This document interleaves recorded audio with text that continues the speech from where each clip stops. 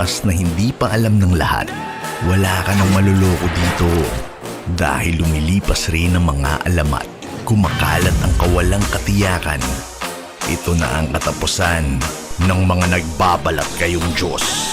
Umuusbong ang bagong dugo para ibagsak ang nagmamataas. Kaya mo bang sumabay dahil walang naglalakad ng paatras at walang ibang daan kundi pataas?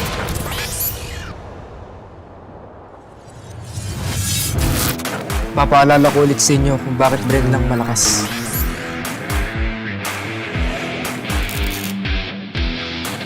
Hindi tatalab sa akin mga bala nyo.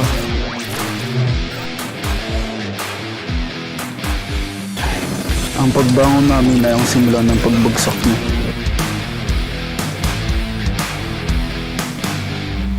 Takbo habang may lupa.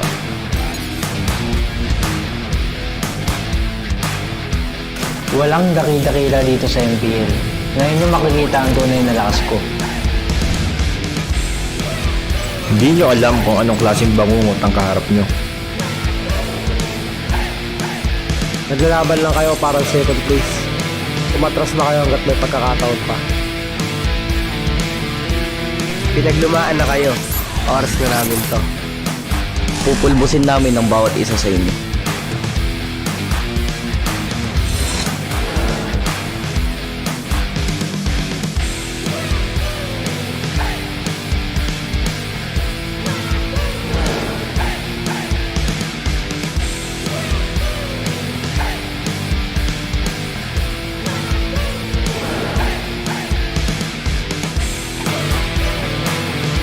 Handa ka na ba?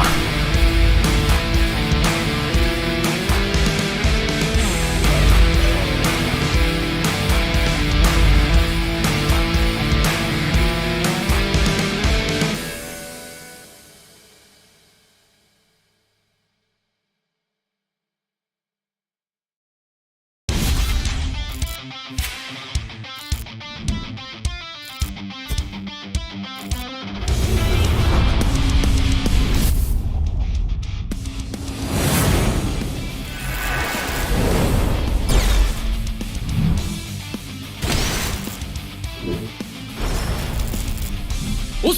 決まってこうぜ。少し乱暴しようか。釘崎野原、喜べ男子、こう一点よ。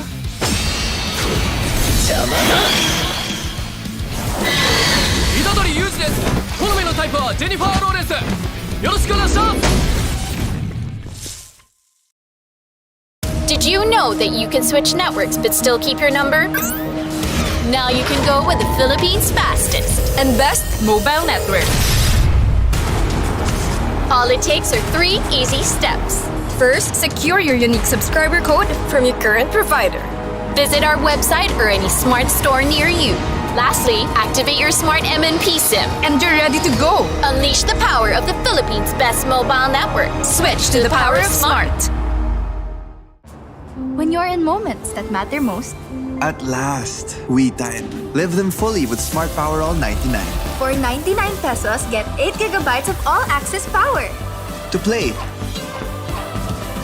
To laugh. to love, Plus, unleash TikTok.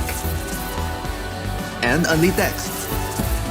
Live in the moments that matter most. Today, with Smart Power All 99.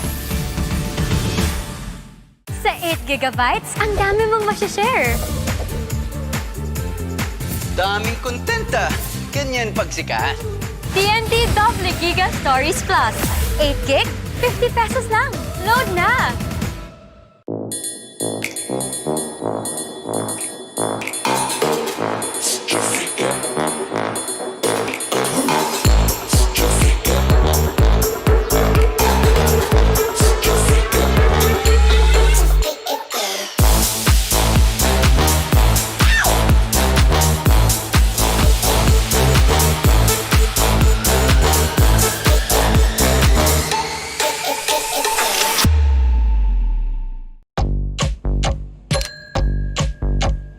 Day in, pay out.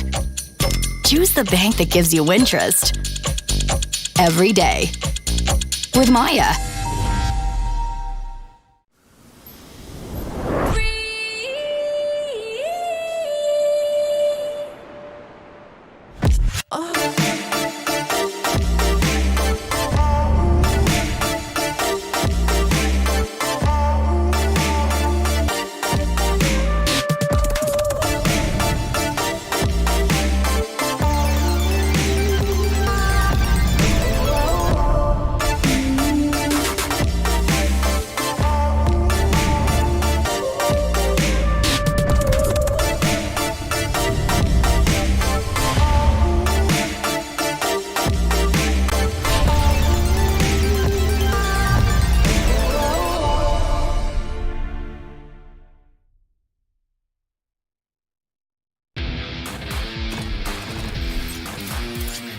Mayong adlaw sa inyo tanan. Ako nga pala si Santi at nagbabalik ako para ihatid sa inyo ang ating top 5 plays sa naganap na bakbakan last week.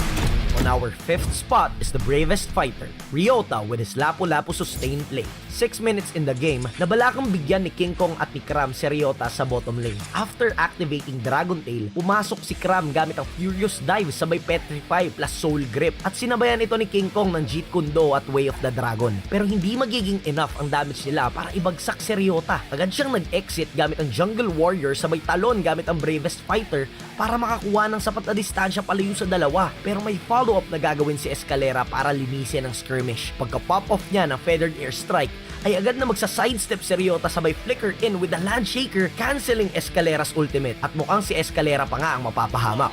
Flicker play mula kay Ryota at mukhang si Escalera pa nga ata mapapahamak dito dahil masaslow na rin siya. On our 4th spot is our rookie spotlight of the week, Doming DR with his Beatrix. 13 minutes in the game with already 3 turtles, 1 lord, and an almost 7k gold lead, NXPE is clearly dominating the game. Pero gustong makabawi ng barangay, kaya magko-contest sila sa lord na ito. Dahil sa nangyaring skirmish sa mid lane, napilitang gamitin ng members ng Smart Omega ang kanilang ultimates. Isa na rito ang Time's Journey ni Miko.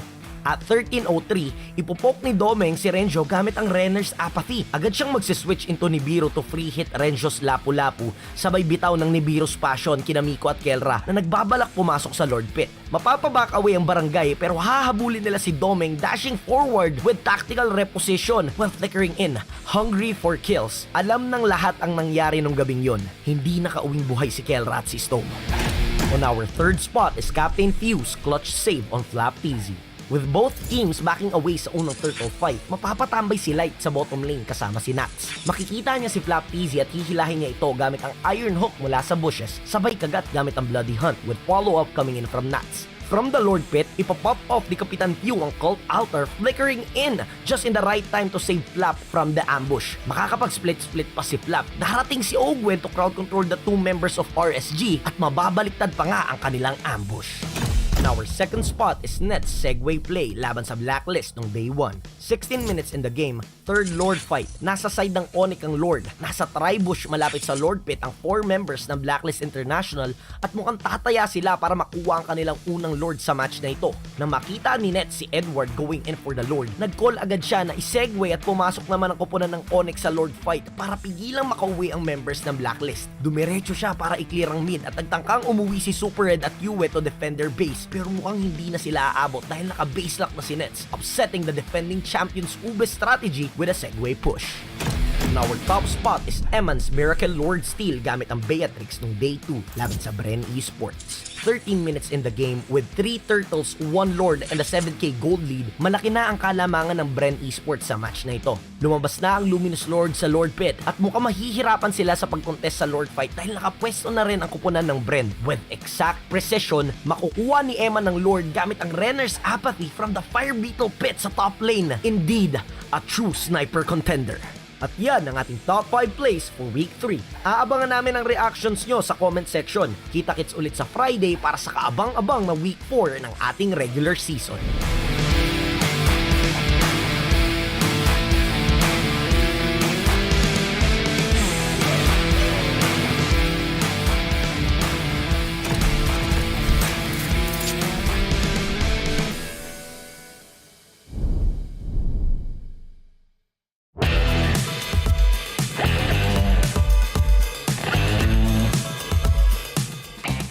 Inumpisahan namin yung game na di sila nakadaka na masyado sa amin. Sobrang passive nila maglaro. Mahalaga talaga sa ganung play, dapat talaga sa comms talaga yun Ang gusto ko talaga makalaban sa Golden si BN kasi sobrang tapang niya sa lane.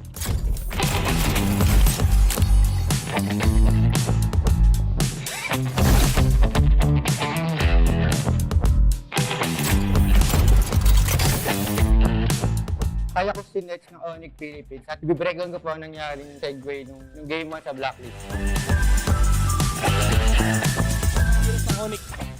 Okay, so ngayon, pwestuhan ang nagaganap. Si Sensui ay sinushove lang dito. Magandang posisyon mula din si Blacklist International habang si Kekidut nakakonsil. Huwag kang maingay. Magtatago ba sa damo? Ngayon si Edward ang pinupoka. Retry battle mula dito kay Sensui. At siya ang nagtagumpay. Pero si Nets dito with the backdoor play. And game 1 ay mapupunta sa mga headshot. Bago ko magawa yung play na yun, nakita ko talaga na walang tao sa mid. Tsaka lahat sila nasa Lord. Kaya naseguyan ko na lang. Nakita ko po na nag-retreat si Red Task yung UV. Tapos sabi ko sa Ampik, huwag na pa-uwihin kasi baka makadip pa. Sabi ko sinitip mag-lord ka. Tapos sabi ko, sige lord mo lang yan kasi yung sa mid wala talagang tao. Si Edward bigla nag-lord kaya ko yung mid. Na-clear ko tapos tapos ko. Mahalaga talaga sa ganung play, dapat talaga sa comms talaga yun Pag kasi naka-comms ka, na pwede mo segwayan yung mid, maano mo yung campaign mo na. Huwag mo sila pa-uwihin kasi baka makadip pa. Inumpisahan namin yung game na sobrang aggressive namin sa early. Di sila nakadaka na masyado sa amin. Sobrang passive nila maglaro. Nalaman namin na di sila lumalaban agad ng early. Sa mga teammate ko, lagi lang natin galingan sa mga laban natin.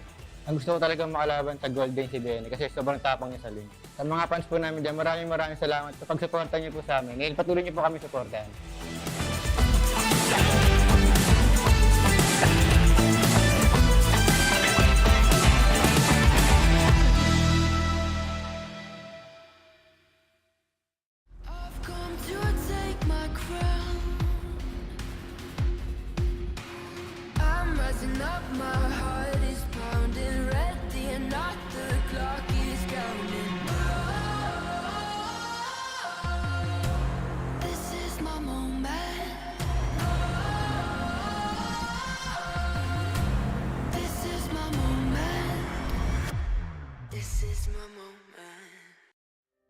Hi, ako nga pala si Sanford Binuya na mas kilala sa pangalang Sanford. Ako nga pala ang explainer ng ECHO.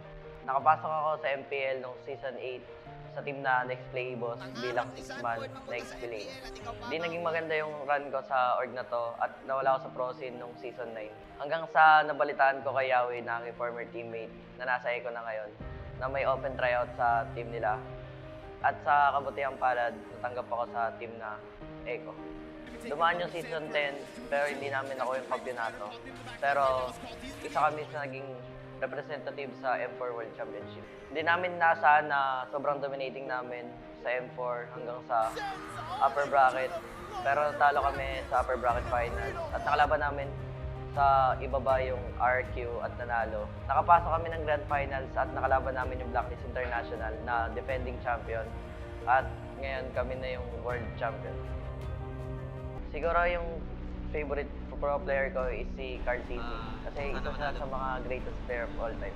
Ang favorite food ko is spaghetti kasi lagi ako present sa mga birthday. Kapag wala akong ginagawa or pag nasa bahay ako, ginagawa ko is naglalaro ng billiards or manood ng anime. Una ko nakita yung Mobile Legends sa social media at tinry ko itong larong to kasi mahilig ako sa online games. Hanggang sa nagustuhan ko tong larong to at naipaglaro ko sa mga kaibigan ko at sa mga pinsan ko. Hanggang sa sumali kami sa isang tour na sa barangay namin. Nanalo kami pero second place lang yung naabot namin. Pero nagpatuloy pa rin ako sa pag-grind hanggang sa marami akong top PH na heroes tulad ng Alice at mga iba pang fighters. Hanggang sa nakakalaro ko lagi si Yawi at tinanong ako if interesado ako sa team na NXPE 2.0. Tinanggap ko yung offer ni Yawi dahil gusto ko rin makapasok sa team na to at maging pro player. Bago ako naging pro player, isa sa mga naging struggles ko is internet dahil naka-data lang ako sa panahon na yun. At yung cellphone na ginagamit ko is low FPS at hindi pa sa akin. Kaya wala rin akong oras na makapaglaro masyado nun. At the same time, nag-aaral ako nun. Ngayong pro player na ako, pinakamahirap na nangyari sa career ko. Isa habang naipag-compete ako, pumanaw yung tito at lolo ko habang naipaglaban. Bago kami pumunta sa Indonesia para may pag-compete sa M4, stop yung papa ko at ginusto ko mang hindi pumunta, pero sinabi sa akin ng magulang ko na pumunta ako para sa pangarap ko. Kahit nun para sa akin, ginawa ko na lang siya motivation at doon nakuha namin yung M4. Salamat sa pamilya ko na sinuportahan ako sa career na pinili ko and sa mga fans ko na sumuporta sa akin mula umpisa hanggang ngayon. And gusto ko din magpasalamat sa teammates ko, sa coaches and sa management sa pagtitiwala sa akin na wala sa edad ang paglalaro ng Mobile Legends.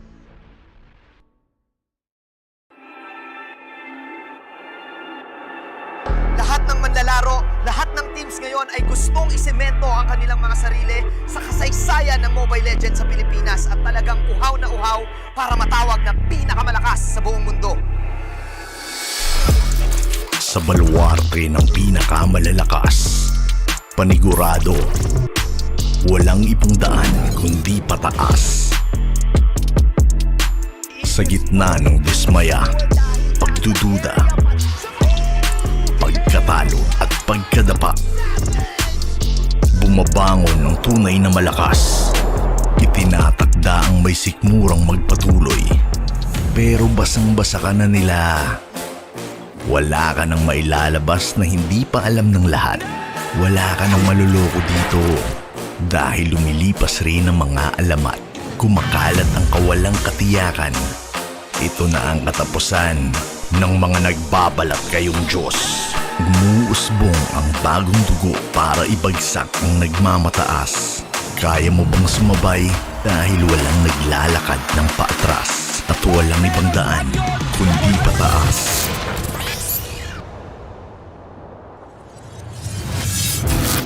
Papaalala ko ulit sa inyo kung bakit brand ng malakas.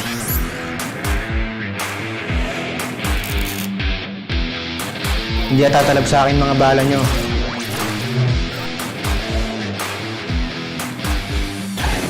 Ang pagbangon namin ay ang simula ng pagbagsak niyo.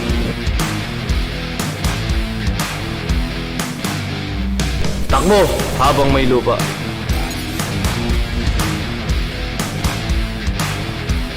Walang dakil-dakila dito sa MPL. Ngayon nyo makikita ang tunay na lakas ko. Hindi nyo alam kung anong klaseng bangungot ang kaharap nyo. Naglalaban lang kayo para second place. Umatras na kayo hanggat may pagkakataon pa. Pinaglumaan na kayo. Oras na namin to. Pupulbusin namin ang bawat isa sa inyo.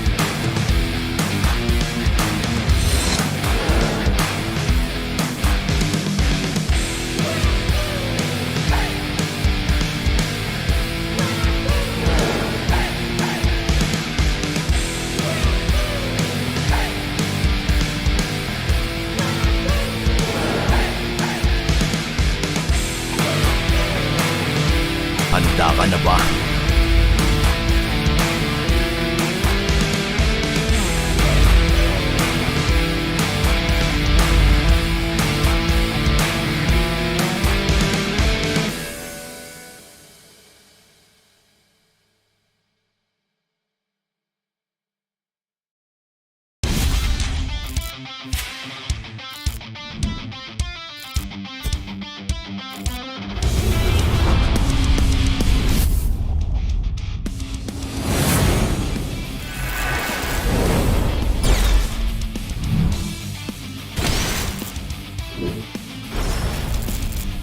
おっす決まってこうぜ少し乱暴しようか。釘崎野原喜べ男子こう一点よ邪魔だ虎杖裕二です好みのタイプはジェニファー・ローレンスよろしくお願いします Did you know that you can switch networks but still keep your number? Now you can go with the Philippines' fastest and best mobile network.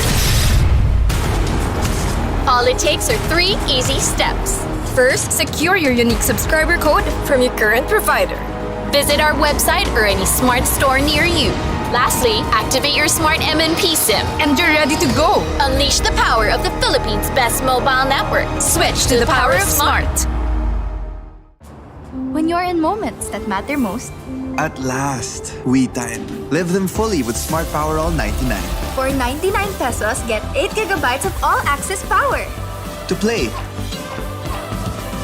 To laugh. to love, Plus, unleash TikTok. and only text. Live in the moments that matter most. Today, with Smart Power All 99. Sa 8 gigabytes, ang dami mong masya-share. Daming kontenta. Ganyan pagsikaan. TNT Double Giga Stories Plus. 8 gig, 50 pesos lang. Load na!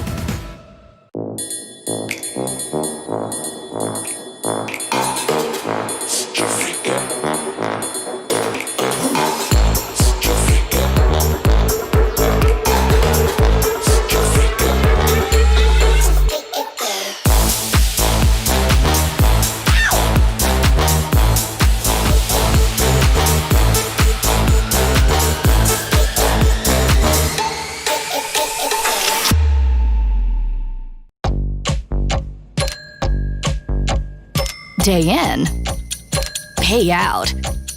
Choose the bank that gives you interest every day with Maya.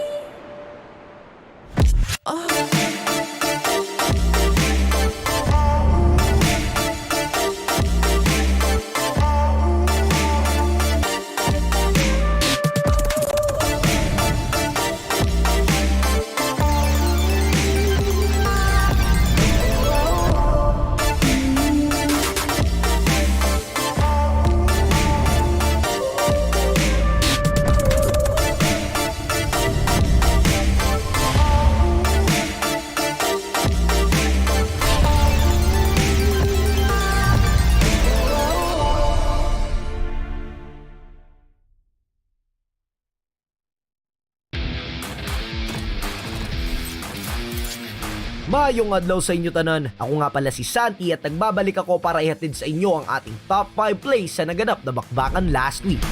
On our 5th spot is the bravest fighter, Ryota, with his Lapu-Lapu sustained play. 6 minutes in the game, nabalakang bigyan ni King Kong at ni Kram si Ryota sa bottom lane. After activating Dragon Tail, pumasok si Kram gamit ang Furious Dive sabay Petrify plus Soul Grip at sinabayan ito ni King Kong ng Jeet Kune Do at Way of the Dragon. Pero hindi magiging enough ang damage nila para ibagsak si Ryota. Agad siyang nag-exit gamit ang Jungle Warrior sabay talon gamit ang bravest fighter para makakuha ng sapat na distansya palayo sa dalawa. Pero may follow-up na gagawin si Escalera para linisin ang skirmish. Pagka-pop off niya ng Feathered Air Strike, ay agad na magsa-sidestep si Ryota sabay flicker in with the Land Shaker, canceling Escalera's ultimate. At mukhang si Escalera pa nga ang mapapahamak. Flicker play mula kay Ryota at mukhang si Escalera pa nga ata mapapahamak dito dahil masaslow na rin siya. On our 4th spot is our rookie spotlight of the week, Doming DR with his Beatrix. 13 minutes in the game with already 3 turtles, 1 lord, and an almost 7k gold lead, NXPE is clearly dominating the game. Pero gustong makabawi ng barangay, kaya magko-contest sila sa lord na ito. Dahil sa nangyaring skirmish sa mid lane, napilitang gamitin ng members ng Smart Omega ang kanilang ultimates. Isa na rito ang Time's Journey ni Miko. At 13:03, ipupok ni Domeng si Renjo gamit ang Renner's Apathy. Agad siyang magsiswitch into Nibiru to free hit Renjo's Lapu-Lapu, sabay bitaw ng Nibiru's Passion kina Miko at Kelra na nagbabalak pumasok sa Lord Pit. Mapapaback away ang barangay pero hahabulin nila si Domeng dashing forward with tactical reposition while flickering in, hungry for kills. Alam ng lahat ang nangyari nung gabing yon. Hindi nakauwing buhay si Kelra at si Stone. On our 3rd spot is Captain Fuse clutch save on Flap Teasy. With both teams backing away sa unang turtle fight, mapapatambay si Light sa bottom lane kasama si Nats. Makikita niya si Flap Teasy at hihilahin niya ito gamit ang Iron Hook mula sa bushes, sabay kagat gamit ang Bloody Hunt with follow-up coming in from Nats. From the Lord Pit, ipapop off ni Kapitan Pew ang Cult Altar, flickering in just in the right time to save Flap from the ambush. Makakapag-split-split pa si Flap. Naharating si Ogwen to crowd control the 2 members of RSG at mababaliktad pa nga ang kanilang ambush. And our second spot is Nets Segway Play laban sa Blacklist nung day 1. 16 minutes in the game, third Lord fight. Nasa side ng Onyx ang Lord. Nasa tribush malapit sa Lord Pit ang 4 members ng Blacklist International at mukhang tataya sila para makuha ang kanilang unang Lord sa match na ito. Nang makita ni Nets si Edward going in for the Lord, nag-call agad siya na isegway at pumasok naman ang koponan ng Onyx sa Lord fight para pigilang makauwi ang members ng Blacklist. Dumiretso siya para i-clear ang mid at nagtangkang umuwi si Super Red at Yue to defend their base, pero mukhang hindi na sila aabot dahil naka-base lock na si Nets, upsetting the defending champions Ube strategy with a segway push.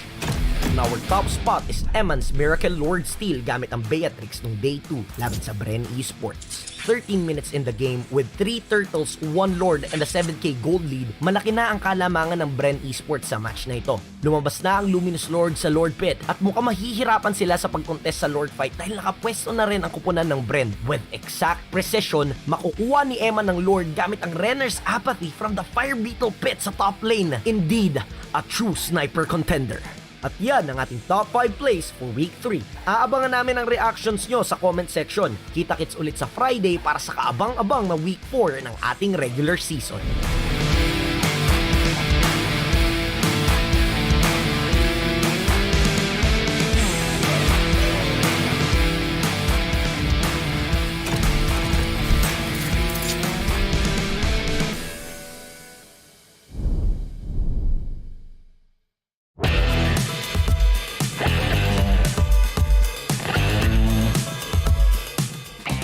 Inumpisahan namin yung game na hindi sila nakadakan masyado sa amin. Sobrang passive nila maglaro. Mahalaga talaga sa ganung play, dapat talaga sa comms talaga yun Ang gusto ko talaga makalaban sa Golden si BN kasi sobrang tapang niya sa lane.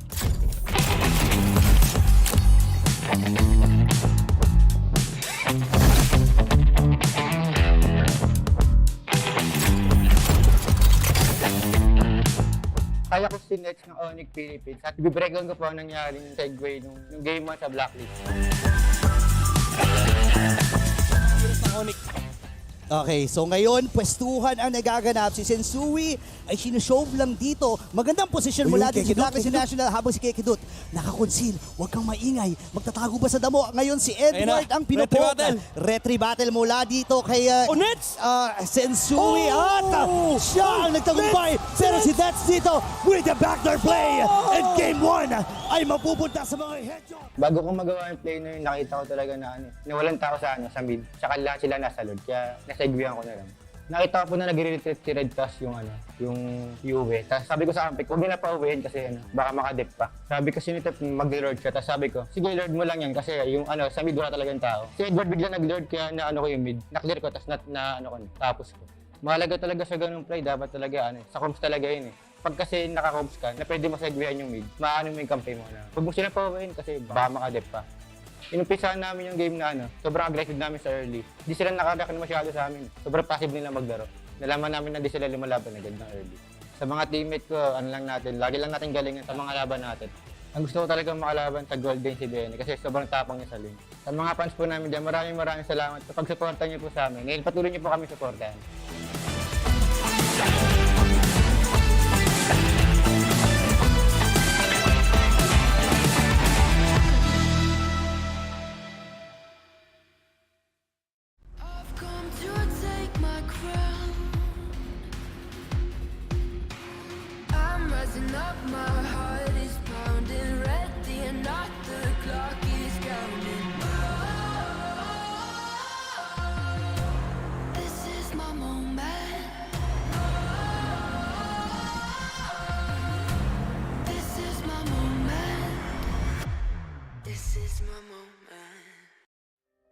Hi, ako nga pala si Sanford Binuya na mas kilala sa pangalang Sanford. Ako nga pala ang ex-planer ng ECHO. Nakapasok ako sa MPL noong Season 8 sa team na Nexplay EVOS bilang 6-man na ex-planer. Di naging maganda yung run ko sa org na to at nawala ako sa pro scene noong Season 9. Hanggang sa nabalitaan ko kay Yahweh na aking former teammate na nasa ECHO na ngayon na may open tryout sa team nila. At sa kabutihang palad, natanggap ako sa team na ECHO. Dumaan yung Season 10, pero hindi namin ako yung kampyonato. Pero isa kami sa naging representative sa M4 World Championship. Hindi namin nasaan na sobrang dominating namin sa M4 hanggang sa upper bracket. Pero talo kami sa upper bracket finals at nakalaban namin sa ibaba yung RQ at nanalo. Nakapasok kami ng grand finals at nakalaban namin yung Blacklist International na defending champion. At ngayon kami na yung world champion. Siguro yung favorite pro player ko is si Cartini. Kasi isa siya sa mga greatest player of all time. Ang favorite food ko is spaghetti kasi lagi ako present sa mga birthday. Kapag wala akong ginagawa or pag nasa bahay ako, ginagawa ko is maglalaro ng billiards or manood ng anime. Una ko nakita yung Mobile Legends sa social media at tinry ko itong larong to kasi mahilig ako sa online games. Hanggang sa nagustuhan ko itong larong to at naipaglaro ko sa mga kaibigan ko at sa mga pinsan ko. Hanggang sa sumali kami sa isang tour na sa barangay namin. Nanalo kami pero second place lang yung naabot namin. Pero nagpatuloy pa rin ako sa pag-grind hanggang sa marami akong top PH na heroes tulad ng Alice at mga iba pang fighters. Hanggang sa nakakalaro ko lagi si Yaoi at tinanong ako if interesado ako sa team na NXPE 2.0. Tinanggap ko yung offer ni Yaoi dahil gusto ko rin makapasok sa team na to at maging pro player. Bago ako naging pro player, isa sa mga naging struggles ko is internet dahil naka-data lang ako sa panahon na yun. At yung cellphone na ginagamit ko is low FPS at hindi pa sa akin. Kaya wala rin akong oras na makapaglaro masyado nun. At the same time, nag-aaral ako nun. Ngayong pro player na ako, pinakamahirap na nangyari sa career ko. Habang naipag-compete ako, pumanaw yung tito at lolo ko habang naipaglaban. Bago kami pumunta sa Indonesia para may pag-compete sa M4, stop yung papa ko at ginusto ko mang hindi pumunta pero sinabi sa akin ng magulang ko na pumunta ako para sa pangarap ko. Masakit nun para sa akin, ginawa ko na lang siya motivation at doon nakuha namin yung M4. Salamat sa pamilya ko na sinuportahan ako sa career na pinili ko and sa mga fans ko na sumuporta sa akin mula umpisa hanggang ngayon. And gusto ko din magpasalamat sa teammates ko, sa coaches, and sa management sa pagtitiwala sa akin na wala sa edad ang paglalaro ng Mobile Legends.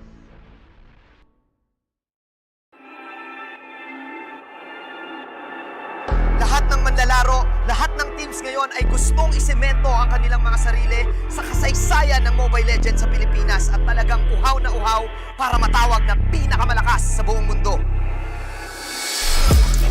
Sa baluarte ng pinakamalalakas, panigurado, walang ibang daan kundi pataas. Sa gitna ng dismaya, pagdududa, pagkatalo at pagkadapa, bumabangon ng tunay na malakas.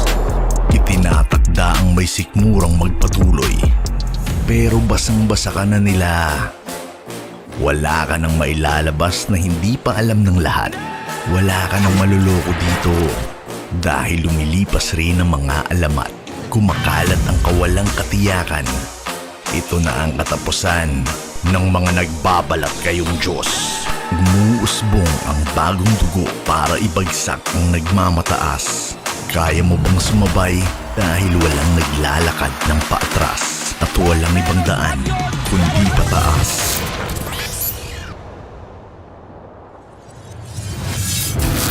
Papaalala ko ulit sa inyo kung bakit bread ng malakas.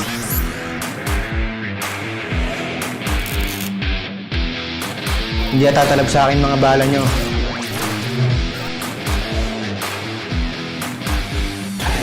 Ang pagbangon namin ay ang simula ng pagbagsak niya.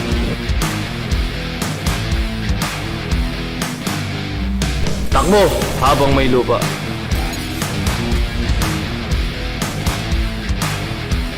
Walang dakil-dakila dito sa MPL. Ngayon nyo makikita ang tunay na lakas ko. Hindi nyo alam kung anong klaseng bangungot ang kaharap nyo. Naglalaban lang kayo para second place. Umatras na kayo hanggat may pagkakataon pa.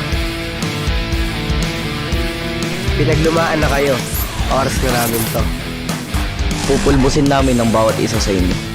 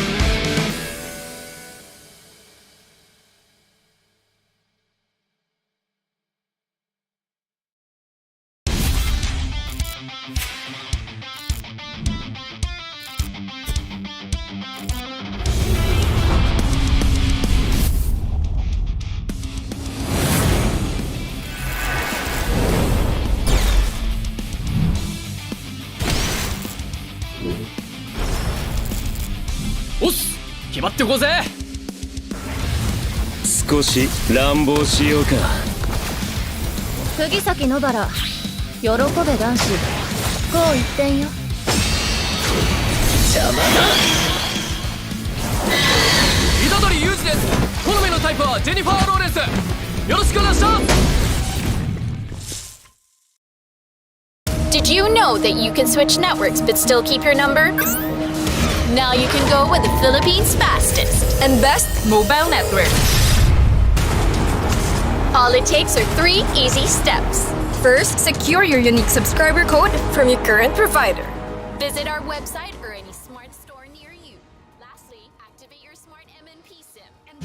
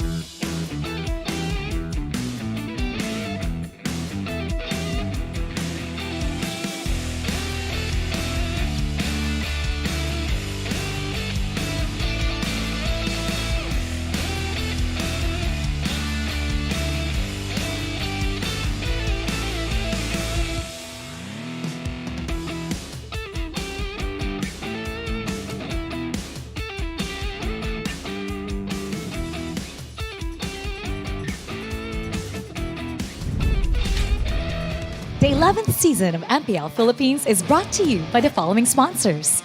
Smart, the official tournament telco partner of MPL Philippines Season 11. Our official sponsor, Infinix. Infinix Note, ultra-fast gameplay. Our partners in esports, Maya, it's everything, and a bank. And Secret Lab, the official gaming chair of MPL Philippines. Experience the MPL Philippines Season 11 action live at Shooting Gallery Studios. Tickets are now available via tickettome.net. Get yours now. If you missed the matches and want to quickly recap what happened, visit our official website for post-match reports at ph-mpl.com/news. Don't forget to catch all of our official league content on TikTok, Facebook, Instagram, and Twitter. To ensure the quality and fairness of our games, MPL Philippines is also monitored and supervised by the Games and Amusement Board.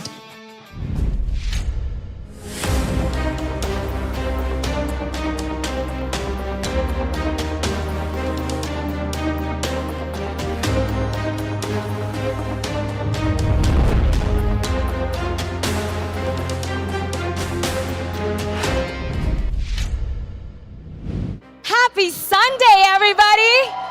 And hello to everyone who's tuned in to witness the strongest Mobile Legends Bang Bang players in the entire world. I'm Mara Aquino, and this is MPL Philippines Season 11. Now, for today, we have the final 4 teams in 2 series before they meet each other all over again. Para sa seryeng ito, meron tayong isang kupunan that wants to shine and prove their mark in their debut season, while the other wants to show exactly why they have the crown. Ladies and gentlemen, this is Blacklist International versus Nexplay EVOS. Here we go. Casters, pasok. They say that the toughest steel comes from the hottest flame. Will Doming DR finally worthy on what he's being called as he go and enters debut season and go up against the code? Welcome back to the English Desk. My name is OSX. I'm with Naisu and Renmar to serve you the action of Blacklist International and Nexplay EVOS. It's been a day, and these 2 teams have been challenged from most of their matches throughout the week.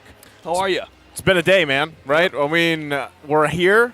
This is the final day before we get halfway through the season. Like Mara mentioned, before all the teams meet each other for their rematches. So I can't wait to see it unfold, honestly. As we go with the story of today, we're calling all Smart and CNC users who are watching us right now to continue to enjoy the power of Smart by registering your SIM. Visit smart.com.ph/SIMREG now and get free 3 gigabytes of data. And as Naisu going to see and unfold the story of Blacklist International here and also Nexplay EVOS, these 2 teams came from a loss in a challenging match. Yeah, and again, you said it earlier in the intro, they've had a challenging season. These are literally the middle of the table teams. They are smack dab in the middle of our table. Position 4 and 5, Blacklist and NXPE. They both have 8 points here. The match win-loss, though, of Blacklist International is a little bit better compared to NXPE.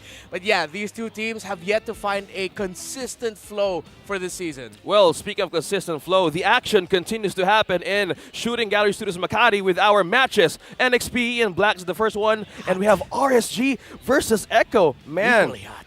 Hot and hot. I think we need to turn up the AC a little bit more. But that's a joke. But that's how hot. All right. But that's how hot the match is, boys. Well, oh God, OSX, I was not expecting. Not expecting that either. The curveball of the day already starting here with Francis. But it's only the first game of the day. My guy. I mean, I get what you mean, right? Because especially, who wouldn't want these 2 matches to round out week 4? Because honestly, the way NXP has been looking, yes, they've managed to get a couple points. Now they're sitting, like you mentioned, tied with Blacklist International. I feel like both these teams have their own reasons to really cap out this week before they head into that second half of the season. Yeah. Well, as you talk about how the story, right? We have a new or possible contender to earn his own moniker. We've been seeing Doming the, as we call here, Domination or dominating performance, depending on how the matches goes. In the amateur scene, Doming the is known as also one of the users of the Beatrix, one of the good ones who gets a good snap, gets a good shot. And I believe there's one also, this is also a way for him to show what he's capable of in the pro scene. Yeah, a contender for the Filipino Sniper title, and that was already bestowed upon him in the amateur scene. That's how good he is in the Beatrix. Of course, so it's sort of like a tribute as well to Oheb, the Filipino sniper that we know. And Domeng, it'll be interesting to see if we're going to be seeing him play the Beatrix. He probably will be, based on the tendencies of Nexplay EVOS in their draft. So this might be a good game for him to really showcase how skilled he is in the Beatrix and why he earned that title in the amateur scene. You know what's funny? What if it's not the Filipino sniper, right? Because that came from the Beatrix, and lately we've been seeing a lot of Melissa and Carrie. What if it's like the Filipino spin wheel? Is it a spin wheel or a pinwheel? Or the Filipino pinwheel or the Filipino tailor? Because Melissa throws needles. Yeah, exactly, right? Right. Because honestly, we haven't actually seen Beatrix pop up as much. Now, she has popped up from game to game here and there, but for the most part, we've been seeing a lot of Melissa, a lot of Carrie, heck, even Moskov. So what if it's Filipino spear? The Filipino spear, yeah, that could work too, right? I was thinking about that like a few seconds ago, and as we look for possible names to call Doming the R, man, right now, the agents were also having a bit of a debate on who's going to be possibly the best Filipino sniper. But in the Philippines, everyone here is slowly becoming the best. After all, we're a two-time defending champion in the world, so there's no surprise that we grow potential players right here. Yeah, it's interesting because when you think about it, of course, we all know Oheb as the original Filipino sniper, but that's a testament to the abilities of our marksman users, our Beatrix users, that, yes, that title began with Oheb and is most synonymous to Oheb for sure, but because of how skilled they are, it seems like it's a great name to pass around. It's like a passing of the torch, that kind of thing. Yeah. And in this league, what we have and something that we can share is the legacy, right? Yeah. The legacy, the experience, and how you make use of the experience you've got being one of the best in the world. Now you keep proving that you want to do something more. Now, Odin has something in store for us today for our first courtside report of the day.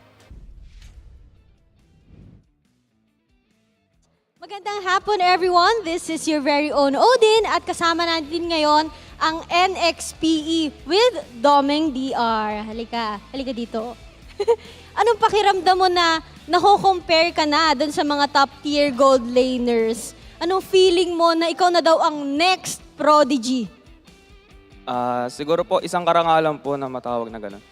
Pero tinitignan ko po sila ng pantay-pantay. Ginagawa ko naman po yan para sa teammates namin, sa pangarap po namin. Wow, nilulook up din niya yung kanyang mga kapwa gold laners. At sabi nila parang mako-compare ka nga daw kay Eman, Kelra, Oheb. Sinong gusto mong tapatan kung magwa 1v1 kayo? Siguro po si Eman. Bakit si Eman? Kasi po ang galing niya sa laning. Gusto mo may patunayan? Ganon. And dati, MPL-QT lang kayo ng MPL-QT. Ngayon, nandito na kayo buong Nexplay EVOS. Anong pakiramdam na na-share nyo yung journey nyo na 4 na weeks na kayo dito sa MPL? Nung una po, parang nangangapa po kami sa stage. Parang kinukuha po namin yung stage sa momentum, parang ganun. Pero ngayon, masaya ka na, nandito kayo. Opo, masayang-masaya po. Andito na po kasi kami. Pasasahin pa tayo nung kasama mo. Halika dito, Brusco DR. Yung mga tao, tuwang-tuwa sa intro video mo. Gusto namin makita, paano mo yun ginagawa? Kasama yung mukha, Game. Ay. Oh. Yes!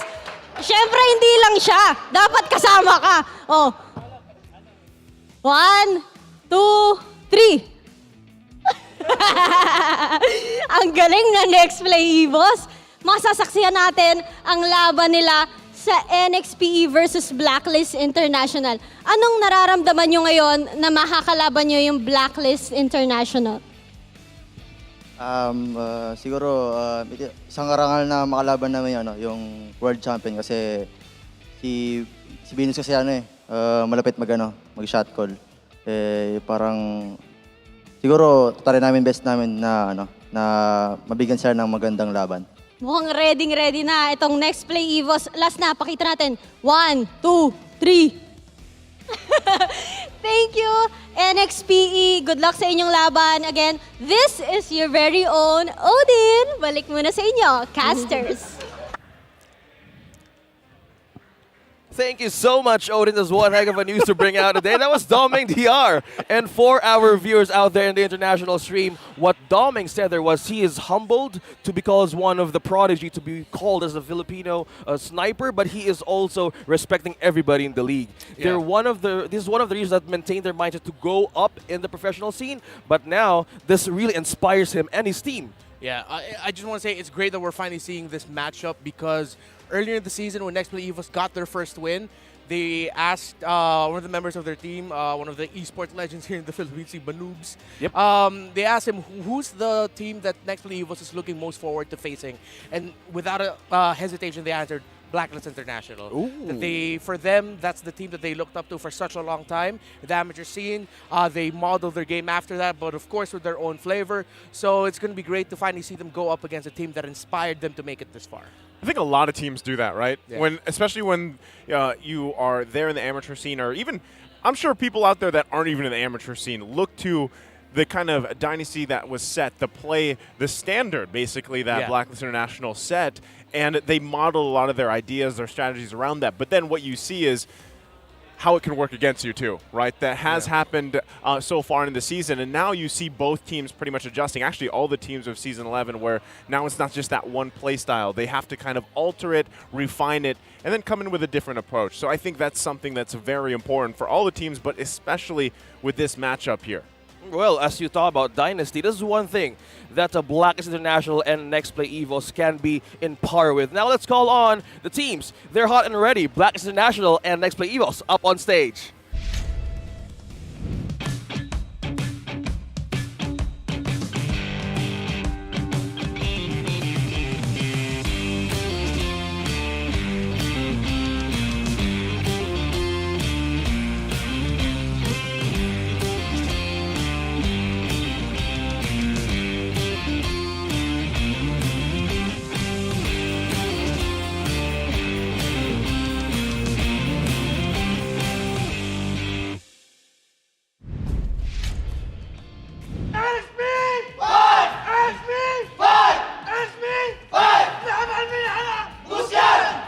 Falling short against the Raiders, the Neon Tigers are back with a clearer intention, and that is an aura of retribution. Hear them roar, it's Nexplay EVOS!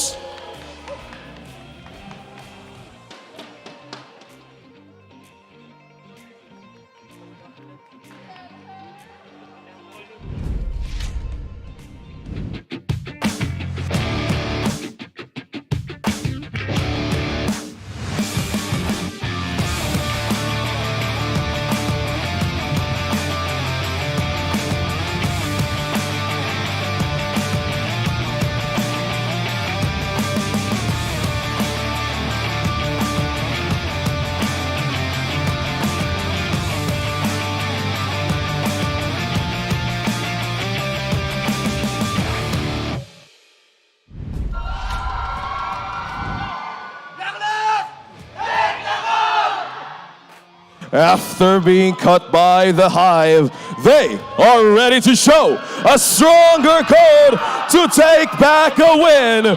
Agents, it's Blacklist International!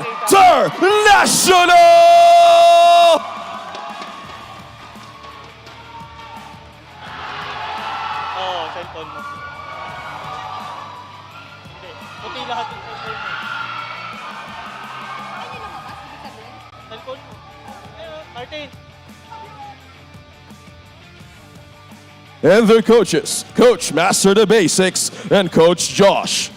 It's Blacklist International versus NXPE. Who is going to rise up to the challenge?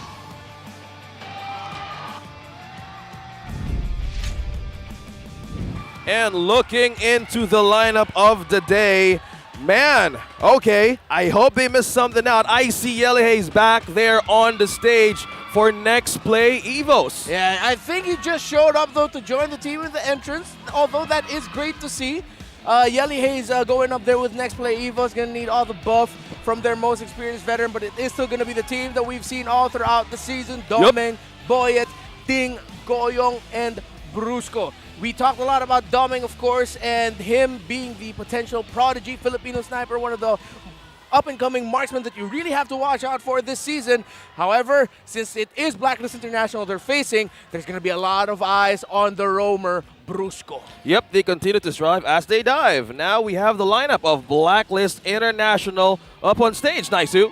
We got Super Red, Wise, Edward, Yue, and Oh My Venus. And I'm wondering, too, if we see a switch up that we've seen them do actually from game to game, but so far they're going to be starting with this. And I want to say, too, with these two teams, it's going to also come down to, we were talking about the gold lane a lot, but I still want to say that this season, the meta here, these XP laners, man. Yep. The value that they bring to every single game, and now you have this big matchup with Ding and Edward across from each other. That's going to be crucial for both teams as they set in. And also, roams, we talked about roams, the discipline of roaming styles, right? And we even said, Oh My Venus, there's a discipline literally for Oh My Venus, right? So we'll see how that settles in against Brusco. All right, looking at the most picked, I'm glad that we see the Valentina on the board here. Going back to our matches yesterday, when Bren Esports showed their picks up against Onyx, we got to see the importance of the Valentina in the mid, stealing crucial ultimates from XP laners. And you brought up XP laners earlier and the value they bring, with Arlot rising in stock, Terizla getting picked up by some teams, although so far, if I'm not mistaken, that only has been Onyx. But the value that the ultimates of XP laners bring to the table has increased the stock of the Valentina even more so as a secondary setter for the team. That's what I'm going to be watching out for. Well, speaking of things to watch out for, this is team head-to-head. The only thing that's difference here is the kill participation. There's a lot of similarities. Look at Nexplay EVOS and Blacklist International, because right now, they're more hungrier to get a comeback win. Yeah. That's what I'm looking at, specifically with this, because, in that area. Now, just looking at the numbers here, you can see that this team from NXPE, they like to play that style too, right? So this is where, and even we've seen it before, where time after time, NXPE is able to secure 3 turtles. They steal lords. So this is actually going to be an obstacle that now Wise has to be conscious of along with the rest of the team, because NXPE has been known for, if they get that snowball effect going, they grab all these objectives that they need, they can win games off of that. So honestly, even matchup here, honestly. Well, speaking of matchups, we were talking about also how Blacklist International and NXPE has something in common. One thing I saw that I see in potential was the retribution battle between Nexplay EVOS and all of the teams that they faced is really on point, Reptar. Yeah, Wise, man, one of the best retribution users in the world, but of course Nexplay EVOS, how they play, if I'm not mistaken, Boyet, Boyet, fantastic retribution secure as well for Nexplay EVOS. So it's going to be a battle of the retries, battle of the ultimates, everything, the roamers, you got the gold laner, super red, it's just all across the board. There's like it feels like a big match feel. Every role. Every lane. Yeah. Every role, every lane, as we lay down the matchups here for the heroes and the players. Now start over to Midnight for our keys to victory.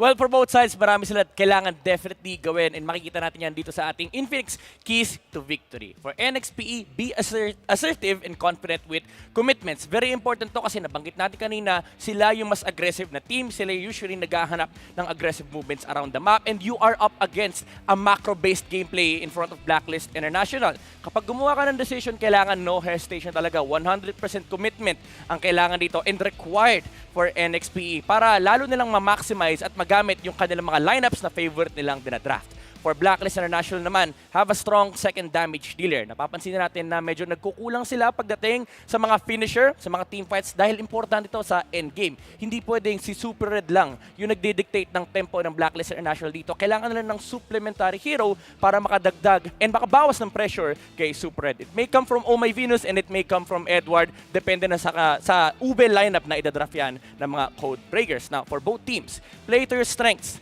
but bring out something new. For NXPE, kailangan nila dito is, again, aggressive movements, pero kailangan may ibang flavor, may ibang dynamics silang dala against Blacklist International. And of course, kailangan mo rin basagin yung systematic gameplay and yung control na meron ang agent. Samantala sa Blacklist naman, kailangan nilang tulad na nabanggit natin mga casters, kontrolin din yung aggressive movements ng NXPE. Baka this time around, sila yung mas maging aggressive versus the Neon Tigers. Yan ang kailangan gawin ng ating dalawang teams. And makita natin yan sa ating bakbakan. Casters, back to you. Thank you so much, Midnight, for those keys to victory. And looking back on those 3 points, Nexplay EVOS, be assertive, be on point in having those commitments. In some of their battles, there's some sort of hesitation in most of their playstyles. Oh man, that was so evident when they went up against Echo, when after a few setups that were missed by Brusco and the rest of Nexplay EVOS, they played so cautiously. And that isn't the Nexplay EVOS we know. This team, this squad from Cerebrum to Minana and the amateur scene now being known as Nexplay EVOS, it was a key to victory earlier this season that they have to play their free-flowing, assertive, aggressive style. Yeah. We haven't seen a lot of that this season. They've been more of a defensive counterpuncher type of team. If they want to take it to Blacklist International, they cannot hesitate. They have to take it to Blacklist, be assertive, be confident. That's why I think that one of the biggest factors to being able to be assertive is secure that jungle momentum if you can, and then even if it comes from the XP lane, because that's what we've seen Ding do, right? There's been times where the guy gets 2-3 kills early on, and then he kind of carries that early to mid game transition for NXPE. Well, speaking of transition, look at this player head to head. It's the gold lane matchup. It's Doming DR and Super Red, but we have, well, Doming getting up those green lights up for KDA. Yeah, they're actually quite close in terms of the stats. Higher for Doming across all the board, but Super Red isn't that far off. It's a damage dealt share that I'm looking at here, and I think a lot of it also comes from the fact that yesterday they had an absolute barnstormer against RSG. And they even had a long game against Brand Esports earlier in the season. So it's also a reflection of the playstyle of Nexplay EVOS as well, wherein just like Onyx we discussed yesterday, Nexplay EVOS also has a tendency where at some point you just see them grouping up as 4 when you're expecting them to just still be in the lanes. Yeah, so we expect for a different Nexplay EVOS approach on their own Nexplay way. Now, in keys to victory number 3, we're talking about showing something new. Now, NXPE into the draft. We have them on the blue side. We have Blacklist International on the red side. Is there something newer that they need to do up against the code? Well, early on, we're still going to be seeing the same similar picks being fought for. Fredrins, Valentinas. Will NXPE open up the S-test? Maybe they can actually let that go and take out something else instead. They can honestly take out the Valentina and then just first pick the Fredrin. I wouldn't want to give Valentina to Blacklist International if I'm Nexplay EVOS. However, the first 2 bans they have, perfect. Those are like, when you're going up against Blacklist, you definitely take those away. On the side of Blacklist, though, they also respected the Kaja pickup of Brusco, fantastic pick-off capabilities, and of course the flex pick, that is the Kadita that has been played by either Goyong or Brusco, which is a sign that Blacklist might actually prioritize the Farsa, maybe even the Eve later on. But we have seen in scenarios that later in the draft, if Blacklist hasn't drafted their mid laner, Savior usually goes in the 4th or 5th pick for them. Since the signs right now are pointing to these capabilities or consequences if they don't make the right decision in the first phase. With all this being said, Renmar, now we're looking on the possibilities on the first pick of these 2 teams can do. So this really calls either just setting up the Valentina or even the Fredrin as usual. That's going to be our shuffle. Valentina, Fred, Yuzhong, Lapu. Yeah. I mean, when it comes to the third key to victory, it's like, do something new. And you can't expect that in the first phase, to be honest. For the most part, right, the first phase draft, the meta has already been pretty much established. There's been some curveballs here and there from other teams, but now you can expect, is that Fredrin going to pick up? Probably, right? And if not, it'll be on the flip side because, Farsa has been another top pick. The glue is still open. That's an option, right? But typically, the Farsa, Valentina, Melissa, if they want to go ahead and lock that in for their first round here. But still, I think this is going to come down to, do we want the Valentina or do we want the Fredrin? Oh, that's a gambit that Nexplay EVOS needs to take against Blacklist International. Will they go for that priority, as Renmar and Naisu said here, as they take time to take their first pick? Let's see how the shelf goes, because as we know it, week 4, since most of the teams saw on how the match has come through, they could see a spark on how to even take something out from Blacklist International. But let's see how this decision can change something. No, it's still the same. It's a Valentina. Oh, Valentina first pick. Okay, of course, people usually think, why don't you pick the Fredrin? But up against a team like Blacklist, yeah, Valentina, definitely a great first pick. And we saw it yesterday, really, how Valentina has changed in just the smallest way, wherein it becomes a setter now, even. Yeah. When it was taking As that I realized. Yeah, when it was taking the Arlot ultimate. The final slash, or the Rizla ultimate. Which is beautiful. So, like, that's why Valentina's so dynamic, a hero right there. That's what I was expecting. The Fredrin Farce is locked in here. The other reason why I don't think NXPE opted for the Fredrin right off the bat is because they're more confident, yes, with the Valentina, the damage, the utility that it brings, but also we've seen them play a lot of Akai. Yeah. And the lockdowns that they get on time, the way that they overlap those ultimates work so well for NXPE. So I'm feeling maybe they're going Akai for their jungler for this match. Yep, I agree with you there. Akai, maybe the Yuzhong will also pick it up. They love that pick. If not, they might actually take away the Benedetta of Edward. That will be a surprising draft choice because we don't usually see that. Benedettas usually come in either at the red side third pick or as one of the fourth, fifth picks of either. It's not going to be that. They decide to prioritize the glue, but Naisu, fantastic prediction there. They got the Akai. Okay, you have a rising stats to fill, Mr. JZ Rezobek. So as we look on to this matchup, so the XP lane is now open and they're ready to take on probably Agent Zero. So this sets up for the Lapu Lapu, as Renmer speculates, could be a change for Blacklist International. Yeah, we actually even got to see in some scenarios that a Benedetta struggling against a glue that just really knows how to time the combination of the slam and the goo. So the Lapu Lapu definitely is the best possible pickup here. Unless they decide to go into the second phase picking up their gold laner already. They can pick up their Claude, their Brody even. It's not. It's the Estes. They get the Estes pickup. So this will be the Ube up against a glue, which is a brave choice. It's going to be interesting. It's going to be difficult for Blacklist International, but, I mean, they're so used to playing this strategy already. Well, speaking of brave choice, will that be the danger in the early game or in the late game? It'll be a danger because they're up against a glue. Yeah, and just having that around, you're already forced to spread out away from anyone who gets caught in. Right. See, so this is just Nexplay EVOS planning their cards right. So for the second phase of banning, since for the Neon Tigers they don't have a marksman yet for Doming. Yeah, I think you want to go ahead and lock in. We're going to see marksman bans probably here over the last two from Blacklist International. I could see them also taking out Brody, but I'm wondering, is that worth taking out 3 bans towards the marksman pick alone? Because Doming, honestly, he has had some games where he's gotten his hands on comfort hero picks, but he's struggled, right? And that's usually because teams know we got to put pressure here. We got to pressure out Doming, and that's usually where you see Ding, kind of pick up that weight, try to help the team in, and even Goyong. When he gets this Valentina, that is going to be something that's scary to deal with right now.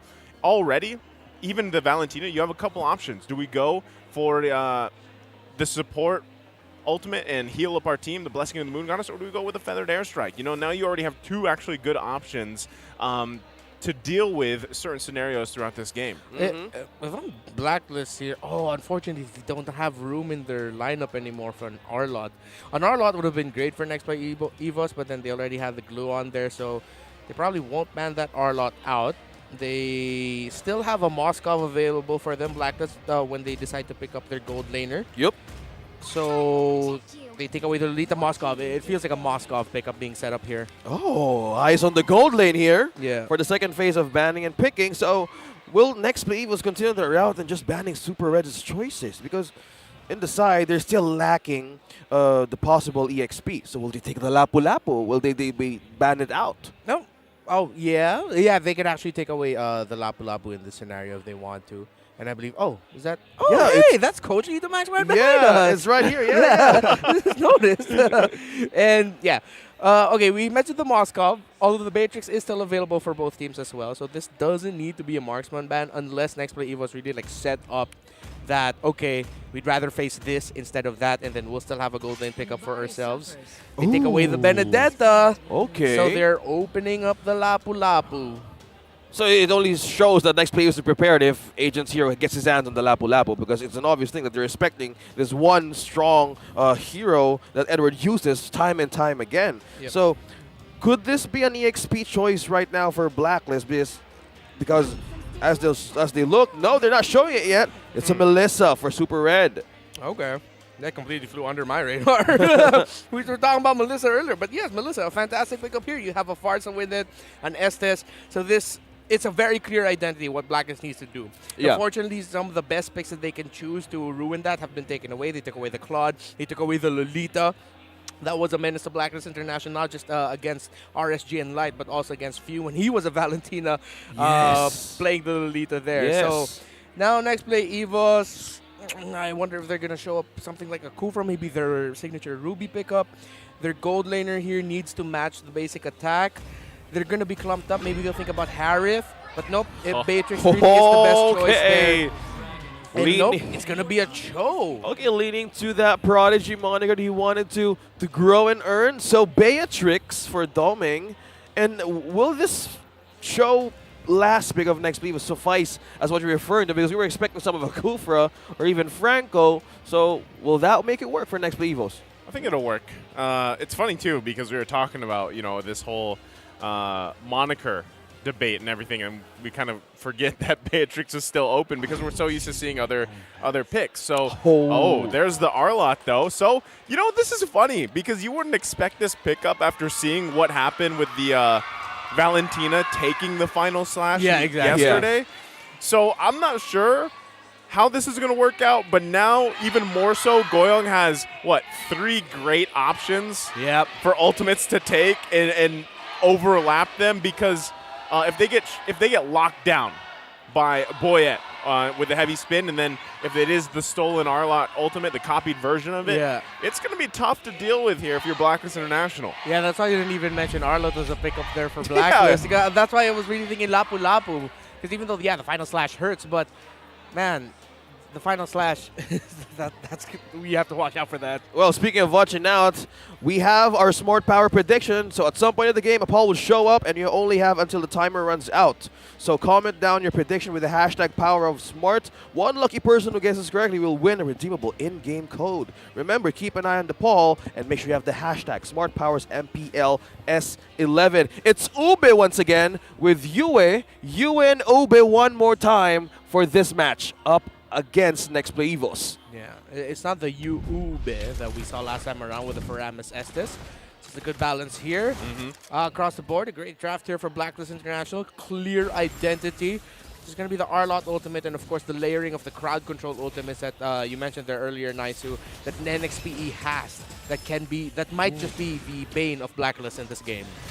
I love this too. Oh, already. Wow. I love the early action, but that's not what I was going to say. What I love is the diversity so far that we're seeing in Arlott picks, right? Now it's not a tank emblem, right? And it's not Festival of Blood either. That's Unbending Will? It's Unbending Will. Why? So it's another version of Arlott that we get to see.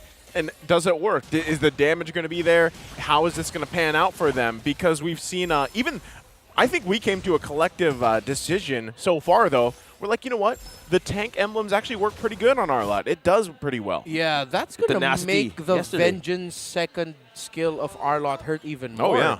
Because the tendency for Arlott is he will be super low in a lot of situations. Yeah. But when he gets to weave together the usages of the second skill, that's how he regains life, how he deals a lot of damage. But now with Unbending Will, when he's low, and then he's also using that second skill, it'll hurt even more. So with the regen in hand that Edward can do, NXP needs to have a good amount of damage to go up against him in early game, right? Yeah. So this checks out on how you can do with this kind of hero. So use Smart's Power all 99 for 8 GB of data, only TikTok, only text, and free Smart Giga Arena tickets for 7 days. So load now. So as we discussed the power of Arlott, you can get also 8 GB of data brought to you by Smart. Now, it's Edward the first. Edward might deal 8 GB of damage later on. That's true. We're going to find out if it works that way, right? But right now, it's the Turtle Dance, first one of the game to go out here. Ding taking quite a bit of the brunt of the damage. He's got to be careful here. He's looking for anything popping the split. They're going to zone them out quite a bit, but Wise able to secure that turtle, and Ding falls there. Edward grabbing the first blood as well. Blacklist International coming out on top of that trade. Yeah, you saw there a bit of the hezzies coming in by NXPE, but you understood why they needed to be careful there. They were watching out for the potential counter punish that Blacklist can dish out. So Blacklist, their hit list, ranked first in average team hero damage with 207,000 plus and counting. Wow. Just look at that. Well, speaking of hit list, Nexplay EVOS, upon entering the professional league, they have this. They have something that you look forward to having an encounter with, and this is the day that you're waiting for. Blacklist International. And as you said, the hezzies, the hesitations were a bit of showing in those moments of the first turtle of this game. So either refrain from it or even have the courage to do it. That was what was weird about that trade, especially because Ding got so low, but even, using that split and everything else, by that time he just got punished. And then surprisingly as well, or maybe unsurprisingly for a lot of people, Wise was able to just kind of swoop in like most veterans do and, take the turtle away. So now NXPE, they have a very minor gap to work against. It's nothing huge. So luckily for them, they should be able to find a pick-off here, and right now it's going to be the top side. The feathered airstrike's going to come down from Goyong. Boyette's quite low, though, but still, look at this tankiness from Wise and now Edward. They get the flicker out as well. No one falls. Yeah, I'm actually glad Ding expended his flicker there, because if he got caught out by the stun of that R-Lot, he would have been chained down, maybe even brought down, and NXPE cannot afford to give another kill right now. Yeah, just by thinking about R-Lot can do in the EXP lane, what more if he can completely free and roam around the map with having a UA in the hands with using Farsa. This is deadly how they can even penetrate the AoE burst damage of Blacklist can do. They spot one here. Oh, well, that is a big pickup here. Ding actually getting a bit of revenge. You were asking earlier, how's this Cho pick going to be? Well, they found a pickoff, but they do trade it for that second turtle of the game, going in the hands of Blacklist International. Yeah, the next calls for Nexplay EVOS might look into helping out Doming more, but right now it's a three-man pressure top side, so the decision for Nexplay EVOS is to try and delay the R-Lot so that the glue can roam the map even more. Speaking of roaming, the pressure is on the EXP lane, Ewan Edward. So by the time of NXPE, how is our marksman going right now? Doming and Super Red. Their laning hasn't been disturbed as of the moment, but this is one way of poking Wise and Boyette. Okay, Boyette going to go ahead and use that heavy spin. It looked like they had something in mind, but never mind. The Prisoner's Wrath going to come down. Brusco able to survive. Sliver of health. Again, I think that's the hezzies. Yeah, it's the hezzies, and also some great sidestepping there by Wise, because it really looked like a great chance for Boya to knock him into the turret area of Nexplay EVOS, but Wise just got, with his veterans, he just sidestepped that. Edward, though, rushing the Radiant Armor as his first pickup, and wants to be able to reduce the magic damage he can feel from the glue. At the same time, the Valentina, the damage that the Valentina can dish out as well. 4-man rotation bottom side. Blacklist International will not commit. They're going to decide to take it a little bit easier. 35 seconds until the next turtle. Next sequence might be a gank or a quick invade by either team. Well, I think this is the invade that they're looking for, Renmar, as they could just keep continuing pressuring the mid lane or even in the top lane, right? It's just make them follow the breadcrumbs to feed on how their momentum can be broken. Yeah. Nexplay EVOS needs more time, but Doming DR is being prayed here on by Wise. Okay, there's the invade sequence we talked about. It's going to be a small one, though, just for that Crammer. So Blacklist International will focus on getting their buffs first, and then we're going to be seeing a 4-man clash for the third turtle of the game. Yeah, NXPE needs to actually maybe contest this one, but if you notice, if you're just keeping an eye on Domeng, he is just farming out of his mind, because that's something that is might be one of the win conditions, biggest win conditions anyway for NXPE, as they give up this third turtle of the game. So they do trade it for an objective up top. Yeah, understandable why you'd want to do that, though. Again, the Doming investment, we saw that earlier this week. I believe that was yesterday against RSG, where they played themselves a Claude game, Claude from behind, and, well, they were able to find a way to turn it around. So Nexplay EVOS are banking on Doming being the main source of damage to just take down the members of Blacklist. just have to make sure during the team fights that he's well accounted for. They have to watch out for this R-Lot diving and dashing. And of course, US Farsa. Yeah, it's steady because if you have a Beatrix on your side, and speaking of Farsa, he still has the Clock of Destiny, and just talking about how Doming could be the possible investment in NXPE, but just looking at their lineup, there's all CCs and also good pickups for counter ganks or initiations. But Ding, we have eyes on the EXP lane once again for Blacklist, and they're pressuring, and you want to take this. Cross map though, they're also doing the same thing, bottom side. So another turret traded across the map here. And this is the traditional Blacklist we're used to seeing, right? Anytime that Estes is locked in by Oh My Venus, this is exactly what they do here. They're going to pressure Ding out. Boyette might be a little bit too late. Wow. Turret's still going to be worked on. Tier 2 going to be taken out just like that. No space that they can work with. NXP falling behind here. Even if they're working on it on this side, again, this is all going to lead up to that Lord in about 30 seconds. Edward holds this one down, though. Oh man, Nexplay EVOS, they're taking the indirect approach to this game. They're avoiding massive team fights against Blacklist International as much as possible. They're really just banking it all on Doming. Later on, though, it's going to also be up to Goyong to...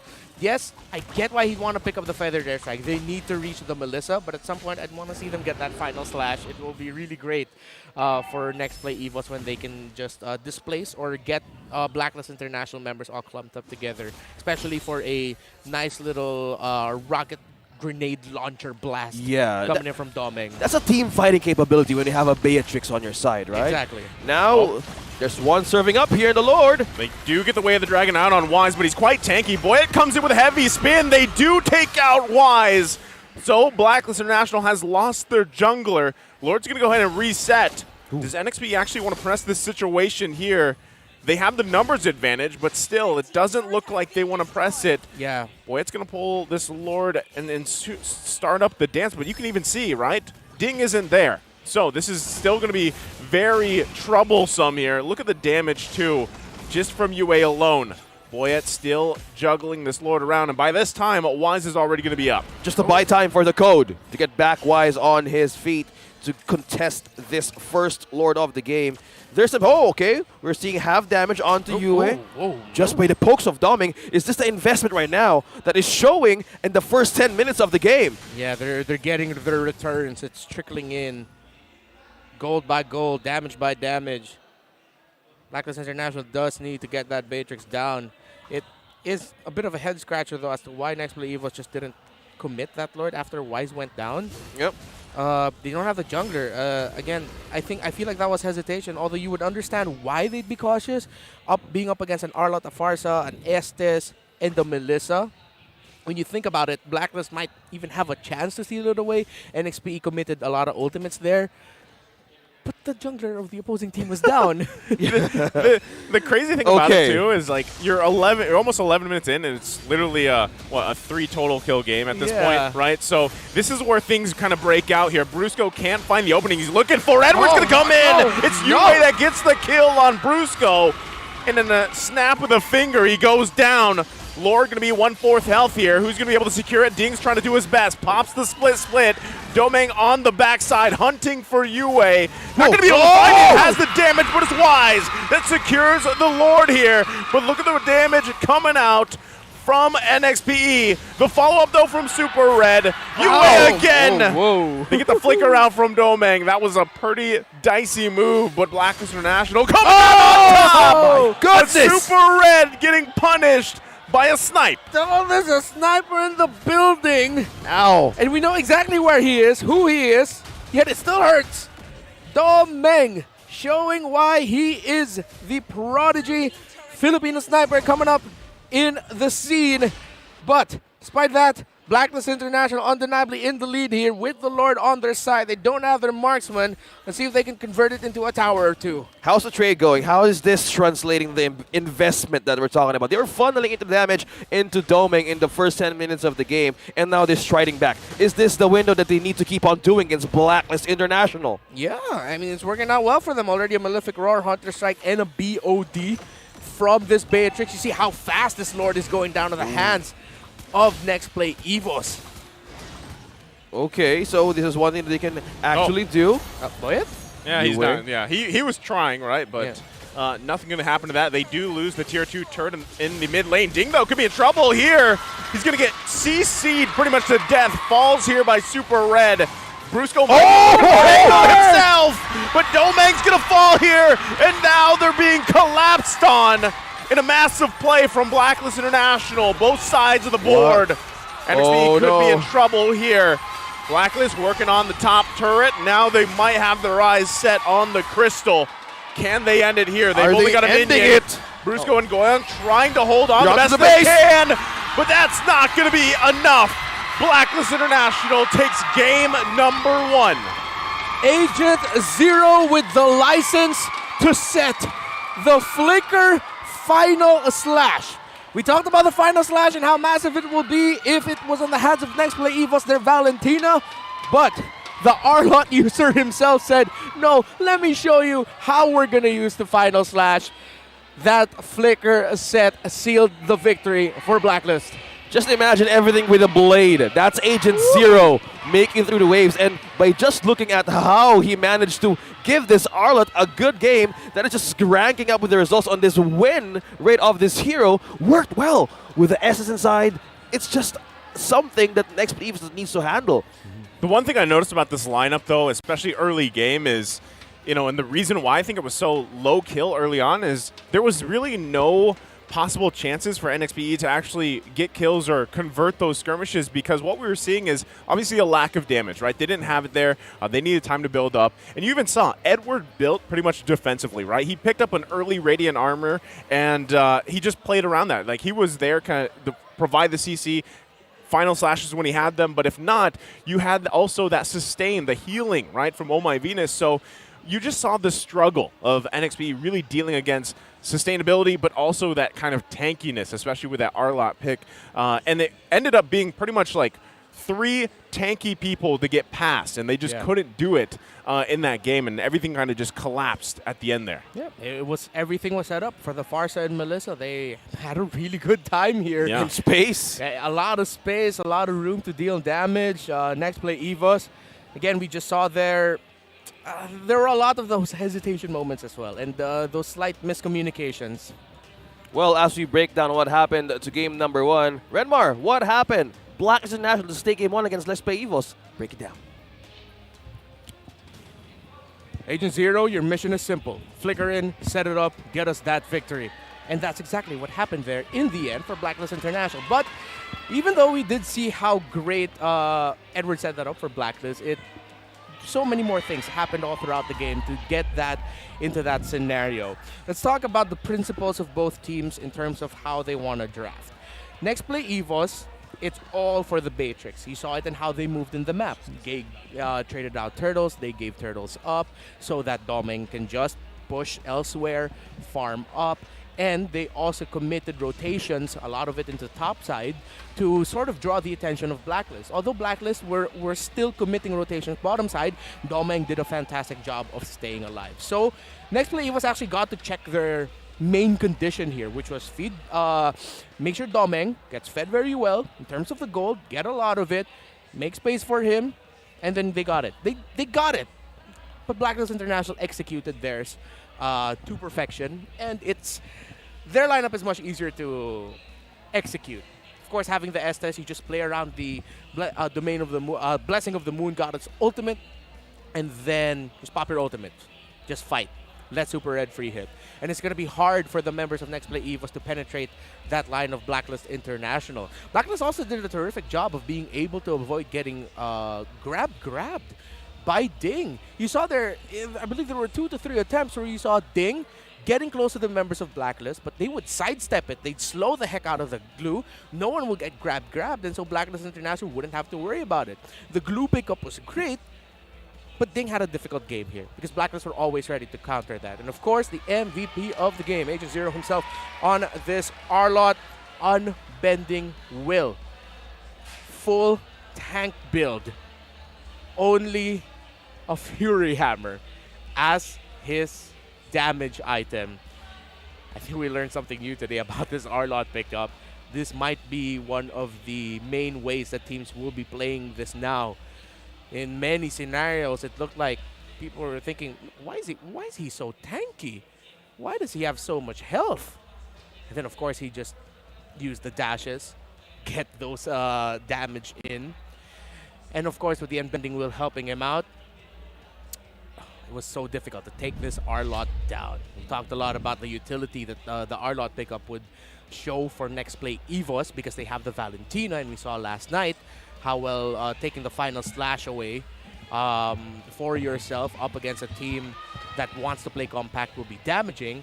But because of how Nexplay EVOS drafted their lineup and what they're up against, they needed to get the feathered airstrike of the Farsa instead, so they couldn't get the final slash as much as possible. So this was just, again, them focusing too much on their marksman.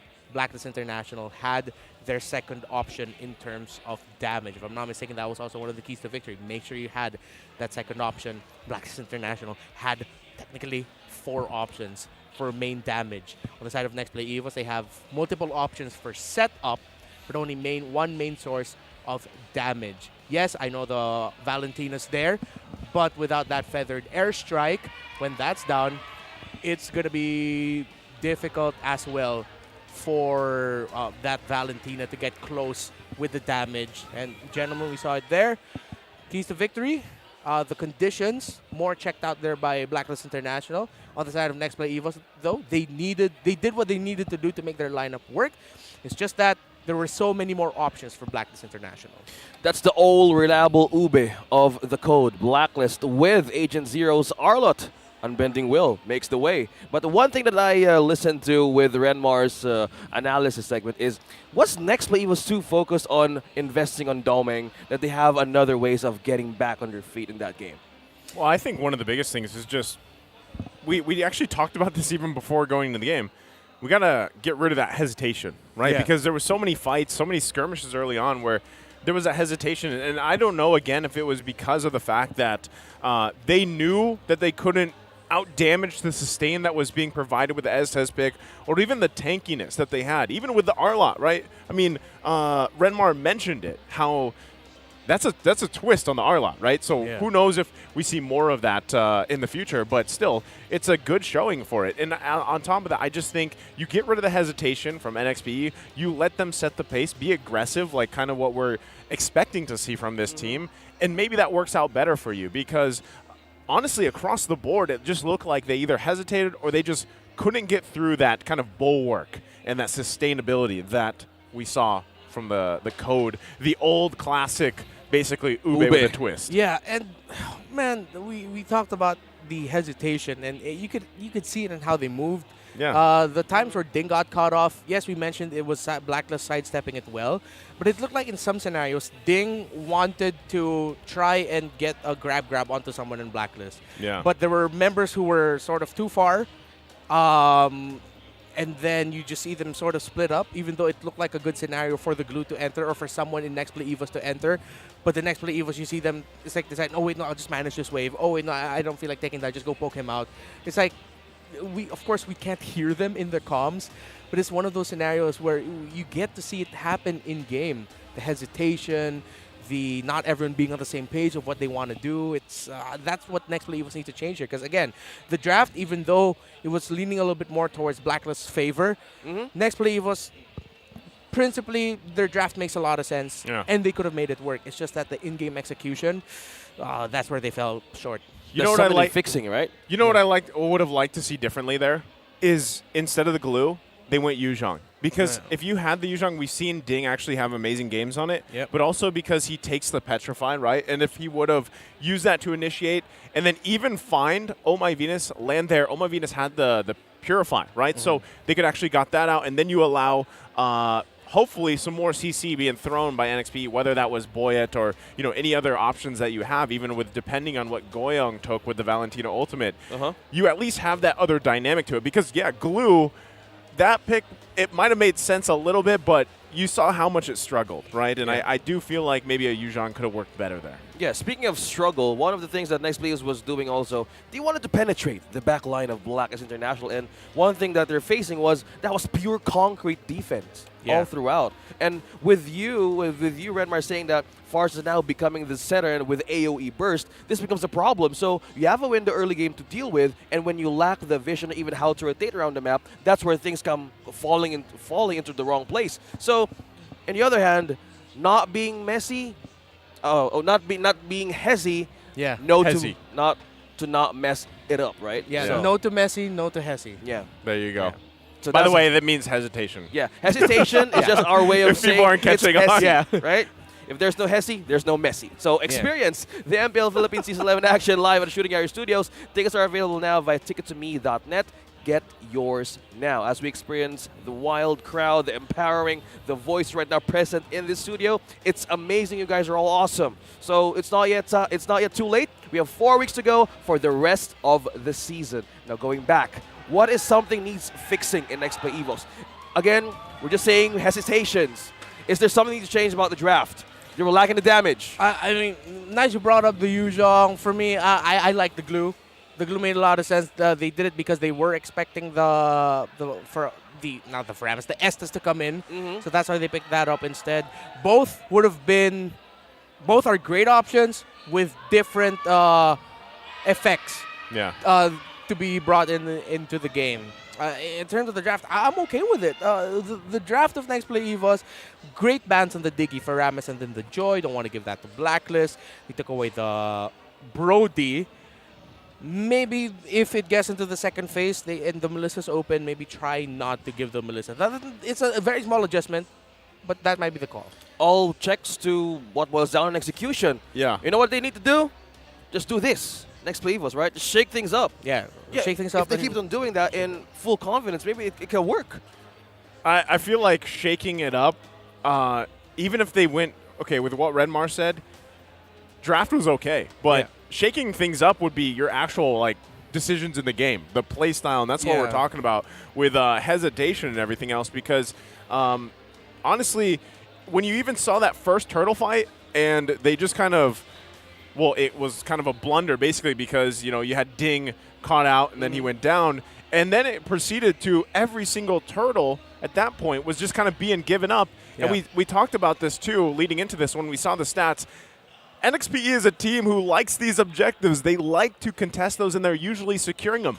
They had almost, I think, a little bit higher percentages than Blacklist International, right? So I would love to see them just get that execution factor down, but take a look at this. We're now jumping into the draft. Now, game number 2, Nexplay EVOS on the red side. So, basing on stats, the one who's on the side can have the potential to get back a win. So, in terms of this being said, it's about the prioritization of heroes. On the side of Nexplay EVOS, we only need to see some minor adjustments to get back on their feet, because we're not seeing the first day in Nexplay EVOS that we've witnessed. So maybe in this kind of pressure, they can pull something out. Maybe something might show up against the code. So Diggy, still the prio ban of the Neon Tigers.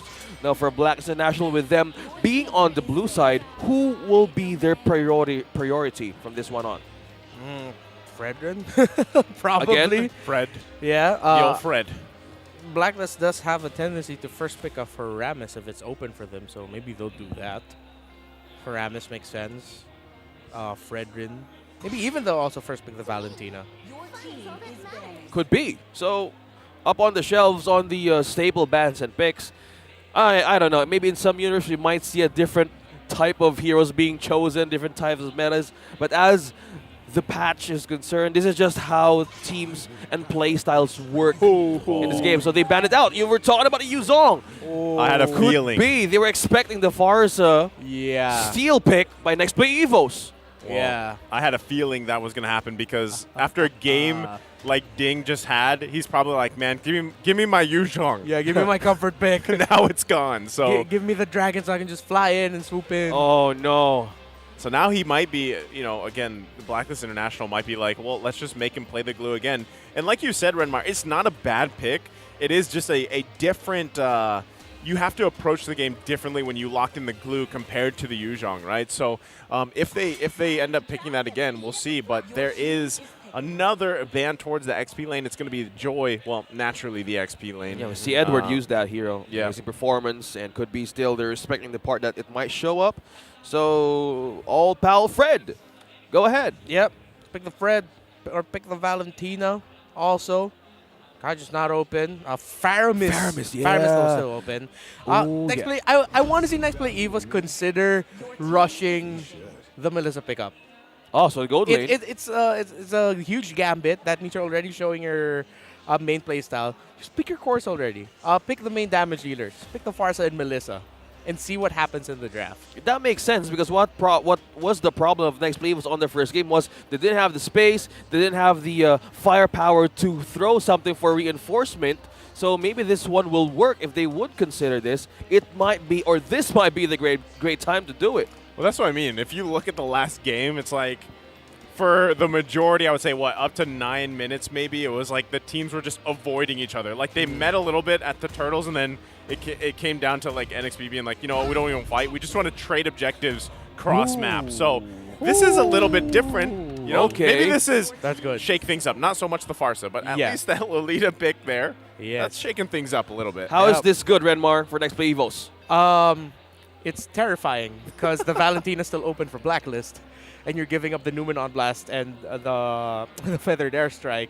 So just pick the Valentina if you're Blacklist right now. Pick the Valentina, maybe pick up the Faramis. Oh, Not the Faramis. You can go ahead and, if you want to be even more annoying, pick up either the Glue or the Benedetta. Just already show that, okay, this is what you're going to show. We're immediately going to counter that. And then the gold laners are going to be coming in for Nexplay EVOS. However, of course, we have seen the Lolita being the things used against the Ube. Might be big, so it's still going to be an Ube for Blacklist. They don't pick up the XP laners we mentioned. They do pick up the R-Lot again. So it's going to be up to Brusco here to really maximize the Numenon blasts, not only for the counter engagements, but for the engagements themselves. I want to see Brusco later get in weird angles, those what we call the light angles. The light angles. They come from out of nowhere with a big Numenon blast from behind. He's spooky. Yeah, Light is spooky last week on how he made surprises in that ultimate surprise. Boo. Yeah. Boo. Scary. Yeah. I'm wondering too if this is in the hero pool for Boyet, if he picks the Baksha. Sustain? Yeah, to like help deal with this tank Estes. junglers, okay. Yeah, and that's actually going to be good for the Lolita. Yeah, because like you have actually a great way to set with the Numeron Blast. You lock in the Baksha, you at least have a tool to use against the Estes, so you don't have to avoid them the whole time. Yeah. Like we saw in the previous game. And then, yeah, you did lock in the Claude too, so you've got the Blazing Duet to help with those fights, and you can actually force those fights. Yeah. So wondering if that's the case for Boyda, for he just goes something more in his comfort zone. Okay. And Baksha has already been picked up here by Nexplay EVOS, so that's a great call. Nice. I really agree with that. Yeah. The Baksha would be a fantastic pickup for Nexplay. Yeah. Everything that's big and huge, and also great sustain. Baksha. Big and huge. Yeah. Yeah, Baksha. We're talking about Baksha. Yeah, the one with the big shields. Yeah. The guy just keeps rolling around. Yeah, that is Baksha. Now, they're trimming down the options of their gold lane out with the Brody. And now, will they do the same thing? Or will they trim down the EXP lane of Nexplay EVOS? Last two bans for Blacklist. Yeah. Yeah, if I'm Nexplay EVOS here. Okay, good ban on the Akai. They're still considering that, but Baksha does look really great for NXPE. XP laners available. I want to see them consider a Benedetta, but I don't know how a Benedetta fares against R-Lot in lane, if it will struggle. Oh, yeah. Because of all the dashes that the Benedetta has, she might be put in an awkward position where she can eat up like 2 crowd controls in a row and then just keep getting dashed around. Benedetta might be good though, but that means their jungler needs a bit of, well, damage, slow. Who brings that to the table? Baksha. Come on. And unless they just ban it out, right? We could actually see them. Will they? If we have 15 I don't know minutes if they would. and they're taking the time. No, it's a glue. The glue is open, right? So, in an XP lane up against Edward, will the Lapu Lapu suffice this? Lapu Lapu. Yeah. I mean, Lapu Lapu is always a great safe option. but that would be very team fight focused. And I'd rather see the Benedetta here because they could at least have multiple avenues of split pushing. Yep. I see Nexplay EVOS doing what they did in game number 1, wherein they're going to try to avoid certain areas or give up certain objectives just so they can split push. Yeah. A Benedetta would make that even more deadly. But of course, Lapu Lapu is a very obvious and safe choice here, but that just means they're going to be fighting more. Okay. So, control of the map interesting was missing in the side of Nexplay was in the first game, but they went with the Karina. Okay. Interesting that they went with this. And it's a nice change of pace, I would say. Okay. Because, you know, typically we see a lot of those utility tank junglers right now. So this could be something that allows NXPE to hopefully get the ball rolling, right? That maybe this is the answer to not hesitating so much, right? Let's see, yeah. Karina's fast. Yeah, at least you have that. You've got great damage early on. You're going to have time again for Domeng to build up here, you know, with this Claude pick, but Valentina on the second phase, man. There's Valentina. Let's see what the last pick's going to be here. Okay, will it be one thing that we're expecting for the marksman of Super Wed? Yeah, well, probably. I there hear it is. something. That's a Harith. That sounded like a Harith for yeah, sure. he did. Yeah, it's a Harith for Super Red. How is this? Oh, because of the lack of controls here. Ooh, Super Red might actually have a very relatively easy game here. Look at all the crowd controls and slows on the side of Blacklist. So it's just pretty much the same idea as the last one, but instead of the Melissa, it's the Harith. And the Harith is still incredibly well protected. And there's so much setups for the Harith to make it easy to land the Synchro Fissions. That's an A+ draft there for Blacklist. Well, seems like they played their cards right if the code is concerned with Nexplay EVOS' last and final pick. This is a Lapu Lapu, as we were talking about earlier. Okay, well, up against an Arlen. Based off this draft, I would say Blacklist International has great options, right? Especially just you have the Valentina now, and you have you can most likely expect probably more so the Numenon Blast to be taken, unless it is the Feathered Airstrike, but there's already so much magic damage available to them too. But the only thing that, and I've said this before, the only thing I don't like about Harith in the gold lane is there are times if it doesn't get going, and it can fall off later in the portion of the game too, especially if you have that magic resistance items locked in from the opposing team.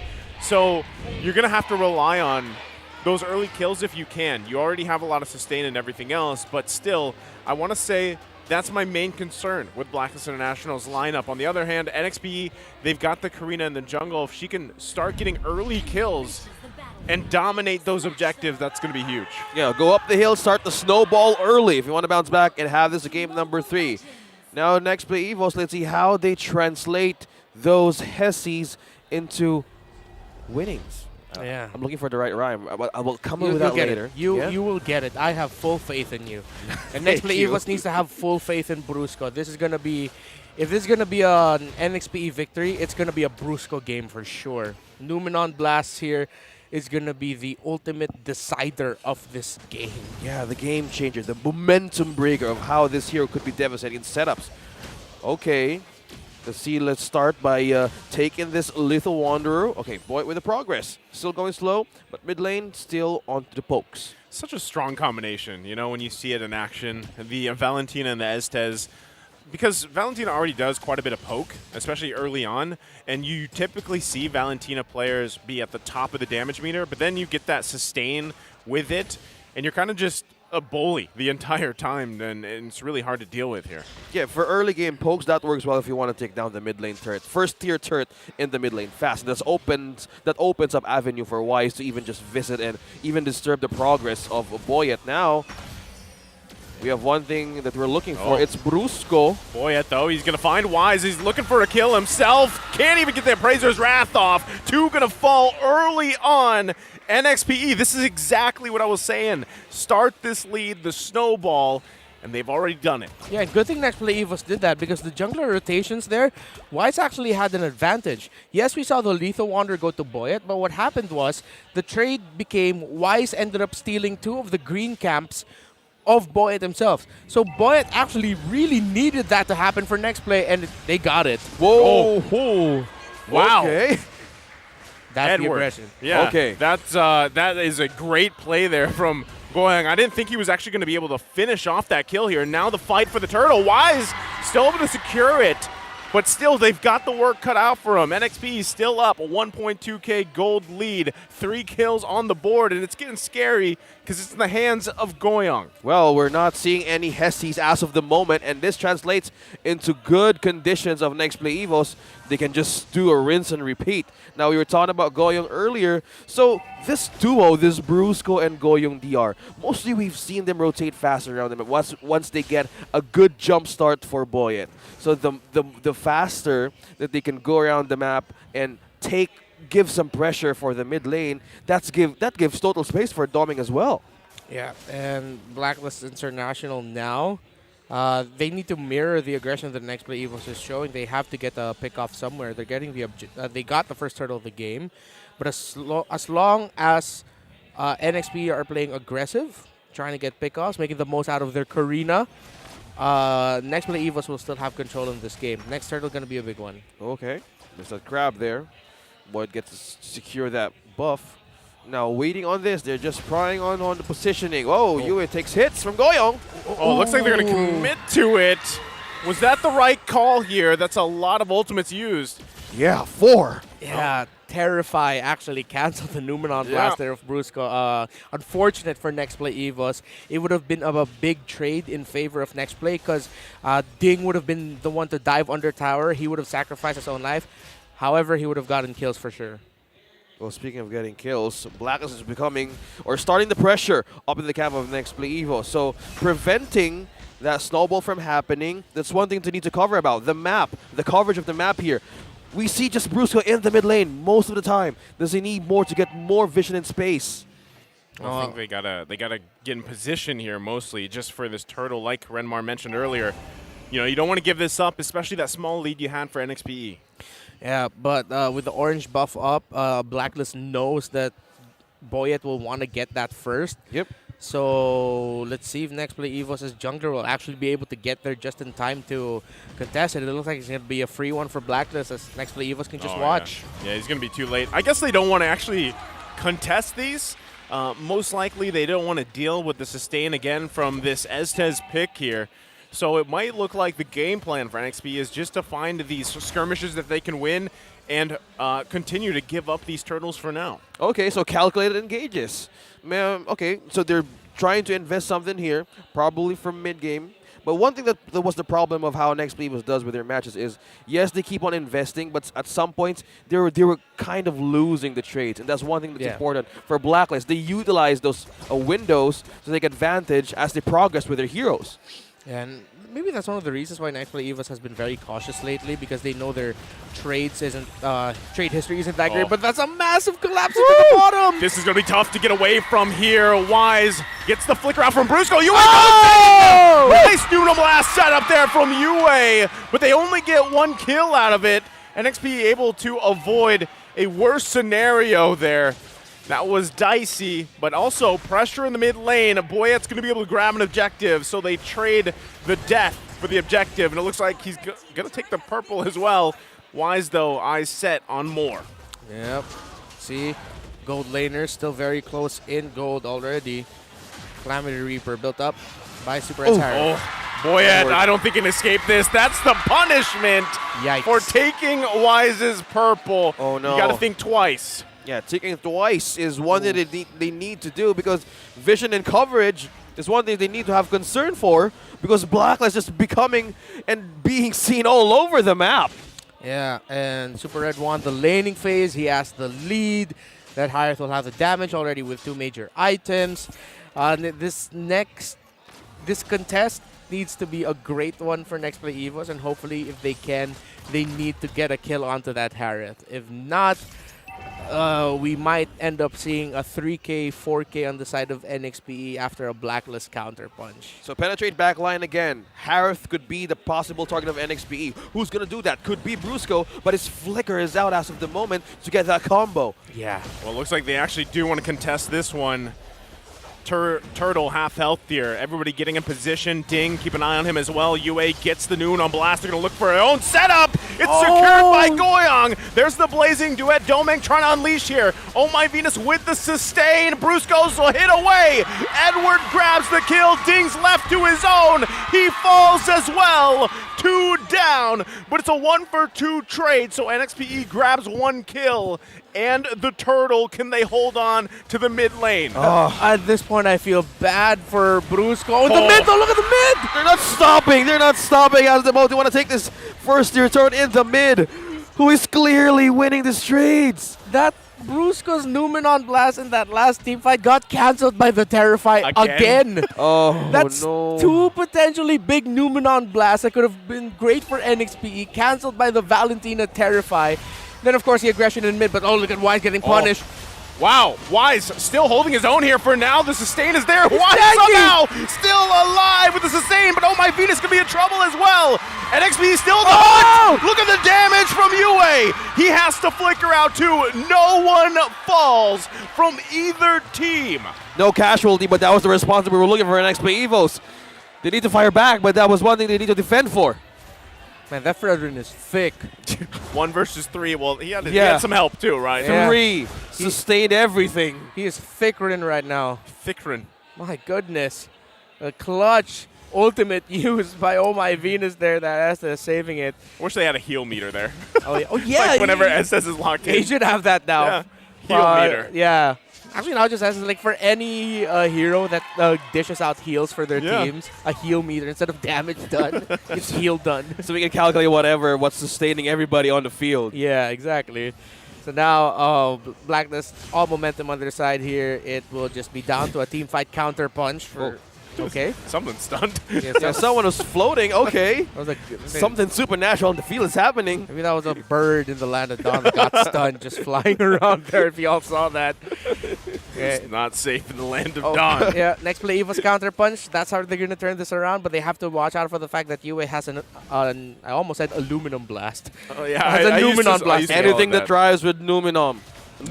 Everything, it just works well. But speaking of the Numenon Blast, how is Bruce going to find his way back and penetrate the defense of Blacklist? It's really hard. It's not most of the time that he's on the surprise points that he needs to do to counter a give set for his team. Brusco needs another angle with how he's going to approach the entries here. Yeah. Because all the angles that he keeps entering is quite obvious, and Blacklist International knows it. So NXPE, they're going to be countering it with a push down bottom side for Domeng. That's a signal for Blacklist International to just rush this Lord. See, this is where I'm scratching my head, right? Like, you are giving up these objectives. You're trading it for, it's the tier 1, right? Domeng able to get that. So is this just the plan, like, let's get the items, let's get a little bit of space to work with. We have great defense against that first push with this Lord here, and kind of hope that we can whittle down this gold lead that Blacklist International has. With the items, do they have a plan B for this? That's 3 Athena shield on the side of Blacklist, so no wonder why Goyong's damages though they have been hurting, you feel it considerably less. Oh, look at this. Demolition Man Domeng. Is the investment worth all of the trades happen that they have done for this 10-minute game? They need something to fight back, and we're looking for Bruce how to make that kill, but most of the time the setups are being countered time and time again. Yeah, their main catch for this Harith really is the Numenon Blast, but then it keeps getting cancelled. Man, if I'm Bruco right now, and that's why I'm not. Yeah, I would be a little tilted. That's why I'm not a pro player. Yeah, I mean, dealing with the Terrify, right? Every time UA, he knows the assignment. That's exactly what he has to do. So now, what NXP has to do is defend against his first push. They do. Okay, they defend for now. It looked like they were actually going to give this one a go, but they back off. They clear up the Lord. They've got some minions to work with. Wise still planting himself there.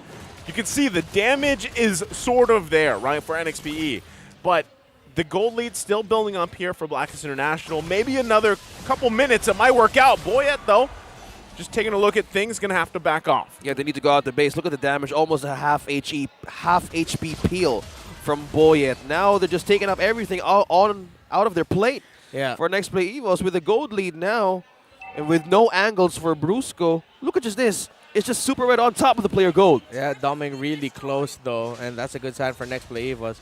Not gonna lie, for the good 20 seconds that siege was happening, I was looking for a Numenon blast charge. Right? It looked like it was a great chance. Oh, I got You got it right there. That's Yue. Oh boy, it could be in trouble here. There's Brusco lining his own. Finds 4. No, there's no follow-up. But there's no follow-up because no. Domeng is topside pushing. Oh no! They didn't have the feathered airstrike.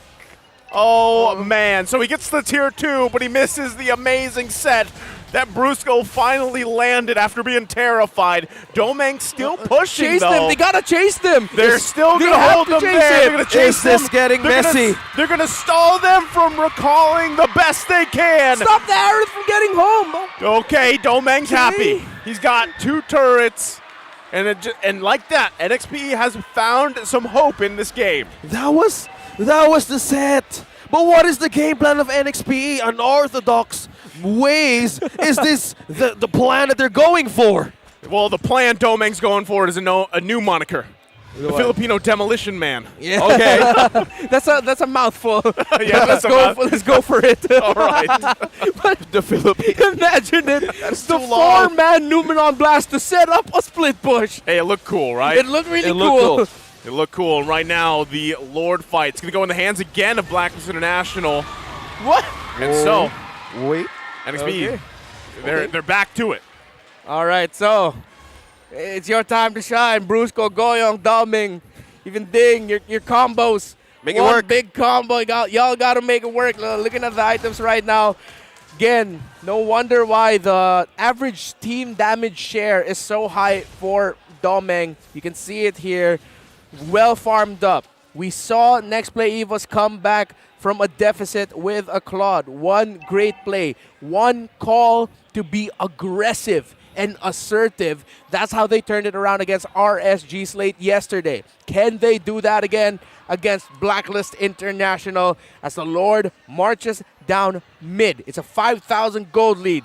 Nexplay EVOS have the tools to stop this. Will they have the damage to make sure that they actually get it? They have the CC. All they need is a right jump up against Blacklist International. What will it be? When will it be? We've seen mistakes, and will this be it?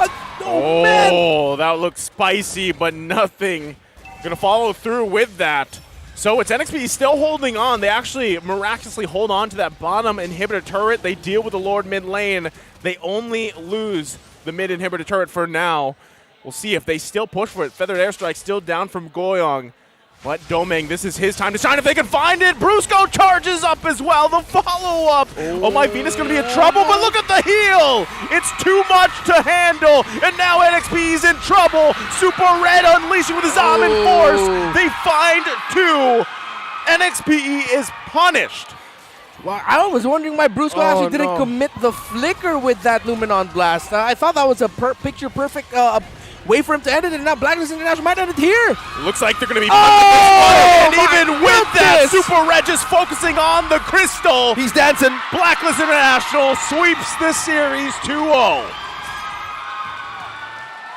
A clean one for Blacklist. The code of the Neon Tigers broken. 3 points for the defending MPL-PH champs. Just how they managed to drain out the resources for a potential comeback of NXPE. Eyes on target, maintain composure. The code got their comeback win from all of the challenges that they went through this week. Well, they did it in a great fashion, right? I mean, even there was, I don't know, I'm still scratching my head, to be honest. I'm still scratching my head. NXPE, even looking at their stats and everything, you think that they would contest a lot of those objectives more. But again, the game plan just seemed to be, park Domeng, let him do the demo thing.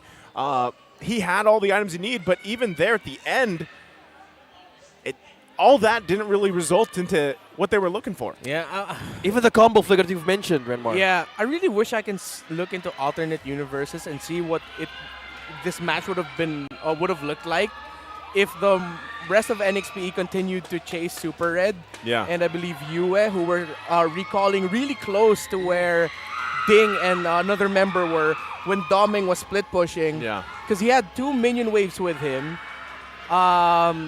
The Fredrin was still in mid. It would have been able to clear, but I don't know. I feel like they could have ended it there. It could have been a You might see massive it in the split highlights. push win. Yeah, You might see it. we might see it in the highlights. I feel like in that split push, Doming might actually have been able to end get the through, game, yeah. and get through. And we were just seeing how the possibilities of a comeback on how they were able to defend the base.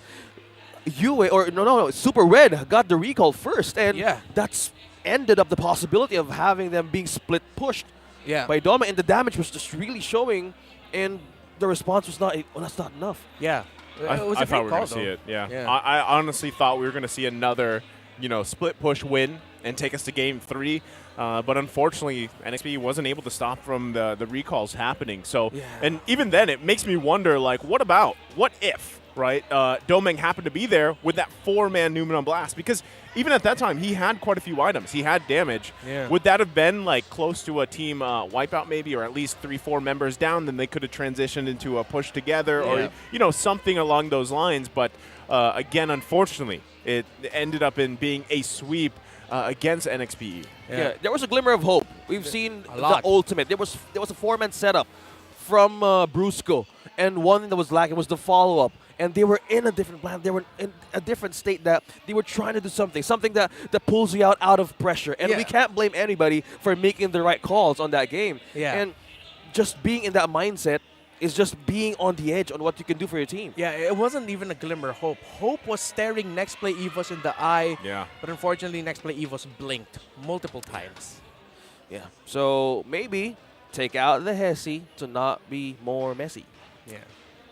You'll figure out the rhyme, Yeah. right? Yeah. That one works for now.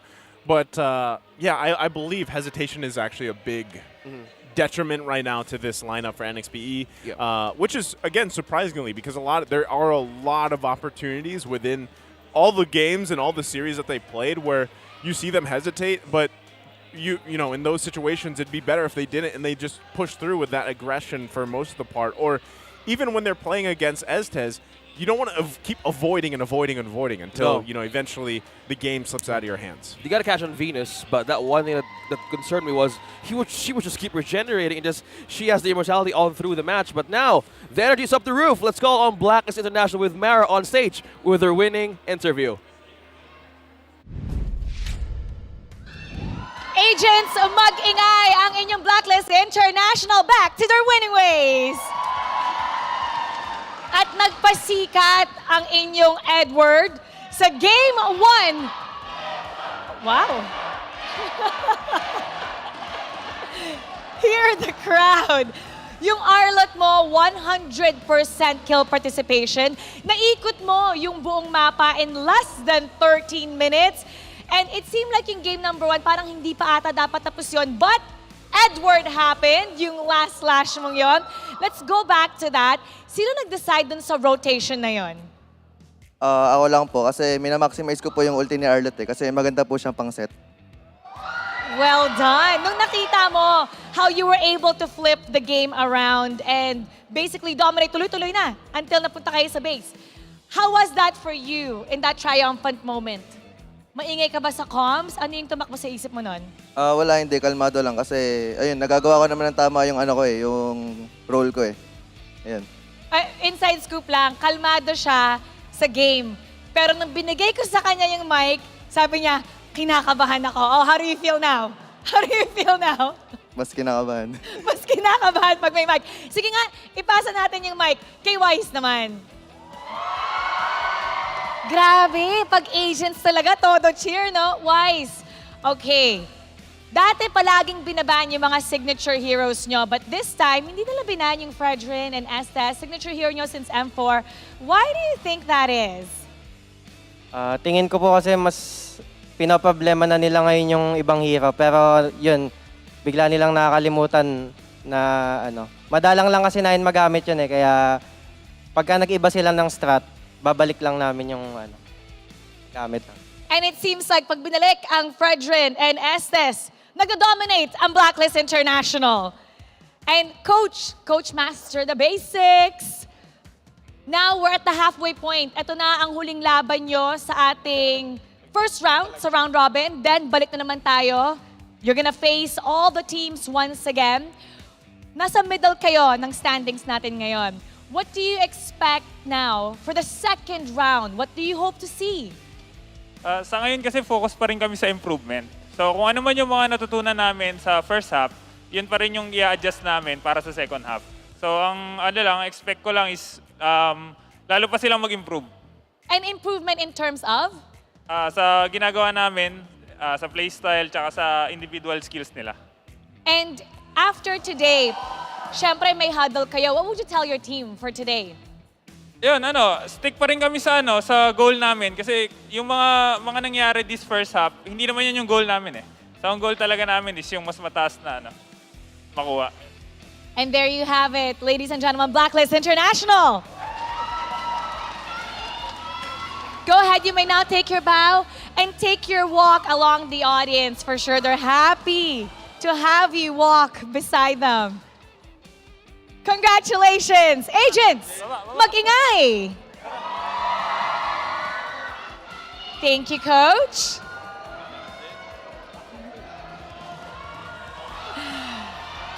That is your Blacklist International. They're aiming for a better standing come second round. At nakita na nga natin kung paano nila itaas ang kanilang lakas sa kanilang huling laban sa first round robin series natin ngayon. At hihimayin natin kung ano nga ba ang naganap sa laban na yan kontra NXPE. Ito na, casters.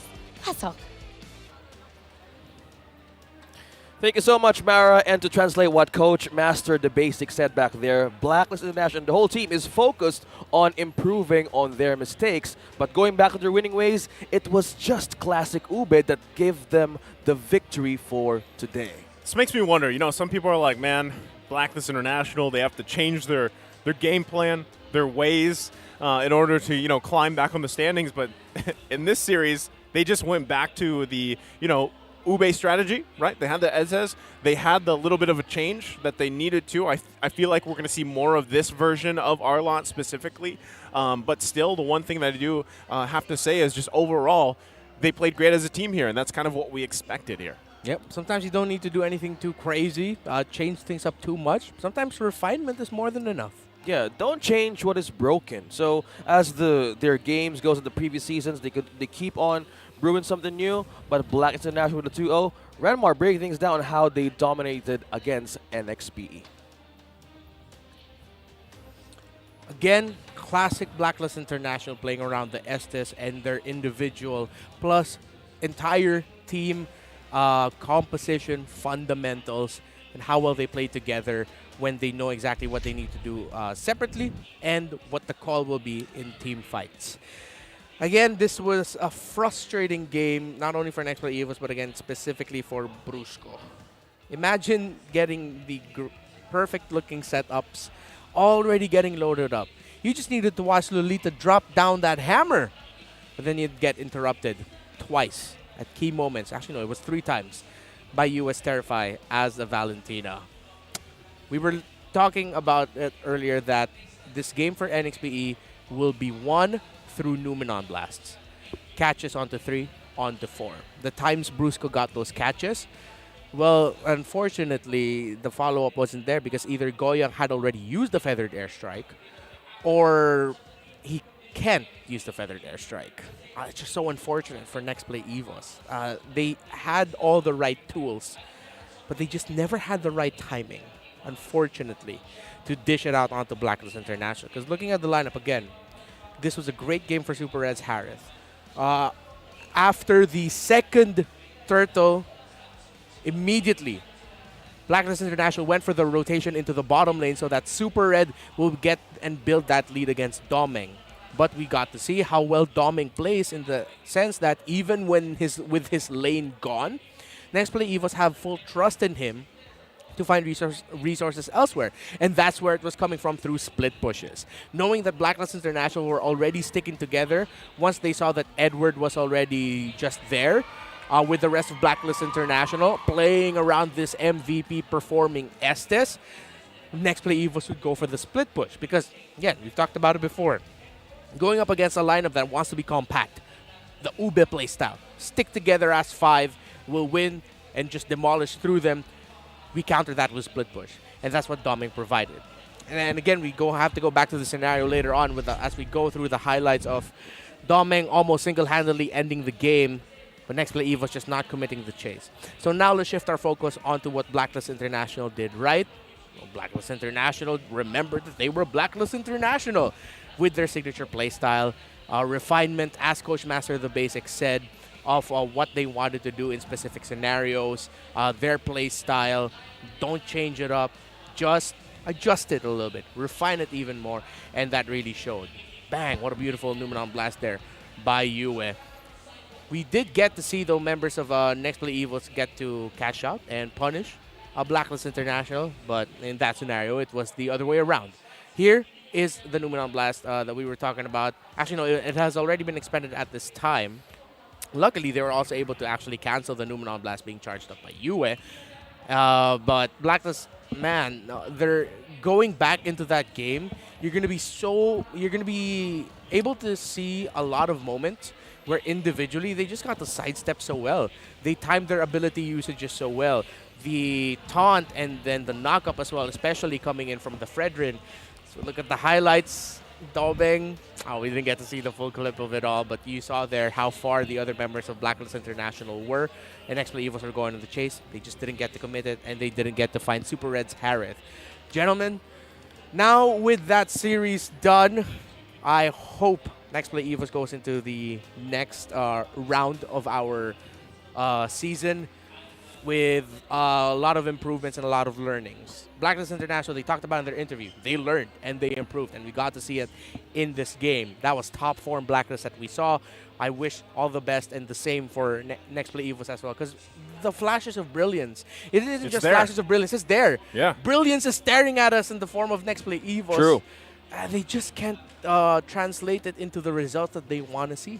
You know, again, as we've mentioned minutes and seconds ago, if there's no Hesi, no Messi, but if a team we're looking at is Nexplay EVOS, with them getting into the professional scene, the mindset they have, and they can translate these losses into a lesson, well, that could give them an edge to go into the last half of the season. With a team, such a strong team as Nexplay EVOS, they can make it happen. They just need to take down the do's and don'ts and brew the winning formula. Now we have RSG and ECHO up next. My name is OSX. I'm with Naisu and Renmar. Don't go anywhere. We will be right back. The 11th season of MPL Philippines is brought to you by the following sponsors. Smart, the official tournament telco partner of MPL Philippines Season 11. Our official sponsor, Infinix. Infinix Note, ultra-fast gameplay. Our partners in esports, Maya, it's everything, and a bank. And Secret Lab, the official gaming chair of MPL Philippines. Experience the MPL Philippines Season 11 action live at Shooting Gallery Studios. Tickets are now available via tickettome.net. Get yours now. If you missed the matches and want to quickly recap what happened, visit our official website for post-match reports at ph-mpl.com/news. Don't forget to catch all of our official league content on TikTok, Facebook, Instagram, and Twitter. To ensure the quality and fairness of our games, MPL Philippines is also monitored and supervised by the Games and Amusement Board.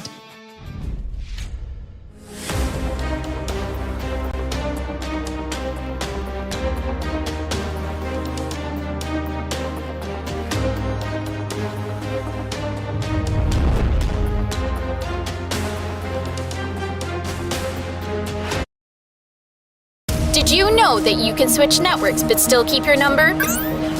Now you can go with the Philippines' fastest and best mobile network. All it takes are 3 easy steps. First, secure your unique subscriber code from your current provider. Visit our website or any smart store near you.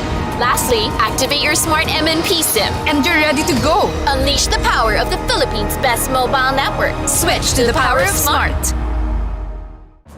When you're in moments that matter most, at last, we time. Live them fully with Smart Power All 99. For 99 pesos, get 8 gigabytes of all-access power. To play. To laugh. To love.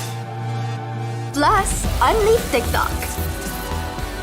And only text. Live in the moments that matter most. Today, with Smart Power All 99. Sa 8GB, ang dami mong masashare. Daming kontenta. Ganyan pagsikat. TNT Double Giga Stories Plus. 8GB, 50 pesos lang. Load na!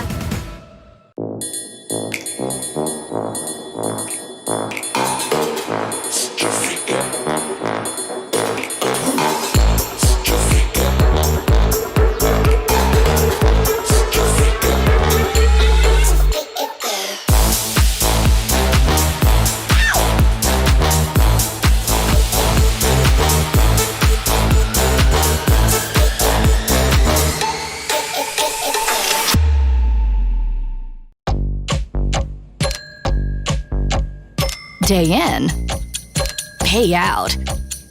Choose the bank that gives you interest every day with Maya.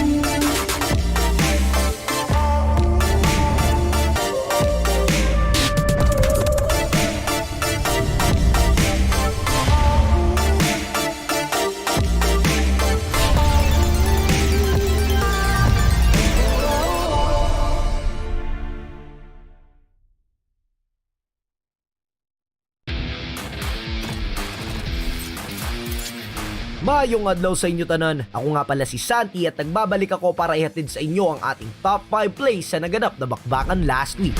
On our 5th spot is the bravest fighter, Ryota, with his lapu-lapu sustained play. 6 minutes in the game, nabalakang bigyan ni King Kong at ni Kram si Ryota sa bottom lane. After activating Dragon Tail, pumasok si Kram gamit ang Furious Dive sabay Petrify plus Soul Grip at sinabayan ito ni King Kong ng Jeet Kune Do at Way of the Dragon. Pero hindi magiging enough ang damage nila para ibagsak si Ryota. Agad siyang nag-exit gamit ang Jungle Warrior sabay talon gamit ang bravest fighter para makakuha ng sapat na distansya palayo sa dalawa. Pero may follow-up na gagawin si Escalera para linisin ang skirmish. Pagka pop-off niya ng Feathered Air Strike, ay agad na magsa-sidestep si Ryota sabay flicker in with the Land Shaker, canceling Escalera's ultimate. At mukhang si Escalera pa nga ang mapapahamak. Flicker play mula kay Ryota at mukhang si Escalera pa nga ata mapapahamak dito dahil masaslow na rin siya. On our 4th spot is our rookie spotlight of the week, Doming DR with his Beatrix.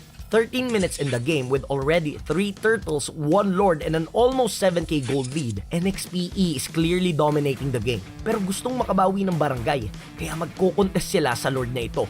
Dahil sa nangyaring skirmish sa mid lane, napilitang gamitin ng members ng Smart Omega ang kanilang ultimates. Isa na rito ang Time's Journey ni Miko. At 13:03, ipopok ni Domeng si Renjo gamit ang Renner's Apathy. Agad siyang magsiswitch into Nibiru to free hit Renjo's Lapu-Lapu, sabay bitaw ng Nibiru's Passion kina Miko at Kelra na nagbabalak pumasok sa Lord Pit. Mapapaback away ang barangay pero hahabulin nila si Domeng dashing forward with tactical reposition while flickering in, hungry for kills. Alam ng lahat ang nangyari nung gabing yon. Hindi nakauwing buhay si Kelra at si Stone. On our 3rd spot is Captain Fuse clutch save on Flap TZ. With both teams backing away sa unang turtle fight, mapapatambay si Light sa bottom lane kasama si Nats. Makikita niya si Flap TZ at hihilahin niya ito gamit ang Iron Hook mula sa bushes, sabay kagat gamit ang Bloody Hunt with follow-up coming in from Nats. From the Lord Pit, ipapop off ni Kapitan Pew ang Cult Altar, flickering in just in the right time to save Flap from the ambush. Makakapag-split-split pa si Flap. Darating si Ogwen to crowd control the 2 members of RSG at mababaliktad pa nga ang kanilang ambush. In our 2nd spot is Net's Segway play laban sa Blacklist noong day 1. 16 minutes in the game, 3rd Lord fight. Nasa side ng Onyx ang Lord. Nasa Tribush malapit sa Lord Pit ang 4 members ng Blacklist International at mukhang tataya sila para makuha ang kanilang unang Lord sa match na ito. Nang makita ni Net si Edward going in for the Lord, nag-call agad siya na isegway at pumasok naman ang koponan ng Onyx sa Lord fight para pigilang makauwi ang members ng Blacklist. Dumiretso siya para i-clear ang mid at nagtangkang umuwi si Super Red at Yue to defend their base. Pero mukhang hindi na sila aabot dahil naka-base lock na si Nets, upsetting the defending champions Ube strategy with a Segway push. And our top spot is Eman's Miracle Lord Steal gamit ang Beatrix nung Day 2 laban sa Bren Esports. 13 minutes in the game with 3 Turtles, 1 Lord, and a 7k gold lead, malaki na ang kalamangan ng Bren Esports sa match na ito. Lumabas na ang Luminous Lord sa Lord Pit at mukhang mahihirapan sila sa pag-contest sa Lord Fight dahil nakapwesto na rin ang kupunan ng Bren. With exact precision, makukuha ni Emma ng Lord gamit ang Renner's Apathy from the Fire Beetle Pit sa top lane. Indeed, a true sniper contender. At yan ang ating top 5 plays for Week 3. Aabangan namin ang reactions nyo sa comment section. Kita-kits ulit sa Friday para sa kaabang-abang na Week 4 ng ating regular season.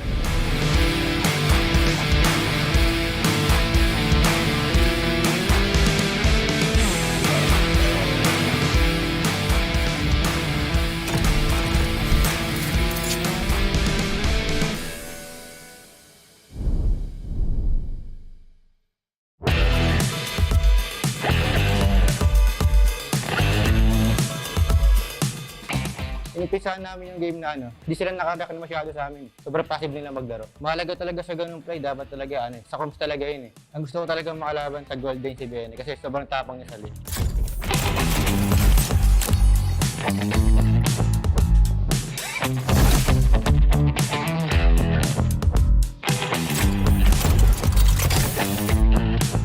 Kaya ko si Next ng Onyx Philippines at ibibreakdown ko po ang nangyari yung segue nung game 1 sa Blacklist.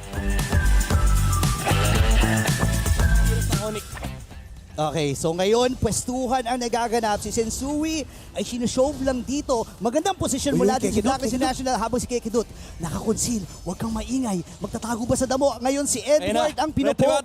Retry battle mula dito kay Sensui at siya ang nagtagumpay. Pero si Nets dito with the backdoor play. And game 1 ay mapupunta sa mga headshot. Bago ko magawa yung play na yun, nakita ko talaga na walang tao sa mid. Tsaka lahat sila nasa load, kaya nasegwihan ko na lang. Nakita ko po na nagre-retreat si Red Task yung UV. Tapos sabi ko sa Ampik, huwag na pa-uwihin kasi baka makadep pa. Sabi ko sinitip mag-lord siya. Tapos sabi ko, sige lord mo lang yan kasi yung sa mid wala talagang tao. Si Edward bigla nag-lord kaya ko yung mid. Na-clear ko, tapos tapos ko. Mahalaga talaga sa ganung play, dapat talaga sa comms talaga yun Pag kasi naka-comms ka, na pwede masegwihan yung mid, maano mo yung campaign mo na. Huwag mo sila pa-uwihin kasi baka makadep pa. Inumpisahan namin yung game na sobrang aggressive namin sa early. Di sila nakareact na masyado sa amin. Sobrang passive nila maglaro.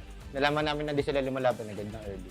Sa mga teammate ko, lagi lang natin galingan sa mga laban natin. Ang gusto ko talaga makalaban sa Golden si BN kasi sobrang tapang niya sa lane. Sa mga fans po namin dyan, maraming salamat sa pag-suporta niyo po sa amin. Ngayon patuloy niyo po kami suportahan.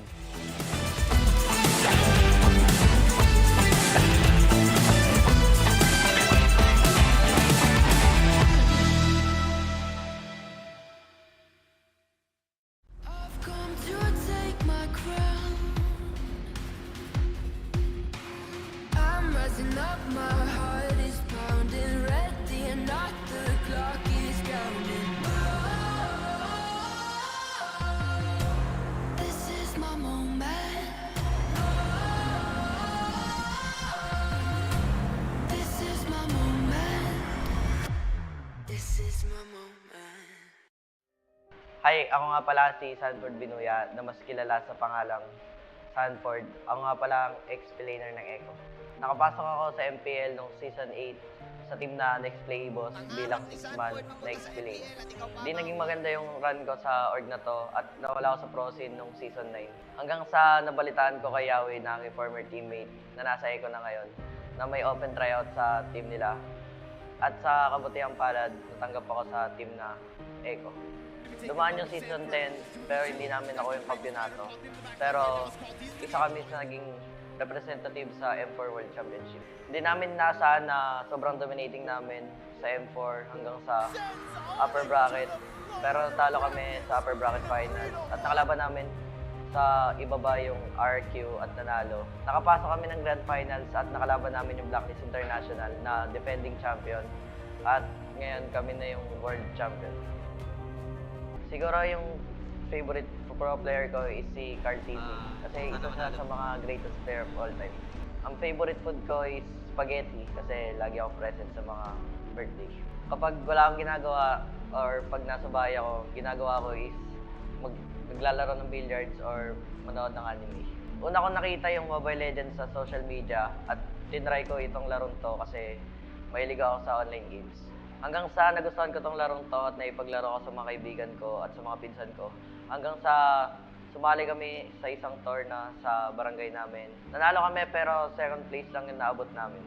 Pero nagpatuloy pa rin ako sa pag-grind hanggang sa marami akong top PH na heroes tulad ng Alice at mga iba pang fighters. Hanggang sa nakakalaro ko lagi si Yaoi at tinanong ako if interesado ako sa team na NXP 2.0. Tinanggap ko yung offer ni Yaoi dahil gusto ko rin makapasok sa team na to at maging pro player. Bago ako naging pro player, isa sa mga naging struggles ko is internet dahil naka-data lang ako sa panahon na yon. At yung cellphone na ginagamit ko is low FPS at hindi pa sa akin. Kaya wala rin akong oras na makapaglaro masyado nun. At the same time, nag-aaral ako nun. Ngayong pro player na ako, pinakamahirap na nangyari sa career ko. Isa habang naipag-compete ako, pumanaw yung tito at lolo ko habang naipaglaban. Bago kami pumunta sa Indonesia para may pag-compete sa M4, stop yung papa ko at ginusto ko mang hindi pumunta. Pero sinabi sa akin ng magulang ko na pumunta ako para sa pangarap ko. Masakit nun para sa akin, ginawa ko na lang siya motivation at doon nakuha namin yung M4. Salamat sa pamilya ko na sinuportahan ako sa career na pinili ko. And sa mga fans ko na sumuporta sa akin mula umpisa hanggang ngayon. And gusto ko din magpasalamat sa teammates ko, sa coaches, and sa management sa pagtitiwala sa akin na wala sa edad ang paglalaro ng Mobile Legends.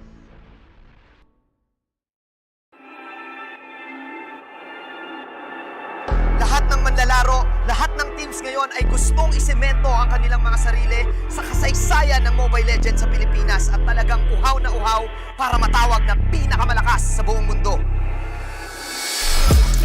Sa baluarte ng pinakamalalakas, panigurado, walang ibang daan kundi pataas.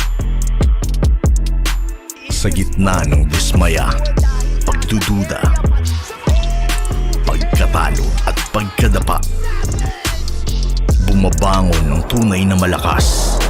Itinatakda ang may sikmurang magpatuloy, pero basang-basa ka na nila. Wala ka nang mailalabas na hindi pa alam ng lahat. Wala ka nang maluloko dito dahil lumilipas rin ang mga alamat. Kumakalat ang kawalang katiyakan. Ito na ang katapusan ng mga nagbabalat kayong Diyos. Gumuusbong ang bagong dugo para ibagsak ang nagmamataas. Kaya mo bang sumabay dahil walang naglalakad ng paatras at walang ibang daan kundi pataas?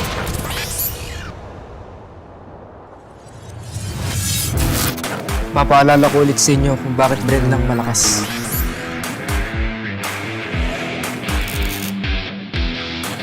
Hindi tatalab sa akin mga bala nyo.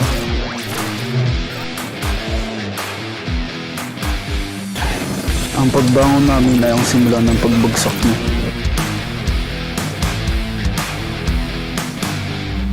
Takbo habang may lupa.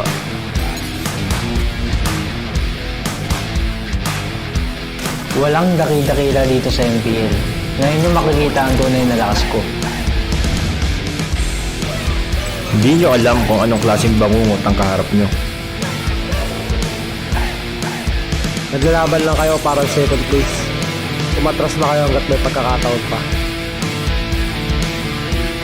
Pinaglumaan na kayo. Oras na namin to. Pupulbusin namin ang bawat isa sa inyo.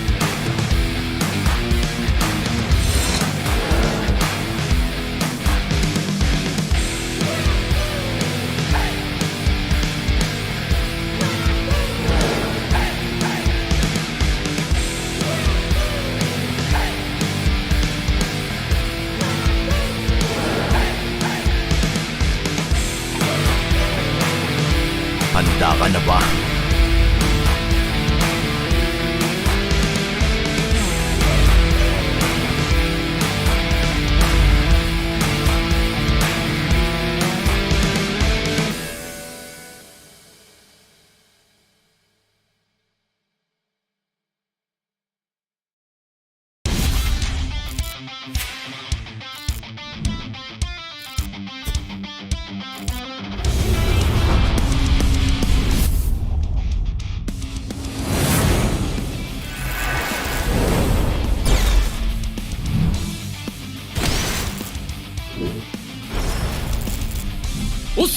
決まってこうぜ。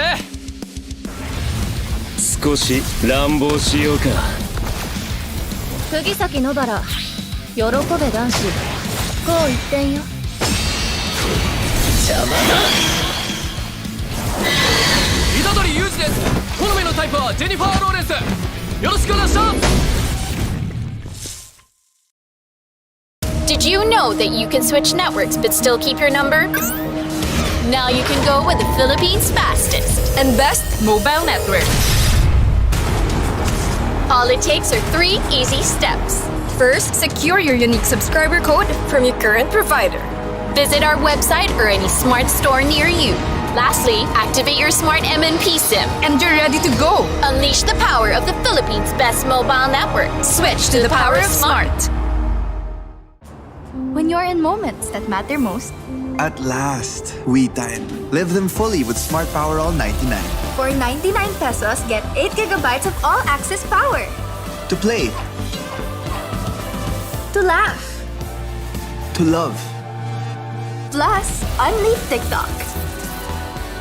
and only text. Live in the moments that matter most. Today, with Smart Power All 99. Sa 8 gigabytes, ang dami mong masashare. Daming kontenta. Ganyan pagsikat. TNT Double Giga Stories Plus. 8 gig, 50 pesos lang. Load na!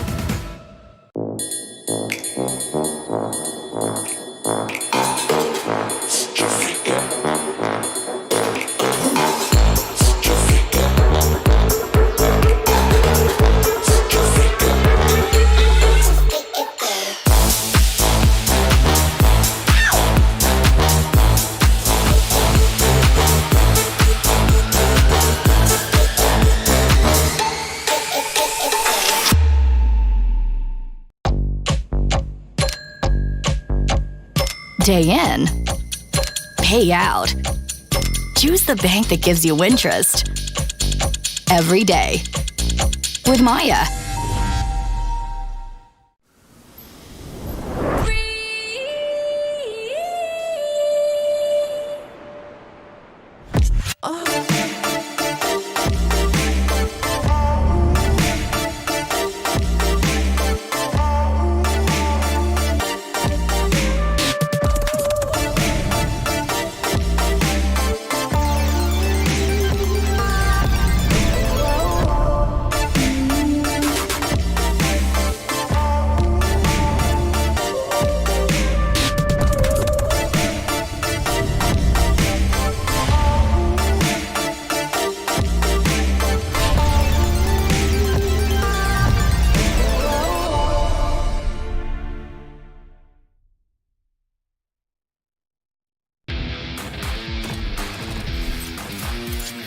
Mayong adlaw sa inyo tanan. Ako nga pala si Santi at nagbabalik ako para ihatid sa inyo ang ating top 5 plays sa naganap na bakbakan last week.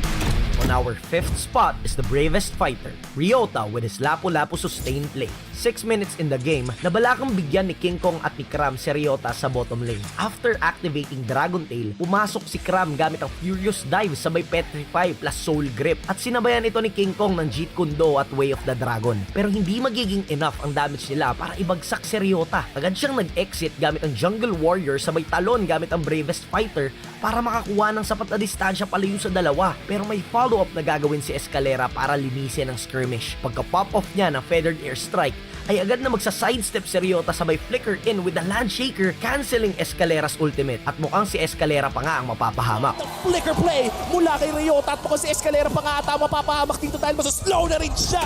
On our 4th spot is our rookie spotlight of the week, Doming DR with his Beatrix. 13 minutes in the game with already 3 turtles, 1 lord, and an almost 7k gold lead, NXPE is clearly dominating the game. Pero gustong makabawi ng barangay, kaya magko-contest sila sa lord na ito. Dahil sa nangyaring skirmish sa mid lane, napilitang gamitin ng members ng Smart Omega ang kanilang ultimates. Isa na rito ang Time's Journey ni Miko. At 13:03, ipopoke ni Domeng si Renjo gamit ang Renner's Apathy. Agad siyang magsiswitch into Nibiru to free hit Renjo's Lapu-Lapu, sabay bitaw ng Nibiru's Passion kina Miko at Kelra na nagbabalak pumasok sa Lord Pit. Mapapaback away ang barangay pero hahabulin nila si Domeng dashing forward with tactical reposition while flickering in, hungry for kills. Alam ng lahat ang nangyari nung gabing yon. Hindi nakauwing buhay si Kelra at si Stone. On our third spot is Captain Fuse clutch save on Flap TZ. With both teams backing away sa unang turtle fight, mapapatambay si Light sa bottom lane kasama si Nats. Makikita niya si Flap TZ at hihilahin niya ito gamit ang Iron Hook mula sa bushes, sabay kagat gamit ang Bloody Hunt with follow-up coming in from Nats. From the Lord Pit, ipapop off ni Kapitan Q ang Cult Altar, flickering in just in the right time to save Flap from the ambush. Makakapag-split-split pa si Flap. Darating si Ogwen to crowd control the two members of RSG at mababaliktad pa nga ang kanilang ambush.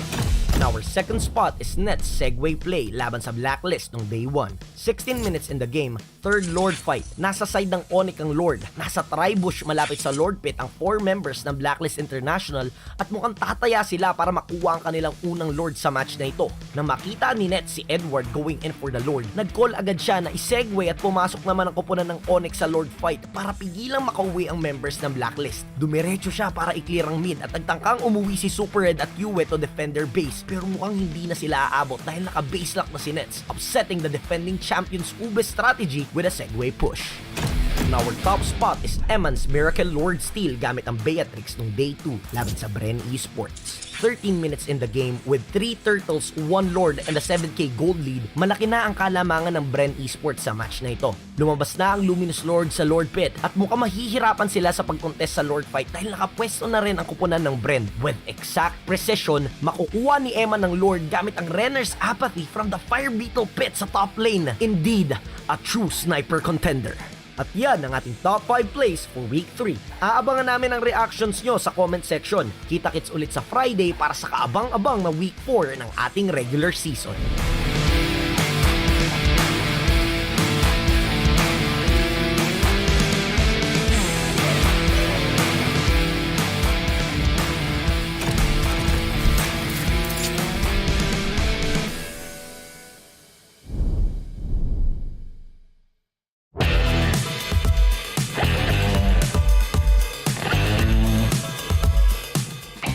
Inumpisahan namin yung game na hindi sila nakareact na masyado sa amin. Sobrang passive nila maglaro. Mahalaga talaga sa ganung play, dapat talaga sa comms talaga yun Ang gusto ko talaga makalaban sa Golden si BN kasi sobrang tapang niya sa lane.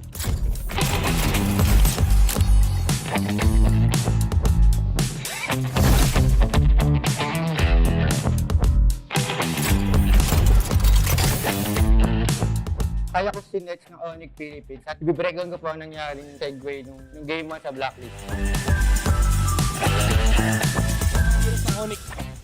Okay, so ngayon, pwestuhan ang nagaganap. Si Sensui ay sinushow lang dito. Magandang posisyon mula din si Blacklist International habang si Kekidut nakakonsil. Huwag kang maingay. Magtatago ba sa damo? Ngayon si Edward ang pinupoke. Retry battle mula dito kay Sensui. At siya ang nagtagumpay. Pero si Nets dito with the backdoor play. And game 1 ay mapupunta sa mga headshot. Bago ko magawa yung play na yun, nakita ko talaga na walang tao sa mid. Tsaka lahat sila nasa Lord. Kaya nasegwihan ko na lang. Nakita ko po na nag-retreat si Red Tass yung Yue. Tapos sabi ko sa Ampik, huwag na pauwihin kasi baka makadip pa. Sabi ko sinitip mag-lord siya. Tapos sabi ko, sige lord mo lang yan kasi yung sa mid wala talagang tao. Si Edward bigla nag-lord kaya ko yung mid. Na-clear ko tapos tapos ko. Mahalaga talaga sa ganung play, dapat talaga sa comms talaga yun Pag kasi naka-comms ka, na pwede mo segwihan yung mid, maano mo yung campaign mo na. Huwag mo sila pauwihin kasi baka makadip pa. Inumpisahan namin yung game na sobrang aggressive namin sa early. Hindi sila nakareact na masyado sa amin. Sobrang passive nila maglaro. Nalaman namin na di sila lumalaban agad ng early.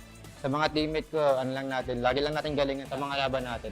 Ang gusto ko talaga makalaban sa Golden si BN kasi sobrang tapang niya sa lane. Sa mga fans po namin dyan, maraming salamat sa pag-supportan niyo po sa amin. Ngayon patuloy niyo po kami supportahan.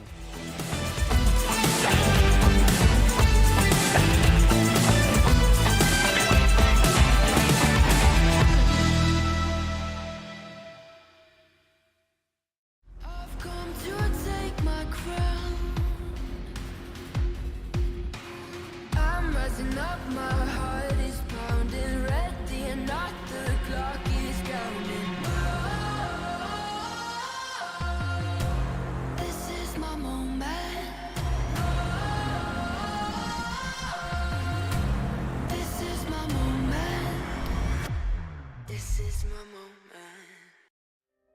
Hi, ako nga pala si Sanford Binuya na mas kilala sa pangalang Sanford. Ako nga pala ang ex-planer ng ECHO. Nakapasok ako sa MPL noong Season 8 sa team na Nexplay EVOS bilang 6-man na ex-planer. Di naging maganda yung run ko sa org na to at nawala ako sa pro scene noong Season 9. Hanggang sa nabalitaan ko kay Yawi na aking former teammate na nasa ECHO na ngayon na may open tryout sa team nila. At sa kabutihang palad, natanggap ako sa team na ECHO. Dumaan yung Season 10 pero hindi namin ako yung kampyonato. Pero isa kami sa naging representative sa M4 World Championship. Hindi namin naasahan na sobrang dominating namin sa M4 hanggang sa upper bracket. Pero talo kami sa upper bracket finals at nakalaban namin sa ibaba yung RQ at nanalo. Nakapasok kami ng grand finals at nakalaban namin yung Blacklist International na defending champion. At ngayon kami na yung world champion. Siguro yung favorite pro player ko is si Carl TV. Kasi isa siya sa mga greatest player of all time. Ang favorite food ko is spaghetti kasi lagi ako present sa mga birthday. Kapag wala akong ginagawa or pag nasa bahay ako, ginagawa ko is naglalaro ng billiards or manood ng anime. Una ko nakita yung Mobile Legends sa social media at tinry ko itong larong to kasi mahilig ako sa online games. Hanggang sa nagustuhan ko tong larong to at naipaglaro ko sa mga kaibigan ko at sa mga pinsan ko. Hanggang sa sumali kami sa isang tour na sa barangay namin. Nanalo kami pero second place lang yung naabot namin. Pero nagpatuloy pa rin ako sa pag-grind hanggang sa marami akong top PH na heroes tulad ng Alice at mga iba pang fighters. Hanggang sa nakakalaro ko lagi si Yawi at tinanong ako if interesado ako sa team na NXPE 2.0. Tinanggap ko yung offer ni Yawi dahil gusto ko rin makapasok sa team na to at maging pro player. Bago ako naging pro player, isa sa mga naging struggles ko is internet dahil naka-data lang ako sa panahon na yun. At yung cellphone na ginagamit ko is low FPS at hindi pa sa akin. Kaya wala rin akong oras na makapaglaro masyado nun. At the same time, nag-aaral ako nun. Ngayong pro player na ako, pinakamahirap na nangyari sa career ko. Isa habang naipag-compete ako, pumanaw yung tito at lolo ko habang naipaglaban. Bago kami pumunta sa Indonesia para may pag-compete sa M4, stop yung papa ko at ginusto ko mang hindi pumunta pero sinabi sa akin ng magulang ko na pumunta ako para sa pangarap ko. Masakit nun para sa akin, ginawa ko na lang siya motivation at doon nakuha namin yung M4. Salamat sa pamilya ko na sinuportahan ako sa career na pinili ko and sa mga fans ko na sumuporta sa akin mula umpisa hanggang ngayon. And gusto ko din magpasalamat sa teammates ko, sa coaches, and sa management sa pagtitiwala sa akin na wala sa edad ang paglalaro ng Mobile Legends.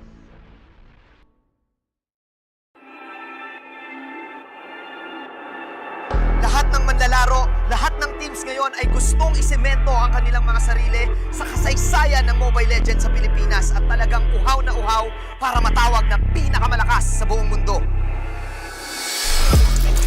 Sa baluarte ng pinakamalalakas, panigurado, walang ibang daan kundi pataas. Sa gitna ng dismaya, pagdududa, pagkatalo at pagkadapa, bumabangon ng tunay na malakas. Itinatakda ang may sikmurang magpatuloy, pero basang-basa ka na nila. Wala ka nang mailalabas na hindi pa alam ng lahat. Wala ka nang maluloko dito dahil lumilipas rin ang mga alamat. Kumakalat ang kawalang katiyakan.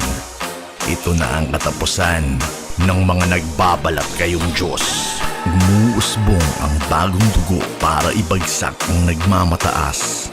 Kaya mo bang sumabay dahil walang naglalakad ng paatras at walang ibang daan kundi pataas?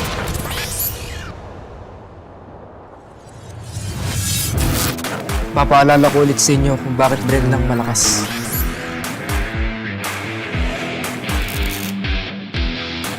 Hindi tatalab sa akin mga bala nyo.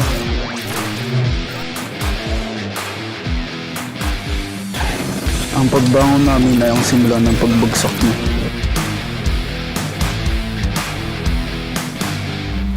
Takbo habang may lupa.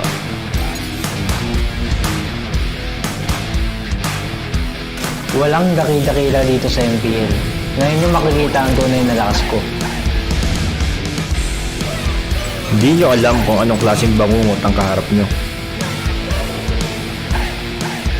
Naglalaban lang kayo para second place. Umatras na kayo hanggat may pagkakataon pa. Pinaglumaan na kayo. Oras na namin to. Pupulbusin namin ang bawat isa sa inyo.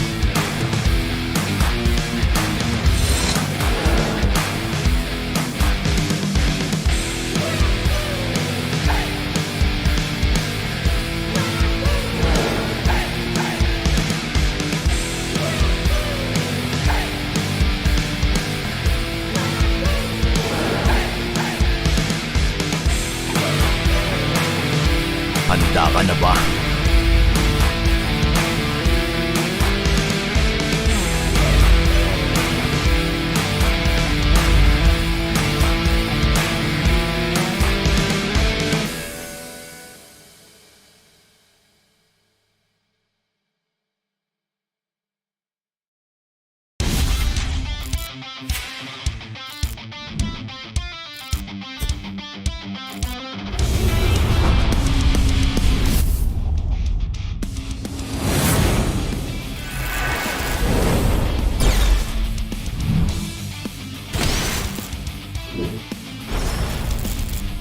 おっす決まってこうぜ少し乱暴しようか。釘崎野原喜べ男子こう一点よ邪魔だ虎杖裕二です好みのタイプはジェニファー・ローレンスよろしくお願いします Did you know that you can switch networks but still keep your number? Now you can go with the Philippines' fastest and best mobile network. All it takes are 3 easy steps. First, secure your unique subscriber code from your current provider. Visit our website or any smart store near you. Lastly, activate your smart MNP SIM and you're ready to go. Unleash the power of the Philippines' best mobile network. Switch to the power of smart. When you're in moments that matter most, At last, we time. Live them fully with Smart Power All 99. for 99 pesos, get 8 gigabytes of all-access power. To play, To laugh, to love, plus unleash TikTok. and only text. Live in the moments that matter most. Today, with Smart Power All 99. Sa 8 gigabytes, ang dami mong masishare. Daming kontenta. Ganyan pagsikat. TNT Double Giga Stories Plus. 8 gig, 50 pesos lang. Load na!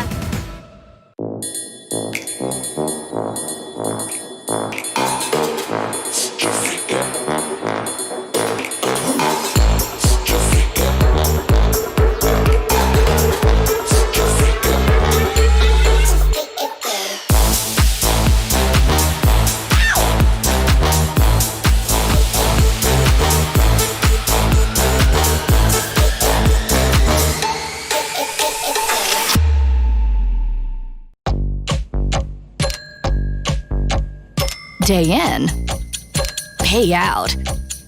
Choose the bank that gives you interest every day with Maya.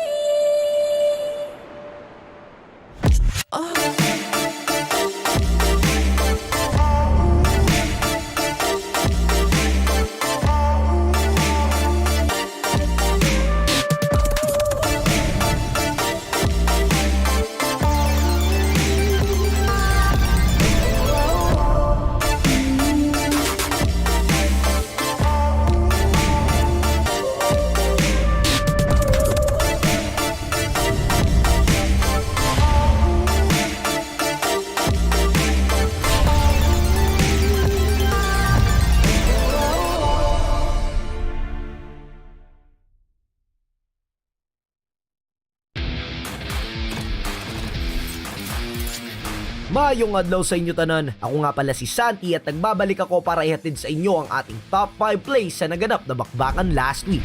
On our 5th spot is the bravest fighter, Ryota with his Lapu-Lapu sustained play.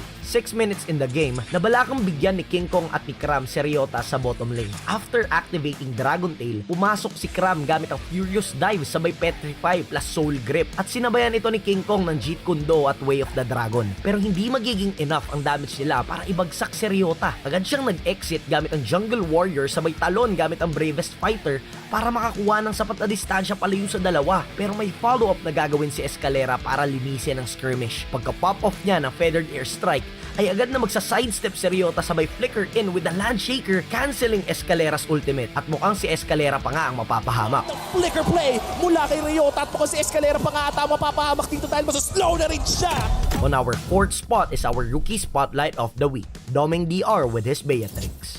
13 minutes in the game with already 3 turtles, 1 lord, and an almost 7k gold lead, NXPE is clearly dominating the game. Pero gustong makabawi ng barangay, kaya magko-contest sila sa lord na ito. Dahil sa nangyaring skirmish sa mid lane, napilitang gamitin ng members ng Smart Omega ang kanilang ultimates. Isa na rito ang Time's Journey ni Miko. At 13:03, ipopok ni Domeng si Renjo gamit ang Renner's Apathy. Agad siyang magsiswitch into Nibiru to free hit Renjo's Lapu-Lapu sabay bitaw ng Nibiru's Passion kina Miko at Kelra na nagbabalak pumasok sa Lord Pit. Mapapaback away ang barangay pero hahabulin nila si Domeng dashing forward with tactical reposition while flickering in, hungry for kills. Alam ng lahat ang nangyari nung gabing yon. Hindi nakauwing buhay si Kelra at si Stone. On our 3rd spot is Captain Fuse clutch save on Flap TZ. With both teams backing away sa unang turtle fight, mapapatambay si Light sa bottom lane kasama si Nats. Makikita niya si Flap TZ at hihilahin niya ito gamit ang Iron Hook mula sa bushes, sabay kagat gamit ang Bloody Hunt with follow-up coming in from Nats. From the Lord Pit, ipapop off ni Kapitan Pew ang Cult Altar, flickering in just in the right time to save Flap from the ambush. Makakapag-split-split pa si Flap. Darating si Ogwen to crowd control the 2 members of RSG at mababaliktad pa nga ang kanilang ambush. Our 2nd spot is Net's Segway play laban sa Blacklist nung day 1. 16 minutes in the game, 3rd Lord fight. Nasa side ng Onyx ang Lord. Nasa Tribush malapit sa Lord Pit ang 4 members ng Blacklist International at mukhang tataya sila para makuha ang kanilang unang Lord sa match na ito. Nang makita ni Net si Edward going in for the Lord, nag-call agad siya na isegway at pumasok naman ang koponan ng Onyx sa Lord fight para pigilang makauwi ang members ng Blacklist. Dumiretso siya para i-clear ang mid at nagtangkang umuwi si Super Red at Yue to defend their base. Pero mukhang hindi na sila aabot dahil naka-base lock na si Nets, upsetting the defending champion's Ube strategy with a segway push. Our top spot is Eman's Miracle Lord Steel gamit ang Beatrix nung day 2 laban sa Bren Esports. 13 minutes in the game with 3 turtles, 1 lord, and a 7k gold lead, malaki na ang kalamangan ng Bren Esports sa match na ito. Lumabas na ang Luminous Lord sa Lord Pit at mukhang mahihirapan sila sa pag-contest sa Lord Fight dahil nakapwesto na rin ang kupunan ng Bren. With exact precision, makukuha ni Emma ng Lord gamit ang Renner's Apathy from the Fire Beetle Pit sa top lane. Indeed, a true sniper contender. At yan ang ating top 5 plays for week 3. Aabangan namin ang reactions nyo sa comment section. Kita-kits ulit sa Friday para sa kaabang-abang na week 4 ng ating regular season.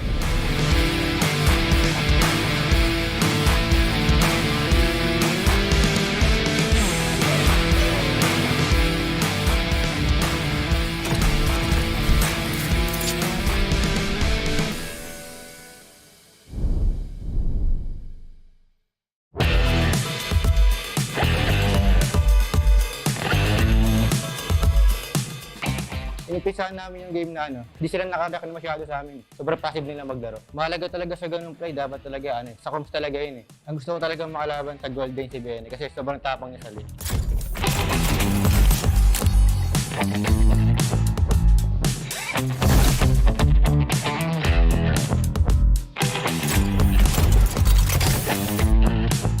Kaya ko si Next ng Onyx Philippines at ibibreakdown ko po ang nangyari yung segue nung game 1 sa Blacklist. Okay, so ngayon, pwestuhan ang nagaganap. Si Sensui ay sinushow lang dito. Magandang posisyon mula din si Blacklist International habang si Kekidut nakakonsil. Huwag kang maingay. Magtatago ba sa damo? Ngayon si Edward ang pinupok. Retry battle mula dito kay Sensui at siya ang nagtagumpay. Pero si Nets dito with the backdoor play. And game 1 ay mapupunta sa mga headshot. Bago ko magawa yung play na yun, nakita ko talaga na walang tao sa mid. Saka lahat sila nasa load. Kaya nasegwihan ko na lang. Nakita ko po na nagre-retreat si Red Task yung UV. Tapos sabi ko sa Ampek, huwag na pa-uwiin kasi baka makadip pa. Sabi ko sinitip mag-lord siya. Tapos sabi ko, sige lord mo lang yan kasi yung sa mid wala talagang tao. Si Edward bigla nag-lord kaya ko yung mid. Na-clear ko tapos tapos ko. Mahalaga talaga sa ganung play, dapat talaga sa comps talaga yun eh. Pag kasi naka-comps ka, na pwede mo segwayan yung mid, maano mo yung kampi mo na. Huwag mo sila pa-uwiin kasi baka makadip pa. Inumpisahan namin yung game na sobrang aggressive namin sa early. Di sila nakadaka na masyado sa amin. Sobrang passive nila maglaro. Nalaman namin na di sila lumalaban agad ng early. Sa mga teammate ko, lagi lang natin galingan sa mga laban natin. Ang gusto ko talaga makalaban sa Golden si Benny kasi sobrang tapang niya sa lane. Sa mga fans po namin dyan, maraming salamat sa pag-supportan niyo po sa amin. Ngayon patuloy niyo po kami supportahan.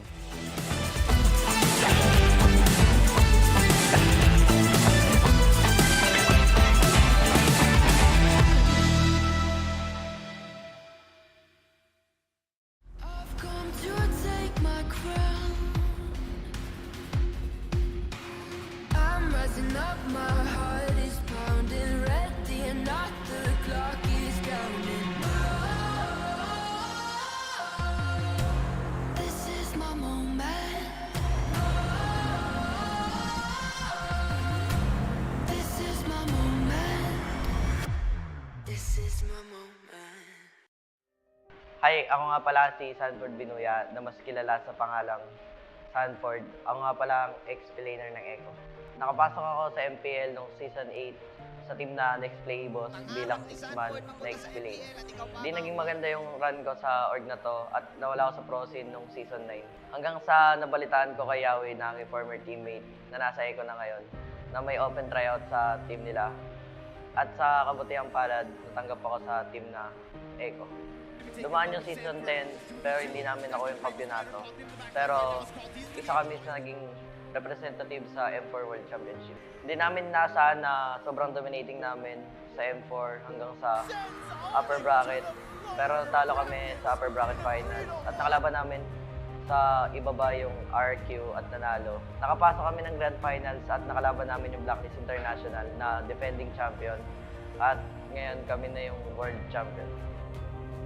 Siguro yung favorite pro player ko is si Carl TV.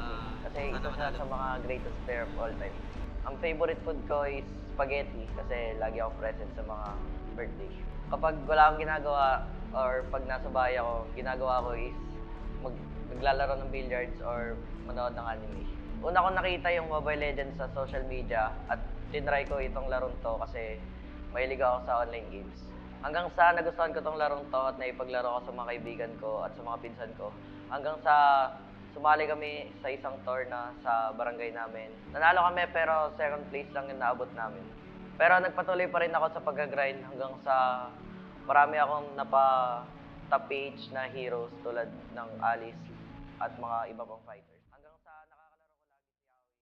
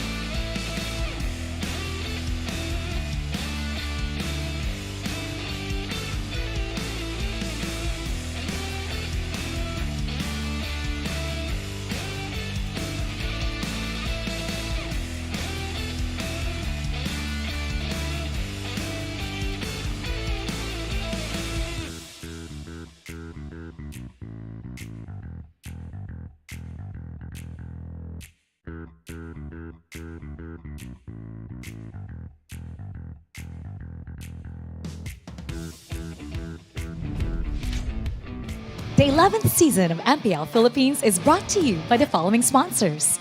Smart, the official tournament telco partner of MPL Philippines Season 11.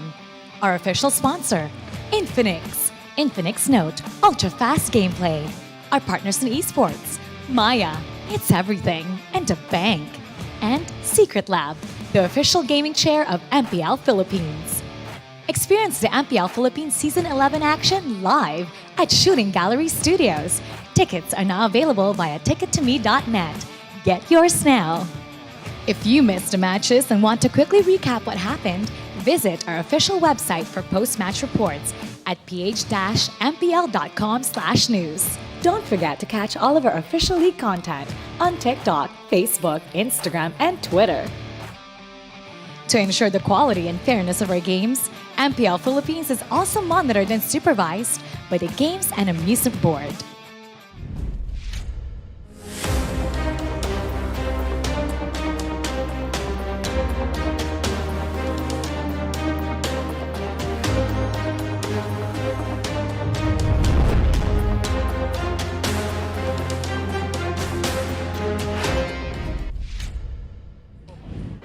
Welcome back to MPL Philippines Season 11! Kasama ko dito ngayon ang ating mga participants sa MPL Battle Trips! Katabi ko ngayon ang ating mga leaders at heroes sa ating community. Nandito si Jen and Carlo. So Jen, simulan natin kay Jen. Tell us about yourself. Well, I'm Jen. I'm the Facebook group moderators, general admin for Community Heroes.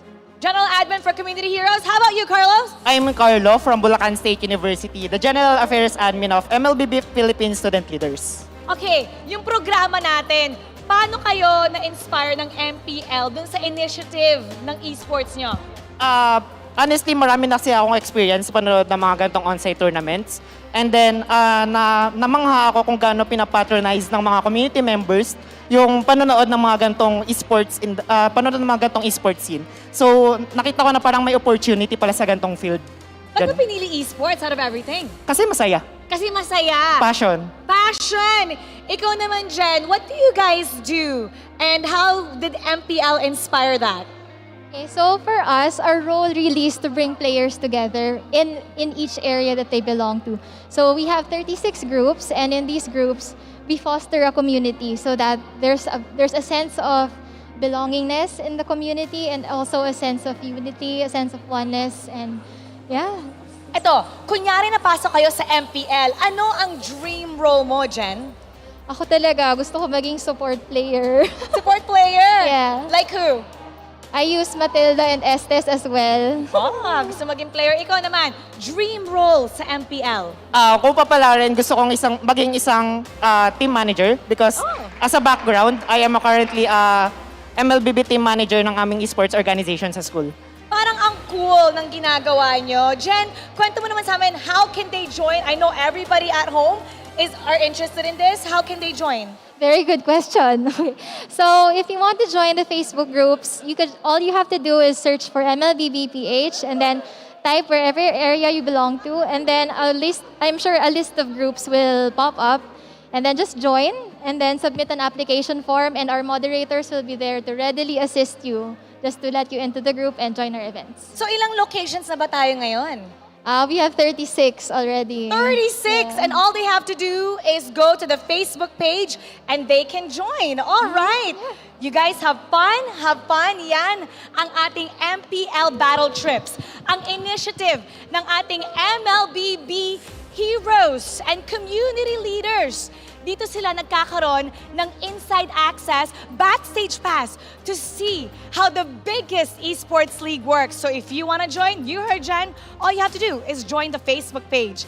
And now, nandito na tayo ngayon sa huling serye, sa halfway point ng ating regular season. And we're gonna be seeing the defending MSC champion going up against the reigning world champion.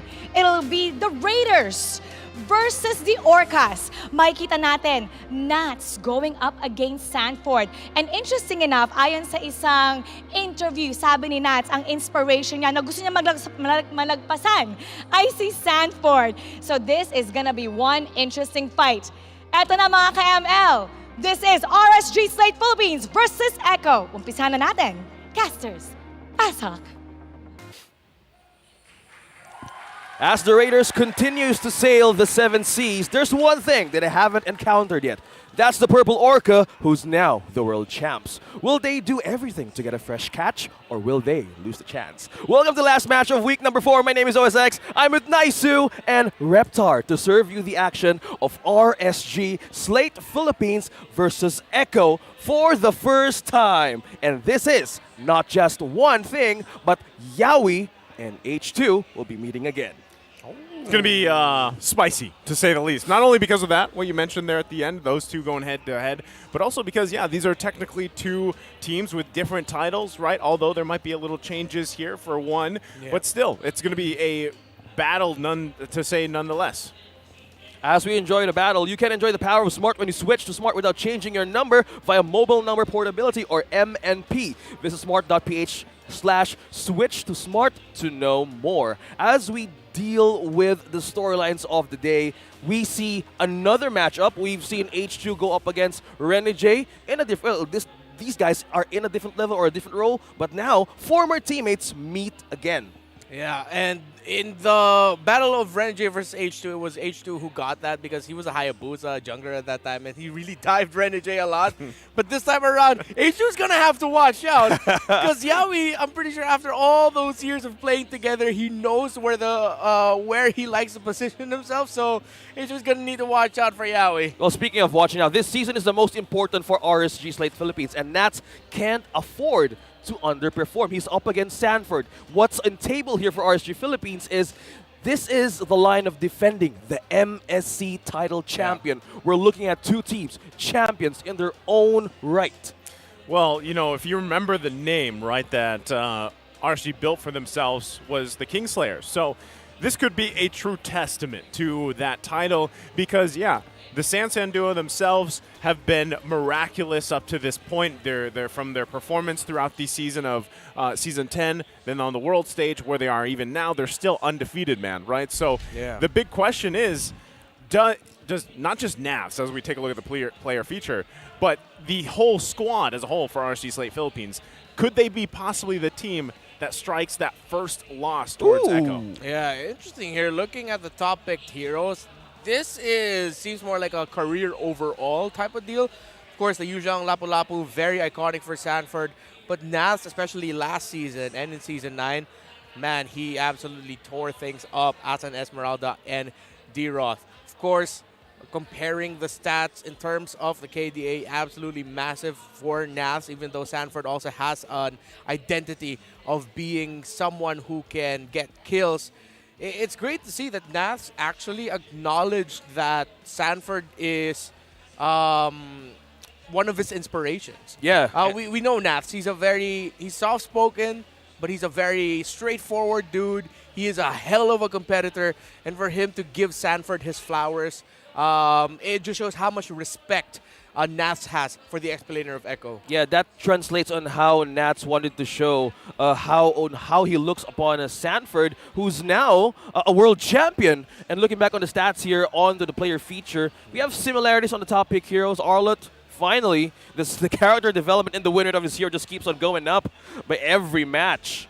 Well, I think one of the biggest things to point out here, especially with Season 11 alone, is, you know, there's been a little more struggle that RSG Slate Philippines has had to go through, right, as the season went on, where, yeah, Echo is dominating, right, to say the least here. So, of course, those stats are going to be a little bit more in favor, too, of Sanford, but still, the biggest thing is, we've been highlighting XP lanes for actually a while now because they are so very big on impact. But that's what I'm wondering, too, especially after last series.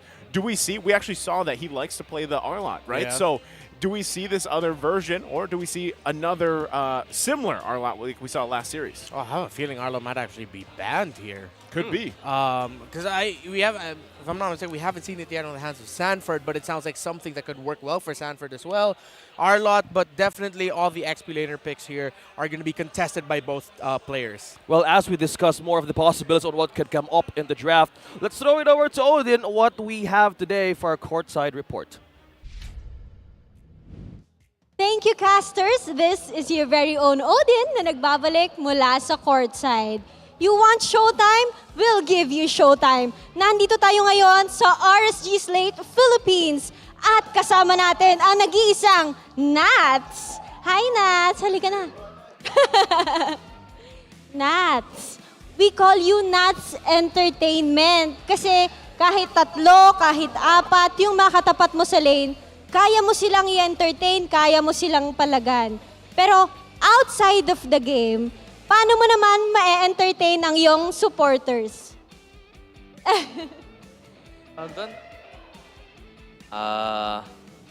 Wait lang. Kaya yan, Nats. Ano lang, approachable lang sa fans, ganun. Maging Doon ka lang approachable. sila may entertain. Yun lang. Smile ka naman dyan. Ayan, nakita natin mag-smile ulit si Nats. At sa isang interview, nabanggit ni Emma na ang pinakagusto niyang nadala ni H2O, kotse. Ikaw, anong pinakagusto mo nadala ni H2O sa team niyo? Wala ata eh. Wala, paano ba yun H2?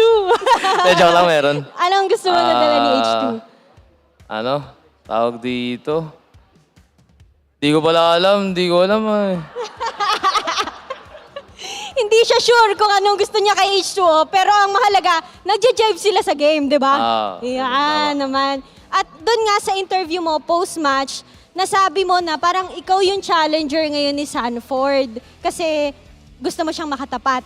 Ngayon na ito na yung chance na makakatapat mo si Sanford, anong pinaghandaan mo? Ano? Nag-practice lang ako sa scrim kanina. Tapos, practice lang ng hero ko. Yun lang. Good luck sa'yo, Sanford. Idol. Idol ka pala, Sanford. Good luck daw sa'yo eh. O, any last message para sa supporters mo? O parang sabi nila may gusto ka daw i-shoutout eh. Shout sa mga Raiders dyan. Tapos, shout sa'yo, cousin. Yan. Thank you so much, Nats. We're happy to see you smile. Thank you so much, RSG Slate Philippines. Now, masasaksihan natin ngayon ang laban ng RSG Slate Philippines versus ECHO. Now showing. Back to you, casters. Thank you so much, Odin. We're happy as well. That was a treat. Yeah, we never see Nat smile, and we never see him like make some jokes on himself. But one thing I've seen some shades of this Chak Mamba way back seasons before on how shy he is. Now he's just also doing the same thing. I never expected that Nats could be that shy. Yeah, I don't know what it was, man. Okay, honestly, Nats looks so smitten. He was like, oh. Okay. Yeah. Why am I here though? But that was a great interview. It was so great. But now we have to translate what he was preparing up against ECHO. So he's up against Sanford. They do the regular scrims and everything. Yeah. So it's still the normal thing for RC what they wanted to do. Again, will they get a fresh catch or will they lose it? I love that in that interview, we literally hear Navs like poke fun more at his teammate than the other team. Like, and I'm sure it's just lightheartedness because honestly, between the two, he is used to playing with Demon Kite, right? But obviously H2O has slotted in there. They've fit really well, and you can see again. We've actually talked about this on the desk quite a bit. They're very similar in playstyle, and I feel like especially with now. H2O has been able to sit in really well, shine very well, and it just kind of it's a part of that piece of the puzzle, right? That just slotted in there from Coach Panda. He made it help. He made it work and everything else, and it just looks like another RSG Slate Philippines with a different variation, a different name. But overall, again, I think there's going to be some surprises from RSG Slate Philippines as they get through the season. But this is a huge obstacle ahead of them. Yeah. And the challenger that he looks up to is none other than Sanford. So the XP lane matchups or even the duos really matter, especially for our games that we saw since Friday and up until now. It's the duo that this just keeps on brewing from every match. But now, I believe the teams are hot and ready. Let's call on RSG, Slate Philippines, and ECHO on stage.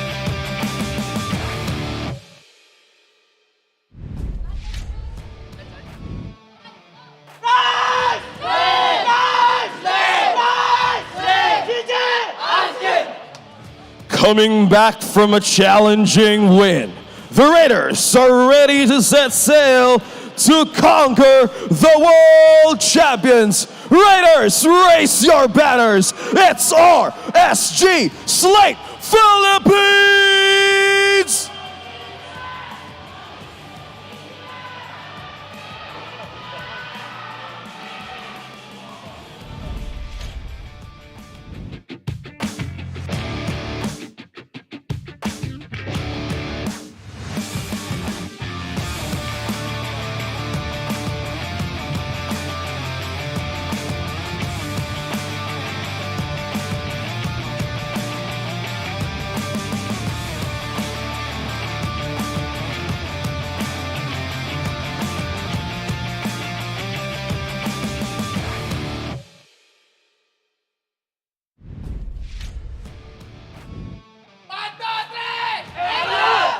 They continue to exhibit a spectacular performance in every match.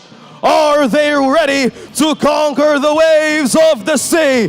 Orcas, it's ECHO!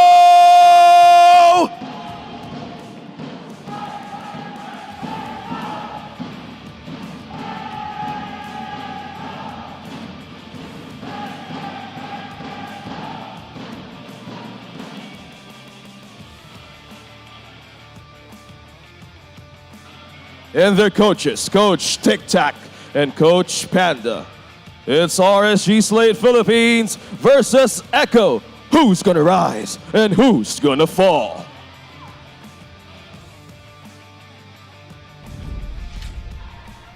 Looking back on this lineup, it's RSG Slate Philippines in their MSC winning championship lineup. Was that an energy ball or were they were just enjoying the sun? Well, nice when I got it. We linked up there. Yeah. They were praising the sun. Praising the sun. Okay. Praising the sun. You know, why not?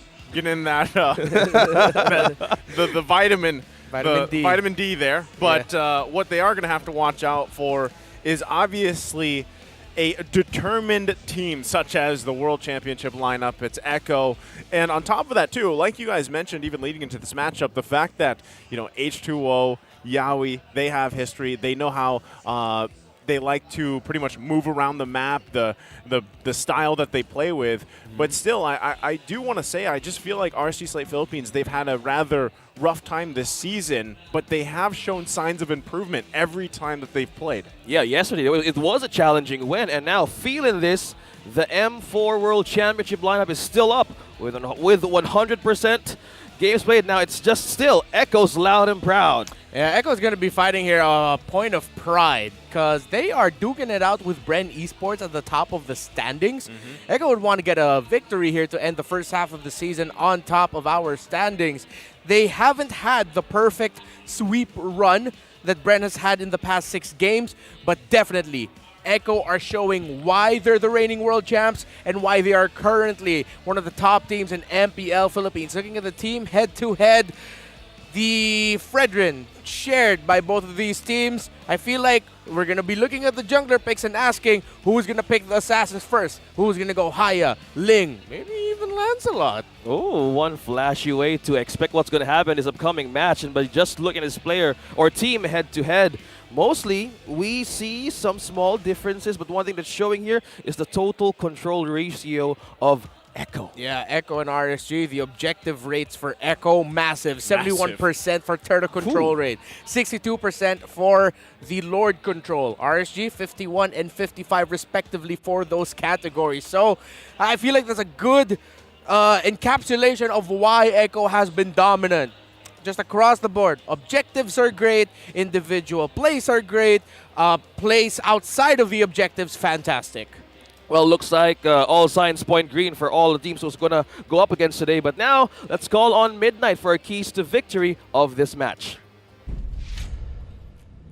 It is about between the two international champions here, RSG and ECHO. Sila naman ngayon maglalaban. Ito ang kailangan nilang magawin para manalo. Ito ang Infinix Keys to Victory. For RSG, kailangan nila maging handa para sa hero ni Sanji, yung Hero Ocean, yung mga kadita na pwedeng ilabas ng ECHO. Dahil nga na-flex yung kadita on both the roam and support position, hindi sila sure for RSG kung ano nga ba yung magiging impact ni kadita rito. Pero syempre kailangan nila ingatan, lalo kapag hawak ni Sanji yung hero na yan, ay napakalaki ng impact na binibigyan niya for ECHO. ECHO naman, kailangan nila exploit yung tendency ng RSG na maging passive, lalo pat fundamental yung approach ng RSG. May mga times na nakikita natin sila naghihintay, patiently waiting for the right moment and opportune times para gumawa ng play. And ito yung pwedeng i-abuse ng ECHO. Again, sa lahat na nakita nating laro ng RSG, minsan kapag sobrang fundamental ng approach nila, chaos yung sumisira sa momentum nila. Inala naman natin ang Echo Express, pwede nilang ibalik anytime soon para ma-disrupt yung fundamental approach ng RSG Slate Philippines. Now, for both teams, naglalaro si Light at si Yawi, two very esteemed roamers on both sides. Kailangan nilang itignan at iwasan ang isa't isa. Kailangan nilang i-expect yung mga bush play, yung mga ambush na pwedeng gawin itong dalawang roamers na to. Alam naman natin na napakainit nila pagdating sa mga target lock, target selection, and yung burst damage ay capable yung dalawang team na mag-follow up. So napaka-importante na mga bush control para sa mga roamers natin. Yan ang ating kailangan tignan for both teams. Casters, back to you. Thank you so much, Midnight, for those keys to victory. Now let's break it down. For the first one, Sanji's Hero Ocean. How big it is. How big this is becoming of a problem for the side of RSG. It's huge. It's huge, right? So the thing about it is, you know, any of these, actually any roles that have this huge hero pool, hero ocean, sorry, it is something that teams have to worry about. What I'm seeing a lot of though is obviously we have our meta. The meta is pretty much established, and leeway-wise, when it comes to heroes, there is curveballs, and it's usually down to those last couple picks, right? Both teams have done this before. Yep. But specifically, it's actually the execution factor, especially with the Sansan duo, and that's why, you know, as we get through this draft here, this first phase, if you caught the breakdown of statistics earlier, the reason why it's so in favor of ECHO, especially objectively, is because the team allows Carl Tizia to just do that, right? Like, go objectives, we got everything else under control, and that's usually what we see. Yeah, give activation to everybody. Man, these two teams know each other so well. RSG and ECHO really quick with the bans. Cho, Akai, Yuzhong taken away right out of the gate. Of course, that's a sign that RSG want to prioritize the Fredrin, of course, for H2 and take it away from the hands of Carl TZ. Meanwhile, ECHO took away the 1-1 and the Joy, which is actually a flex pick for RSG. We've seen it in the hand of Nats. We've also seen it in the hands of Exort in the mid. So, talked about the Hero Ocean of Sanji. I feel like Exort's also another mid laner that has a lot more tricks up his sleeve. I mean, we've seen Sanji play mid lane Gusion in the past. We've seen him play mid lane Julian earlier this season. I wouldn't be surprised if Exort has picks like that under his belt. So, of course, as expected, RSG will prioritize the Fredrin. Now, ECHO, they can prioritize... Honestly, I'd want to see them even just think about the Julian, either as a flex pick right away. They might play it safe. They go ahead and pick up the Kaja and the Faramis. I actually like this, right? It's a little different. A nice choice for ECHO, yeah. We're not picking up something on the same shelves. Now we're looking for something that they don't want to be, well, be read with this draft. Maybe that's the thing, right? Maybe ECHO is the entire ocean. Like, their hero pool as a team is that ocean, right? They're an orca. Yeah, because, I mean, I'm sure most people at home are probably thinking like, hey, yeah, Kaja's open, but we do see usually a lot of Farsa being locked in. The Lapu's open as well, and we know that Sanford likes to play that. But on the flip side, it ends up being a Kaja and a Faramis pick. Yeah, and I like it. Of course, we know Kaja and Faramis are two heroes that have amazing utility because of their ability to pick off. They both have an inherent pull, but it's really their ultimates that are game changers. They are annoying, for the lack of a better term. Well, speaking of annoying ultimates that we've seen in the performance of Light up against Blacklist International, well, yeah, it's back again. It's Halloween for Dylan himself. Now they counter it with a pick with the marksman of ECHO, and now they're shortening down possible Hero Ocean of Exort because they've taken out the Farsa, who has been very successful in the matches. I wonder if Echo are going to take out the Kadita of Exort because they honestly have the lineup to deal with it. So they might leave it open if they're not. RSG, though, they still have an Eve available for them, even though we haven't seen her a lot this season. Maybe it's time for Exort to show his other picks if he has them. I want to see RSG even consider the Lilia if possible, because if the fourth pick is also a very dive-heavy hero for Echo, a Lilia would be great at punishing that. And a classic Lilia-Lolita combo plus a Melissa, you're still going to be able to set up that Melissa well. She hasn't been debuted yet, right? If I'm not mistaken, she was Is it once, picked maybe? once? Yeah, I One remember her getting picked once earlier this season. Yeah. Oh, yeah. Oh, I like that Arla band. Last one there from Echo. Yeah. You know, they don't want to let that slip in the hands of Naths here, especially in this Respect. matchup. So Yeah. there's the respect on it. Because, yeah, that hero is definitely rising, and I'm sure we're going to see more of him throughout the season. Yeah, Bro, he and feels becoming a broken. strong choice. Yeah, he feels broken. Just a little bit broken. With I'm telling unbending you, will earlier.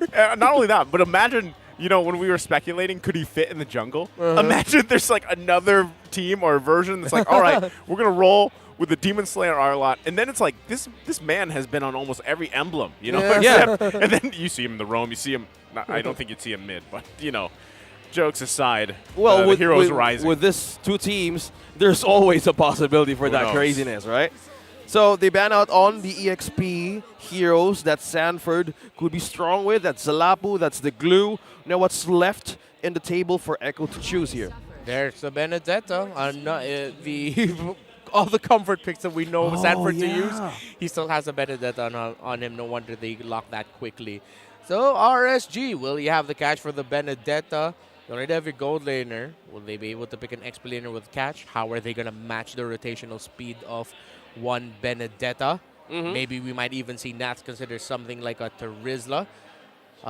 Just to have a little bit more AoE catch there paired up, and that's what they'll have a lot of in spades. Yep. Of course, you see their H2's buff, his better half. Yep, present, live, and in the studio. That's right. That's the focus right there on H2. And as we talk about the possible ways of pairing a good way on the EXP lane for RSG, Paquito, Finally. for the second time with the 0% win rate, they're showing it now. There's the Eve. Okay, so Paquito, Eve, calling it back with a lot of XP laners off the board. It looks like some Season 9 pickings here. Of course, Paquito falling out of the meta.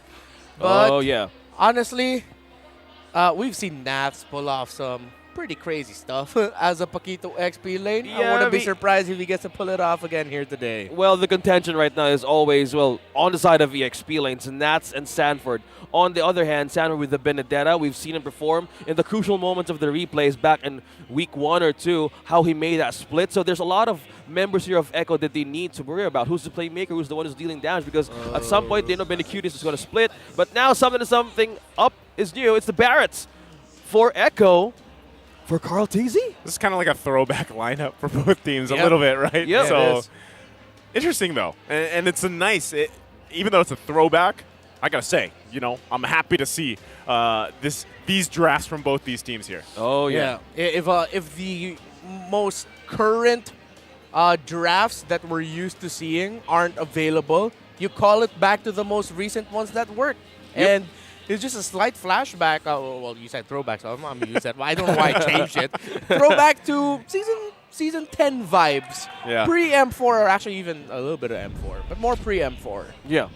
So we might see something new, but as our prediction goes, so watch out for the Smart Power prediction. At some point in the game, a poll will show up, and you only have until the timer runs out. So be sure to comment on the prediction with hashtag #PowerOfSmart. Remember to keep an eye on the poll, and you might win a redeemable code. Let's not go any further. It's Echo versus RSG Slate Philippines for the last game of the night. Man, these other teams got to catch up on these drums, by the way. I know, right? You know, every time Echo is here, I forgot. They imported the drums. People are importing players around the world. Echo imported drums to the Philippines. Yeah, if anyone in the teams can hear me, can one of you please bring a saxophone one day? Oh, yeah. I love how saxophones sound, and that'd be great. Imagine having a jazz group as your battle cry army. Soothing. Now, okay, force out the flicker on one by Sanji.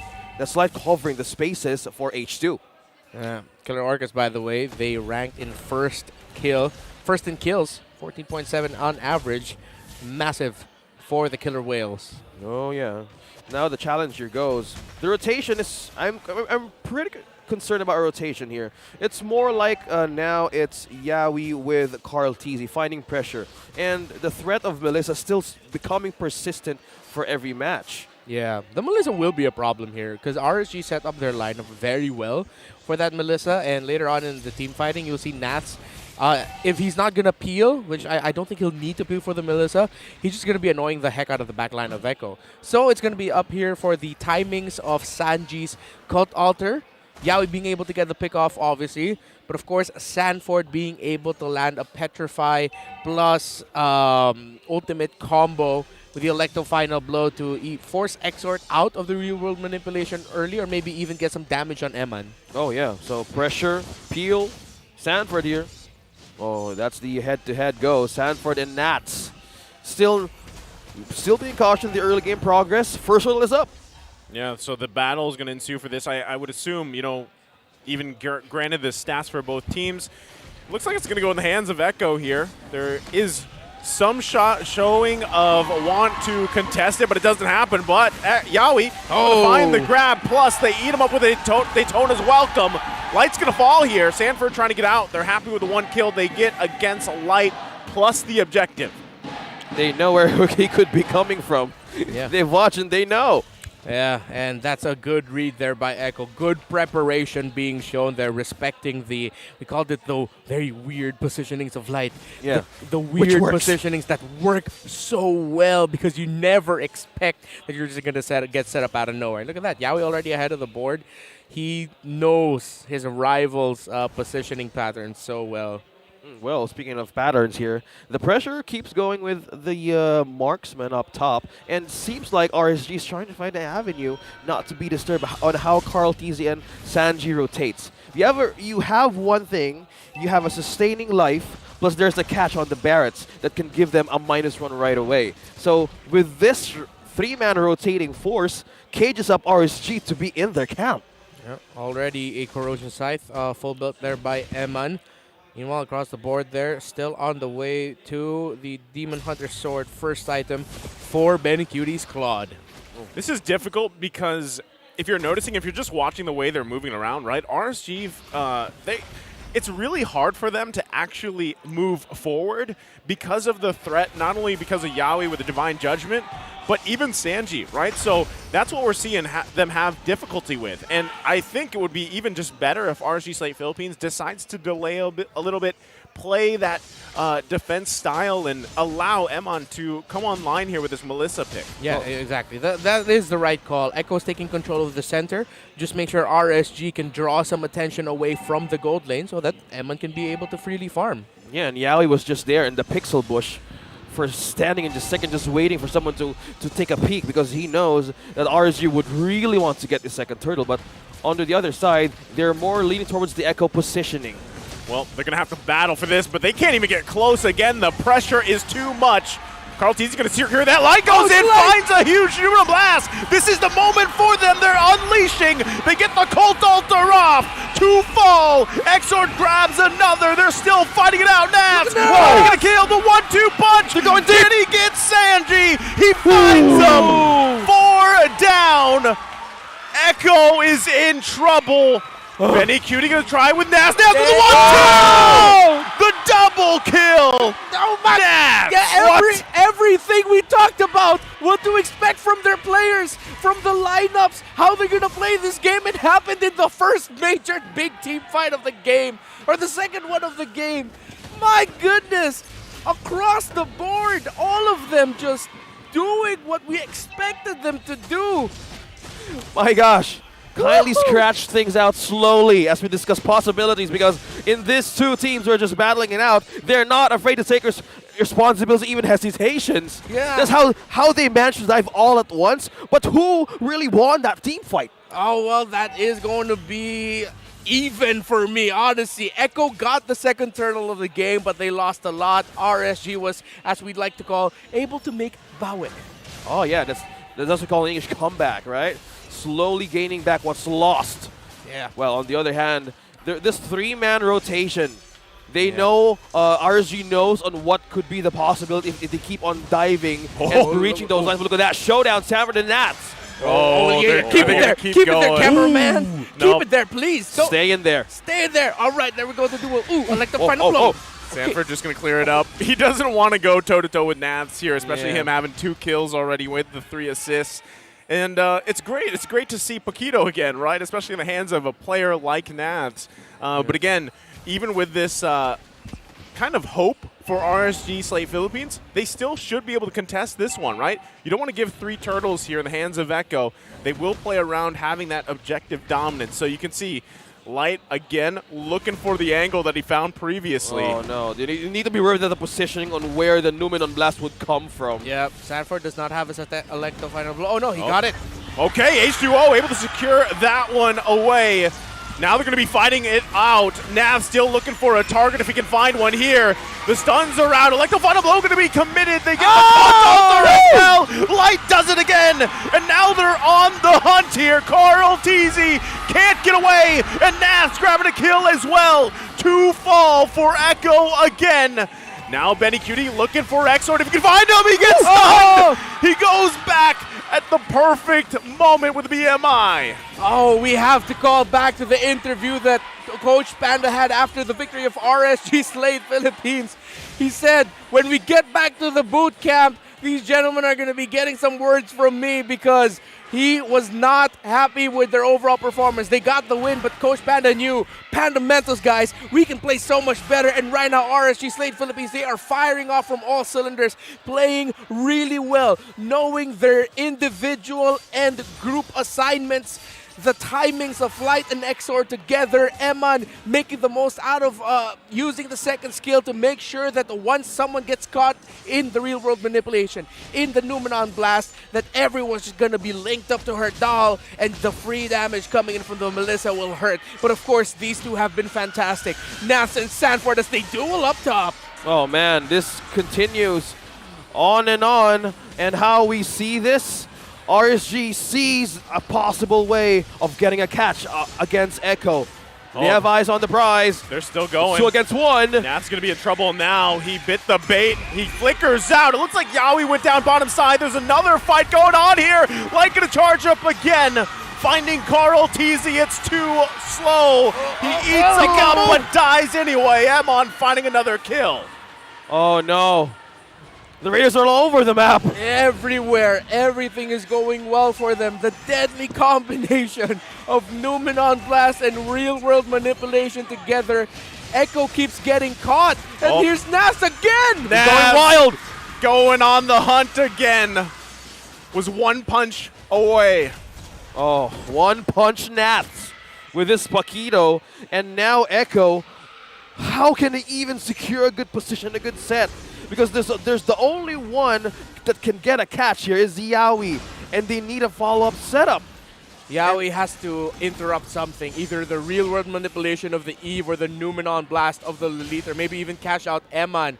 But it's the counterplay and just the ultimate combination of RSG that keeps getting Echo. And Echo is a scaling lineup. This lineup that RSG drafted here, they can scale super quickly, which they already have. Now Echo, they might actually be a little bit more patient, wait things out, because it come to late game, that's where they'll be able to fight things out when Benny Cutie has the damage that he needs. It's going to take a while. Okay, speaking of taking a while, it's almost 10 minutes of the game, and Echo know their mistakes. How can they be able to reset from this? Because they might call a different way, or they might risk something that Stu Conceal's used. Yeah, they're going to use the Conceal. Oh, Yaoi might be in a bad position now. He tries his best, but he's going to get shut down. Here comes Light again, charging up. They find and punish Yaoi. And now Echo's in trouble. Numbers disadvantage in their favor. This is a chance. Nav's doing exactly what he has to do on the hunt for Sanford. He goes in. Does he have another punch? Sanford bobbing and weaving. And right now, they're still running for the hills. But they don't want to give up the lore just yet. Benny Cutie with a blazing duet. Carl TZ quite low. He falls here, and Benny Cutie.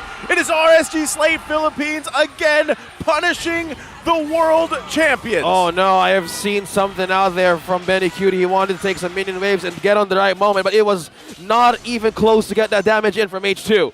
How much percentage of the surface of the Earth is made up of water? I need to look it up. Wait. It's a lot, right? Who are the kings of the sea right now? RSG Slate Philippines. Yep.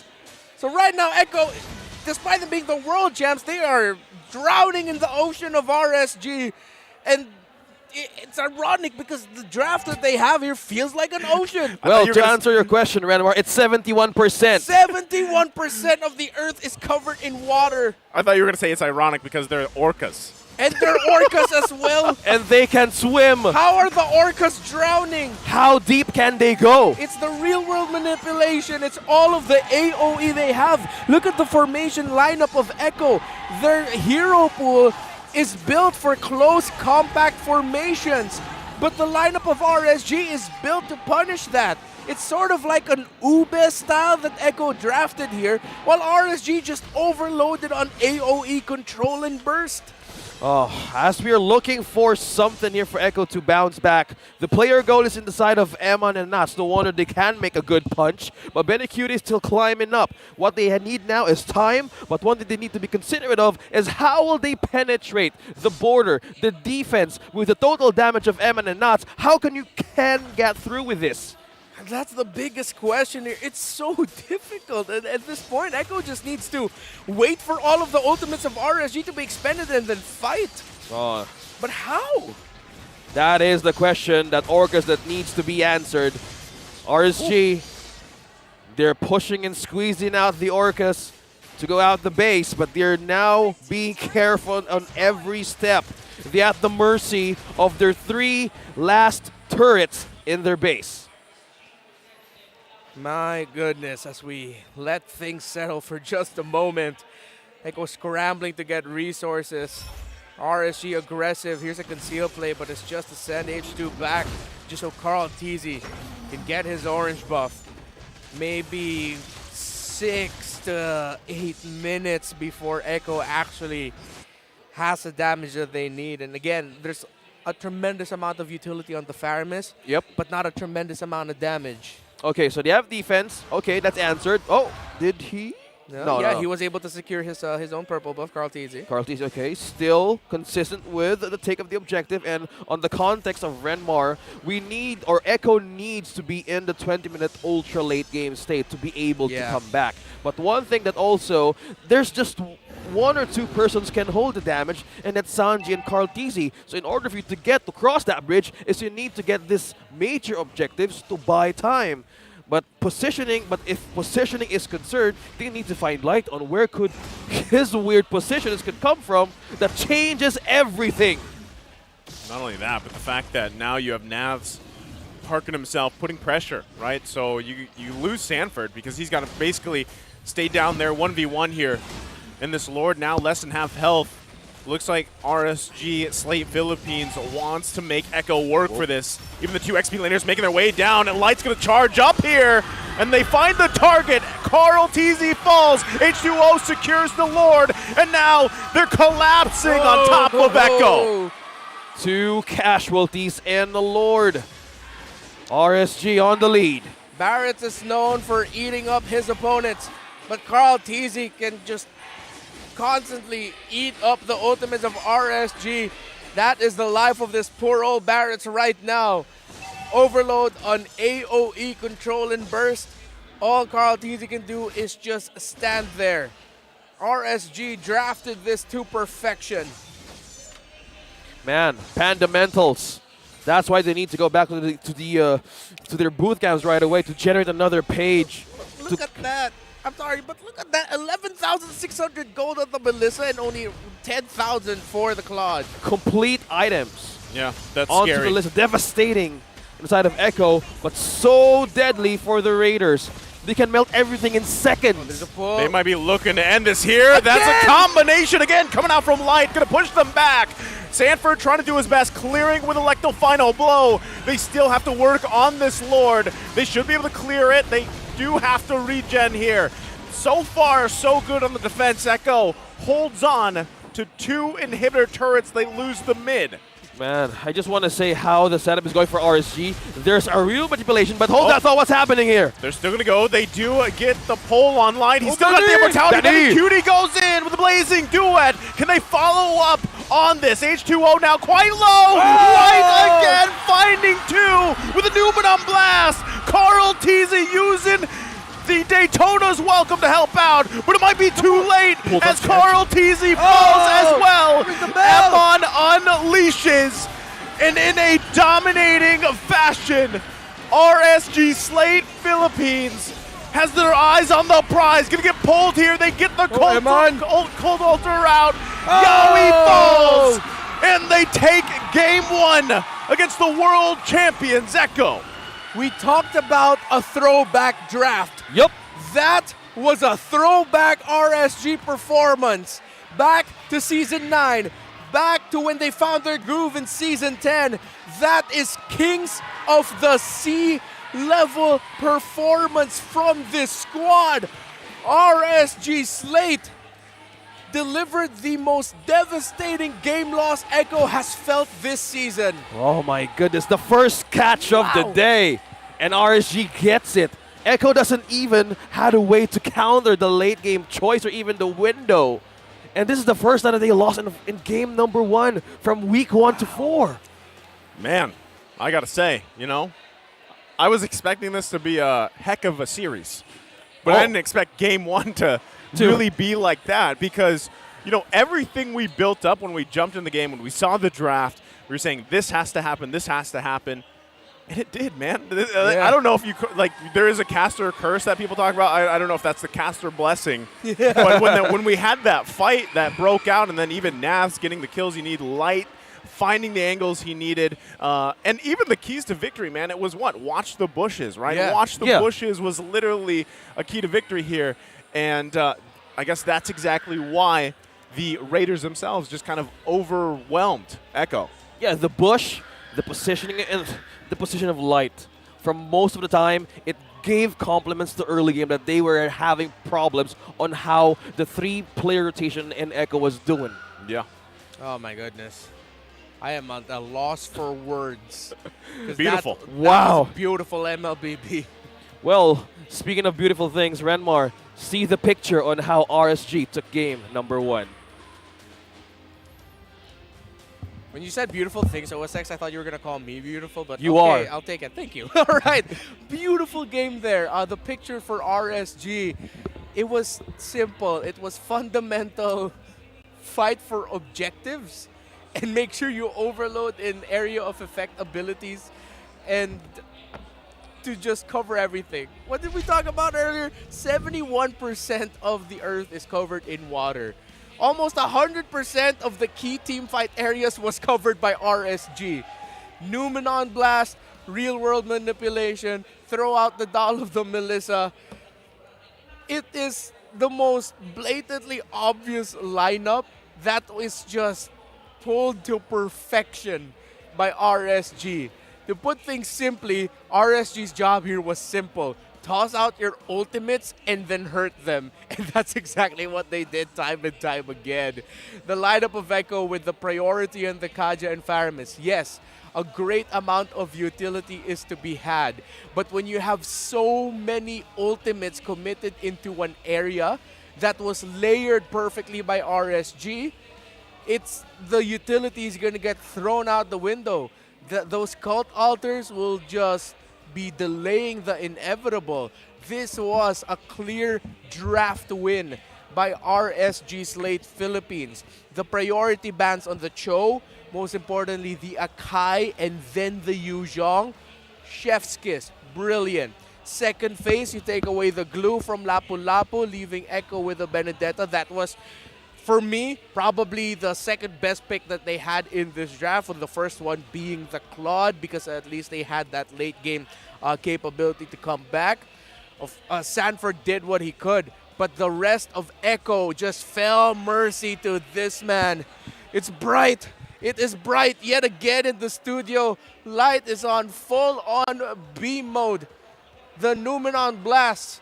When we were talking about Numenon Blast and Light's weird positioning in the first series of the day that RSC wasn't even playing, I cannot believe that it ended up becoming a sort of like a premonition for what was to come. Light plays this Lolita so well. And if I am Echo, I will watch out for this pick and either not give it or take it away. Instead of prioritizing something like a Kaja if you're going to be in the red side, maybe I'll even think about picking up this Lolita instead, because you cannot give it to the hands of this man. They took away the Cho from Yaoi. They took away the Akaya from Carl TC and Yaoi. But Light got his Numenon Blast as we go back into the highlights. You saw here early on, though, Echo were able to fight some certain objectives, but once Light was hitting them with a Numenon Blast from the off angles, that was it. This team fight, these two teams showed exactly what they need to do, what they can do in this game. It was a fantastic and beautiful back and forth. But at some point, everyone just fired off on all cylinders. Nats bringing back his once signature Paquito pick with highlight plays. The timings of the real-world manipulation by Xord. Eman's positioning being great. H2 timing the usages of his taunts and his control abilities, tying them together as well. Echo just could not find the flow as the ocean that was RSG constantly crashed into them. Bang! Numenon Blast after Numenon Blast. My goodness. RSG Slate knew their assignment and pulled it off to perfection. Majority of these highlights are just Numenon Blast after Numenon Blast. That tells you everything. Oh man, Light needs to be watched out for here by Echo. A fantastic MVP performance. I have honestly run out of things to say, gentlemen. It's okay. My goodness, what a fantastic game by RSC. It's bright. It is. Basically, pagdating ng late game, yung Claude ay hindi. Let's look at the checklist. All right. So here's the checklist for the keys to victory, I think. Okay, now I can see it. Be prepared for Sanji's Hero Ocean.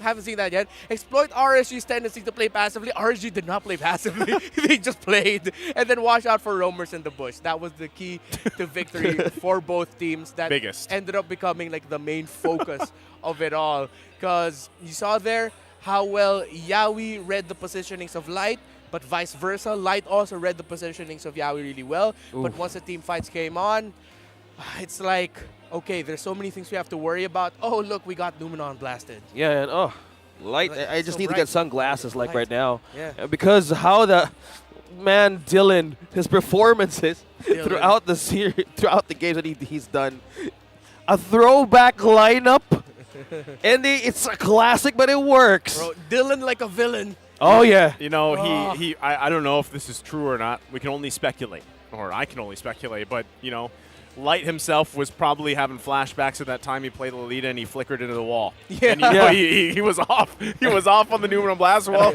Congratulations, Light. You just made up for it with that impressive game. And I honestly don't think he's going to get Lolita again. You know, Yeah. I think it's going to be banned out. He should not. He should not. If I'm Echo here, it's like, yeah, man, let's not give that Lolita. Yeah. We got to watch out for the Eve. And, honestly, as someone who got to rank up a lot this season with Eve, Sanal. I'm so happy that I'm seeing Eve more. Hey, man, you got like a 90% win rate while you were in Japan. That's true. What do you mean, That's facts.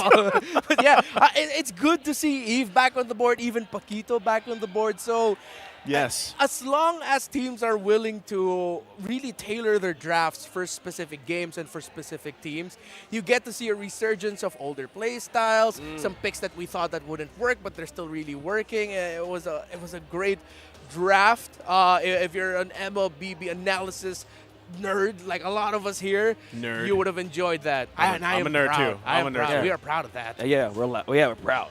Yeah. yeah. That's not convincing us. Yeah. I am proud.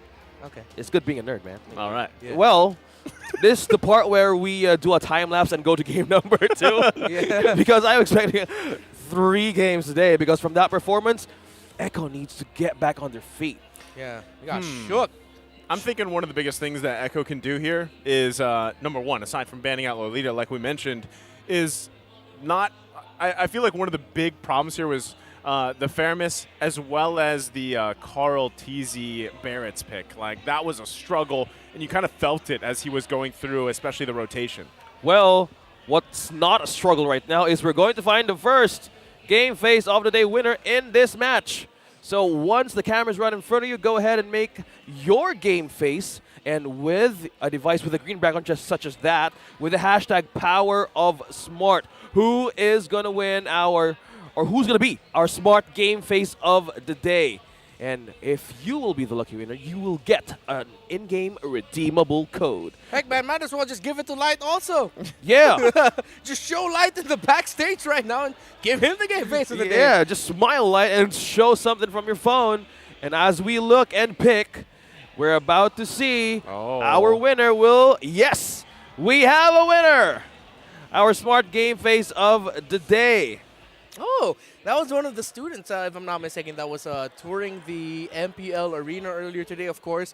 If you caught the program earlier, at the top of this part of the day, Mara talked with representatives, of course, with the school initiative that we are part of in the MPL. So it's great to see that the students are also here. It's like one of the best field trips they'll ever have. Yeah, a good excursion. I never had it back in the day. This is only stuff we hoped for. You know, back in the day. Hashtag back in the day. I wish we had battle trips that we can go to MPL. Hey, you know, if Butters is 19, what are we, 20? No, we're 15. All right, that can't lowball it that much. Can't lowball it. At least be honest. We're 21, guys. Okay, you gotta make it fair sellable. enough. Yeah. Well, he's the first one who got in here. Yeah, he was one of the first. So he was 12 then. Yeah, he was 12. So we're 21. Us three. Now. Yeah, the more we say it, the less convincing it becomes. You should have just left it at one time. Okay. Yeah. I'm gonna leave it at. Now we just sound sad. Okay. And ashamed of our actual ages. Please throw up the draft. There it is. Yes, please. Thank you. We didn't know how to dig out of that one. Yeah, good time lapse, by the way. All right. Game number 2. Okay, so what Echo needs to do here is not give the Lolita. But of course, they need to watch out for the early pickups for certain priorities. Honestly, this probably was a very animated discussion behind the scenes for Echo in terms of how they're going to draft this. Echo might actually even consider banning out the Fredrin and not giving it because the hero that is commonly known as like the best to go up against a Fredrin jungle keeps getting taken away here by RSG. If I'm Echo, maybe not give the Fredrin, start from that and see what happens. Okay, so squeeze out more since we're talking about Hero Ocean. Since these two teams are really, well, confident in swimming and diving in deep, why not show something new? Show something unpredictable. So we might see another flashy one. Since we've seen a throwback lineup, we could see either a good highlight Echo lineup in game number 2. So we're still seeing a staple ones, but the Yuzong as well. A bit of a focus on the EXP lane, but at that point that Huron mentioned, the Fredrin could make a lot of difference. Yeah, they could still follow the same banning pattern and take away the Valentina. I'm talking about Echo here. But instead of prioritizing the Kaja and Faramis, they might take one of those and then pair it up with something else. If anything, I'd rather take the Kaja, but pick something else aside from the Faramis. Or maybe hold back on your roamer pickup and pick it up later for the adjustment. But Echo says, nope, we are taking away the Fredrin. I like it. Valentina first pick is available here for RSG. But, hey, what about you go super throwback? What? Say first it. pick the Paquito. Ooh! Wow. Wow. Was that season 10? Season 9. Yeah, season 9. He was like every single pick. time. He was like the Fredrin back then. Yeah, he was the Fredrin back then. And again, that might actually give some flexibility because now you've taken away 2 of the tankiest junglers in the game. So now there's a little bit more room for high damage dealing junglers. Oh, it's not going to be the Paquito, it was the Valentina, and we're seeing a Magus getting hovered by Echo right now. What they're going to be picking up. Oh, is that serious? Right away. Good rush there on the Melissa. Okay. I thought it was something with one-eyed. But yeah, okay. It's a Kaja. Yep. Melissa and a Kaja. Good pickup for Benny Cutie here.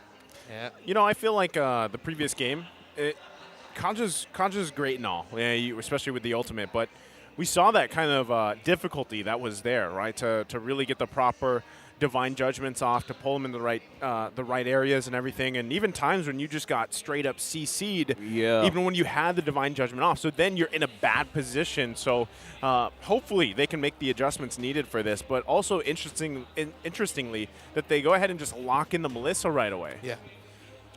I like the pickup. H2? Yes, yes. Okay. That's a lot. You got what you wished for. No Fredrin. Let's go something quick and flashy. Oh my goodness. I'm so glad we got to call it because, yeah, with Fredrin and Akai gone, you can pick assassins. High damage dealing junglers. Come on. Yo, Carl, please pick up a Hayabusa. Please pick up a Ling. Come on. Amazing. We're just seeing different ways of approaching this draft. Okay, no jungler yet. Yeah, they needed to pick this. It's the usual pairing that you see with the Melissa. You know, I wonder if Echo might actually even consider flexing this Kaja pickup because... Oh, okay. You thinking jungle? I'm thinking Kaja jungle, then pick up a Diggy. Kaja for jungle. Yawi. Will that be... Well, can he hold up against a Lancelot? Yeah, that's the problem. It's going to be tough. Yeah. It's going to be slow. Yeah. It's going to be pretty slow. It's going to be pretty slow. It could be a curveball that they use.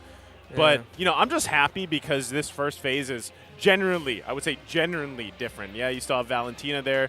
You know, you got Farsa. But Kaja's usually banned out. The one thing that I'm wondering, too, is this Lancelot specifically, right? Is it, yes, it's going in the hands of H2O, but is he going to build what we've seen so far through the meta of this season where it's just, you know, tanks a lot? Or is he actually going to go assassin? Full-on assassin? You know, what if this ends up becoming like a mini storyline for Carl TZ? What? Like, he lost that game where against Omega where they had the tanks a lot, right? Yeah. What if this tanks a lot snaps the Echo win streak, and then later on in the season, Carl TZ snaps and just goes, fine, I'm gonna play it too. And then he realizes, wait, this works? And when he does it, are you happy now? Yeah.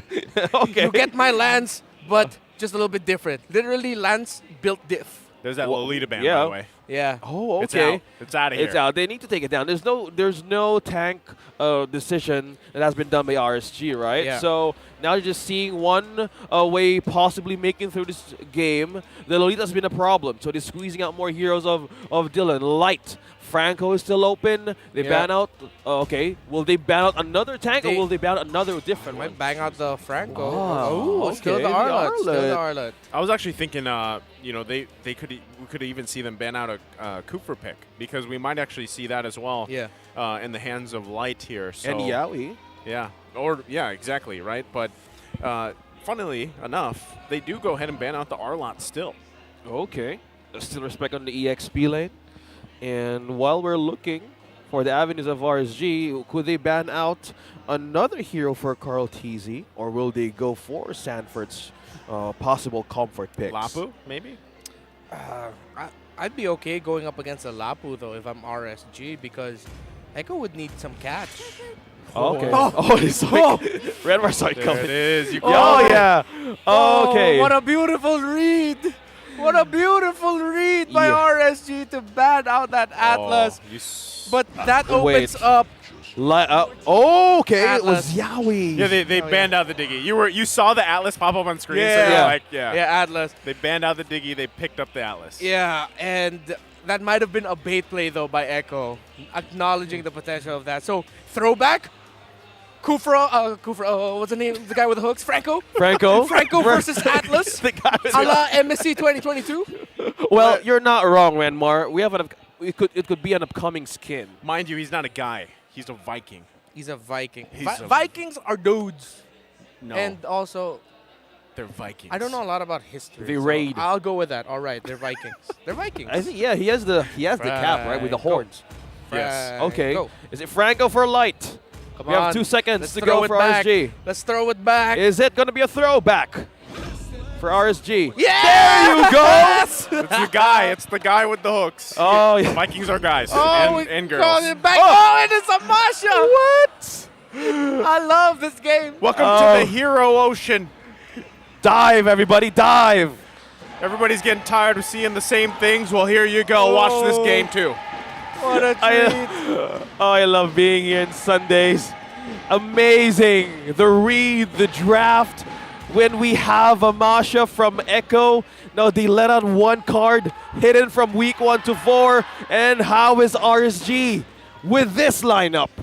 All right, I'm going to have to tone the heck down out of my excitement. RSG has 2 suppress abilities. They have the Divine Judgment because, of course, they have a Valentina. They can just steal away the ultimate of the Kaja. And they also have the Bloody Hunt of the Franco. Add to that, they also have, what's the thing we talk about with Franco, one of his problems? He doesn't have a big group setup. Yeah. RSG also has that. Again, the strength of the Valentina first pick blue side is that you can cover so many bases if you can draft around it quickly. The biggest problem right now here for Echo is their catch is not really like a big CC catch. Yes, I know they have the Atlas, but I'm talking about the single target catch that they can have. They have the Kaja, but this is going to be a lot of work for Sanford on the Masha to be able to burst down the right targets. They need to activate good switches if you're Echo. And it's game number 2. How will the Orcas bounce back? First catch, that was Yawi. Okay, and he's using the Franco. We know how Light with his hooks can get really good. We've seen his performance back in the season. Now he's up against also Yawi, who's a user also with the Franco. Yeah, I'm actually surprised too. You know, we're going back to the keys to victory here. Sanji should be fine. Wait, that is a purple buff steal. That is no first purple buff. Man with the hooks. They get the first blood here in the hands of Exor. Off to a good start again, RSG. And as you were saying, yeah, did they take the purple buff? Yeah, stolen away from H2. So the first rotation here for RSG might be quite difficult. H2 is going to need to really make the most out of all the abilities that he has and be careful with it. Well, speaking of being careful, remember we're talking about this. Kaja versus Lancelot. What's the power spike here? We know how Lancelot can be that aggressive with a skill set. Yeah, well, it's good now that Echo can delay that a little bit because they stole the first buff of that Lancelot. I'm just waiting to see the builds here for H2. Looks like he is going to be building it Tanks-a-lot-wise. So both junglers, it's not going to be an easy time, but it will be an easier time for Lancelot. We all know the strong combination he has with being able to secure objectives. Yeah, I'm actually surprised too because like RSG Slate Philippines just relying on pure athleticism to avoid Yawi fatal linking them, right? Like they're just gonna flicker reaction time out of there, but Yawi does find a target. Light does flicker himself. There's the copy version. Light does fall. Feathered Airstrike finding the mark, but the turtle does go to RSG as well. Looks like the Vikings really know how to catch a fish. Oh my goodness, Light saved that turtle take for RSG. The hook that he was able to land, of course, and of course Exort with the counter fatal links, as we were talking about earlier with the Valentina, and we're going to be seeing Exort shuffle that around. Is he going to be getting the ultimate of the Casual? Will he be getting the ultimate of the Atlas? So many options. It's just going to be down to timing. Oh, close the timing there. I just got it. How did they manage to able to get those catches correctly? So deadly. Well, in the hands of these players, you expect caliber, top prime form. Light's gonna be in trouble. Yeah, you can't escape this one. He's gonna fall here. Sanji grabbing another kill. That's gonna be scary as the game goes on if Sanji keeps getting those early kills. Yeah, great conversation, conservation of abilities there because Yawi didn't utilize the fatal links, even though he was probably thinking that, well, they had the information that Light doesn't have his flicker yet, so he didn't need to commit his ultimate. Good call. Well, battling mid lane. They gotta watch out, Light. Setting up. Sanji's gonna be in trouble. He's gonna get locked down with the Bloody Hunt. Can he get out in time? He can't, because he gets fatal linked by Exort. Light grabbing the kill himself. And now we're back to it. It is 2-2 across the board, but a little lead here for RSG Slate Philippines. Slowly they want to get Vision up against Echo. Light really covers a lot in terms of the jungle of the Orcas. The main goal here, give a hard time for Carl TC to get those objectives and have coverage on where everybody's going at. Well, see, that's how this is going. H2, they have eyes on the bottom lane. Yeah, I don't think they can commit to that one. Everybody knows that Turtle's going to be up here in a couple seconds as it spawns now, and they got to get in position to battle this one out. Okay, now Echo starting with a good position. Well, Sanford is one thing that he needs to do is just pull out a Lapu-Lapu using the ultimate. Yeah. Just CZ's connection of RSG is deadly. Can they Nats take this? Nats going to have to go in here. Carl TZ does secure that turtle, so now they've grabbed one for themselves. It looks like they're just going to back off for now, happy with the objective. Yep, good call for Echo to draw back. A very small thing happened there with a big consequence. Sanford with a quick burst onto Nats. Give them positional advantage. They're going to find Light once again, and they're going to push the situation, but they can't get Light down here. 4 members of Echo down bottom side. Yeah, you saw there. Echo actually thought, okay, guys, we don't need to push this. And then they suddenly turned around and said, oh, wait, no, guys, we can push this. This is how the pressure really works inside of the team or the player's mind. Like, if something can be worth pushing or sacrificing with, they go for it. With the play style of Echo, they're really not afraid to take those risks and just move forward. Oh, okay. So, Echo right now just really committing a lot to protect Benny Cutie. They know that RSG is committing their rotations there. The information is getting collected by Sanford that the members of RSG are more in the bottom side. So it's a good call here for 3 to stick. Ooh, close. That was good dodge really close. there on the hook. If that landed, that would have been a big win for RSG. So now that RSG has one thing that is really, really crucial, the hooks of Light. But on the other side, Yawi on the other side could be beneficial if he gets hooks first. There's an opportunity. Oh, they're going to be in trouble here. They find Carl TZ now. The eyes set on Yawi. Can he escape this one? He's too slow. He falls as well. 2 down for Echo. Sanford holding on here. Another hook dodge by Sanji, but RSG still finding moments. Yeah, the positioning again of RSG still shining here. And their internal timers knowing when Echo would want to position themselves in certain areas. Catching off Carl TZ. Oh, H2 needs to be careful. Yeah, he's going to get thunderclap, but he's going to be fine for now. Also, just picking up that Guardian Helm, so he doesn't have to go back to base regen. But that next turtle, the third one, is now for the taking for both teams. Well, positioning could be very, very nice for Echo to secure their bushes. Because most of the time, they can be surprised by the ultimates and the catches. Oh, look at Sanford. Look at Light here. Everybody in position here. Also, Benny Cutie not a part of this fight here. It's going to come down to this turtle fight. A flicker comes in from Light. He gets the lockdown on Yawi. Yawi does fall. Sanji now on the run. It's H2O that secures the turtle. And a Fatal Links finding 2. Another member goes down for Echo. Exort and Light, the lockdown OSX as you mentioned. Oh no, that flicker combo onto Yawi froze. Oh, my goodness! The man with the hook! Oh, he's catching Orcas today. Finds another. I didn't even know you could catch Orcas. They're massive. They're big. Light's bigger. But they're catching the world champs 1 by 1. Oh, this is classic RSG.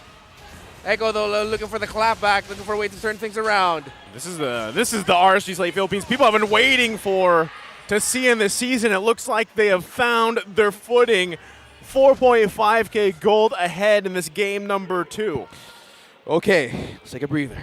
We have a replay. Is it the hook? Is it? It is. Oh. Nats with the information, being able to see that that's where Sanji was. Recalling. Woo! Thank you so much, Infinix, for capturing that moment. Glimpses of RSG rising. How's the items right now up against Echo? Okay, big discrepancy between the two mid laners.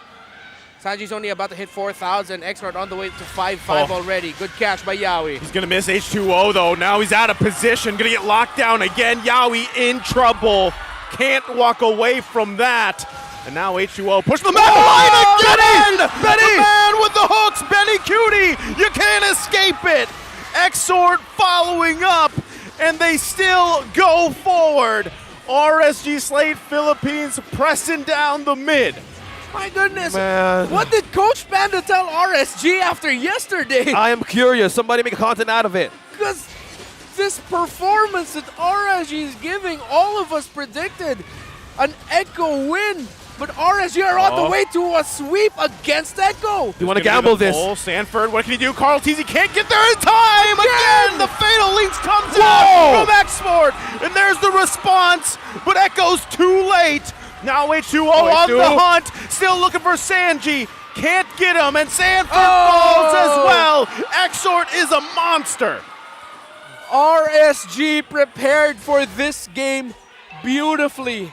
The drafts, how they execute in game. You are watching a team who prepared to this for this in spades and are just doing everything they wanted to do. What a performance by RSG Slate. They're on the way to sweeping Echo. Can they end it here in less than 15 minutes? It's only 10 minutes into this game. And it's 13-2. And they're not on the base of the Orcas. Man, I didn't expect for this to happen. Like, it happened so fast with the lead now of RSG. You need so much defense to even hold and get a good setup into their back end. Finds another one. The Bloody Hunt's going to come down. Sanford trying to help out Carl Teasy. Is it enough, though? They find Yawi. He falls. Sanford in a bad spot. Going to get whittled down here. There's the return damage, though. They do find Light. Roamer for Roamer. There's so many Fatal Links in this game. Yeah, and there's so much jump, catch. Yeah, we're talking about being in the ocean. Yeah, yes, this is the sea. This is what we call a good old-fashioned bakbakan. Yeah. Bakbakana. Yeah. Bakbakana. We're fighting. Time. We're fighting. If Malaysia has bole, this is our bakbakan. Yep. One Komanjin, Basta, Babakana. Babakana, yeah. Is that right? Yes. Yeah, that's correct. That was perfect. Oh my goodness, Light. Look at Light walking. He's on no the way. Lolita, no problem. Yeah, he got his Franco. Calling it back. Again, this is the RSG Slate that dominated in Season 9 and, of course, winning MSC 2022 back in their old form. It has been quite a while since we've seen RSG like this, and this is a revenge game for RSG. Oh, H2O. We're going to push them out here of the orange buff. Hook not going to land that one. Yeah, we have to call back to MPL Philippines Season 10. RSG Philippines only lost to one team during that playoffs, and that was Echo. Once in the upper bracket, and then again eliminated by them in the lower bracket. So that was an aspect of the story that we didn't discuss. This is a revenge game for RSG. Yes. And one thing that Coach Panda is looking up and forward to is the one that was becoming a kryptonite for the team. Back in Season 9, NXPE was the one, but now Echo being the world champs, there's one thing that they would want to achieve, and that is having the world title. But a team as strong as this, I can imagine how much pages he made before the week 4 started. RSG, though they do not have to worry about a contest from Echo. They will have to worry about how they're going to end this against Echo. They have the right tools. They have the catches. But Echo does as well.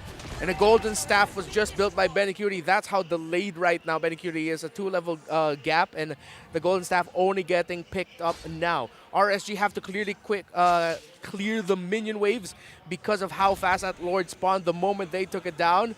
So now it's a defense. Will the winning streak snap? Yep. Or will Echo force a game 3? There's no deaths on 4 members of RSG. There's a push up in the mid. But can they still clear this?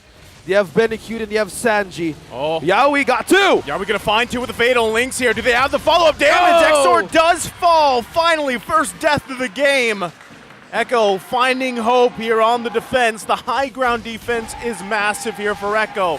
The question is, can they hold on? Defense items. Can they hold on until the late game? How is this now for Echo? Twilight armor was built up by that Lancelot. So other than sustainability, he'll also deal a little bit of magic damage from time to time. But now Otis has the hook in the hunt. Okay, they're going to lock down Carl Teasy. They may look to disengage here. Light trying to get away. Emon and Nath just parking here patiently. Also, keep an eye on H2O. He's approaching from the backside, the side angle. He finds Carl Teasy. No! There's the hook from Light. Here comes Emon. Emon with a torn apart memory. Taking out Carl Teasy, and now I set top side. Turret's going to go down here. Sanji trying to buy some time, clearing up the best he Naz! can. He's going to get stunned by Naz. Has to back off. They lose the top turret. Cutie doesn't have the damage just yet. It'll be up to Echo again, be waiting for that more items. They have their ultimates. No feathered airstrike though for Sanji. This is not looking good for Echo. How can they go out? Nats on the middle. Nats going to jump in towards Sanji, forcing him to heal up here. Eyes might be set on the base, but they just can't get to it. Echo, another successful defense for now. Oh, RSG. I'm giving them 5 minutes. 5 minutes for them to end this. If not, if Echo are still in a good position there during that time frame, they will have what they need to completely turn this game around and counterpunish RSG. Look at this. Damage received. All 3 from Echo. Just how do you want it to absorb the damage value from RSG to hold the line? Yeah. I mean, that's just even more evidence of how dominant RSG is in this Yes. game. Oh, that's a lot of damage eaten up by Echo. Now, as Renmar has his timers on how to make Echo go for a comeback and force a game number 3, they need 4 minutes if they can make it. But now RSG has eyes on this Lord. Well, Nats is still holding the line back down bottom. Yeah, it's like that classic song. We got 4 minutes to save the world. Oh, yeah. I don't know that song. Come on, man. It's not that old. Come on. I thought we're 20, man. Yeah. Oh, yeah. Right. Oh, I thought we're 21. I heard that. I heard That's that Justin, on, right? Yeah, I heard that on the TikTok. Well, Really? there you It's go. Justin T. Yeah. Well, right now we're going to come down to another defense for Echo. Can the world champs stay into this? Okay, already a Malefic Roar as well. So that's 4 items. This should be enough for Benny Cutie. But look at all the sustainability that the members of RSG has. Athena shields across the board, a blade armor there for Naths. And a rose gold meter for Brody. Rose gold meter as well for the Brody. Ooh, my. Echo will have their work cut out for them. They need to be careful. They need to watch out for Exor. They need to watch out for Light. Okay, Here's let's the see push. how Benny Cutie. They're going to have to deal with this Lord here. Still managing the waves the best they can. Exor holding on to the Fatal Links as well. Yaoi not finding the moment he's looking for just yet. They hold on a little bit longer. Lord should finally go down here. Echo still defending this game. Yaoi comes in! The Winter Truncheon! Able to juke him out. Can they end it here? Exor goes in, finds his Fatal Links, and now Benny Cutie unleashing. Sanford goes in. I said on Emon. Immortality going to be popped. It's Echo punishing RSG. They find Light. Emon survives. It's a 1-for-1, but Echo defends again. The base still lives. A trade of 1-to-1. Oh, Echo holding on for dear life. Exort, what a play though. Winter Truncheon, fast hands. Then at the same time getting a Fatal Links, but Echo are adjusting really well now. They are watching out for Exort.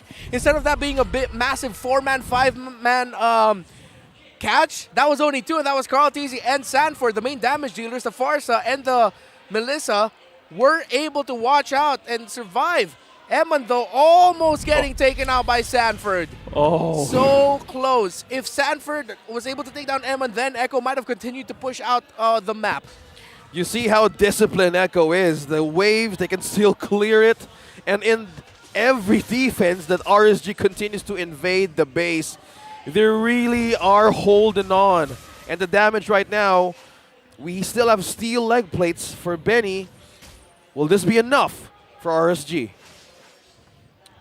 They might be looking to eventually build that into something else. More armor for Benny, unless they really trust that they can be okay with going full damage. Because what we've been seeing, it's in a lot of the sequences where RSG is leading up into a push, as there is a House Class now for Benny Cutie. It's either Naths or H2 who goes for the initial entry to bring Benny Cutie down a bit, and then it forces Benny Cutie to heal up and then rejoin the fight, and that's the window of timing that RSG decides to go for a dive. So having more sustainability for himself, and now, of course, the lifesteal is great for Benny Cutie, meaning that he probably wouldn't need to go back so much, and he can actually single-handedly just regen through raw damage. Well, Let's see how the Orcas would manage to keep RSG under the water once Yawi takes that dive, because we're seeing two members could really pull out a good set.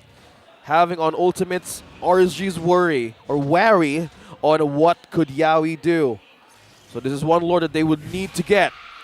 But RSG still looking for a way to end this. But Renmar, you have your 4 minutes now. It's almost 20 minutes. Is this time for Echo, regardless on how the gold lead is for the Raiders? It's time. It's definitely time. But how are they going to do it?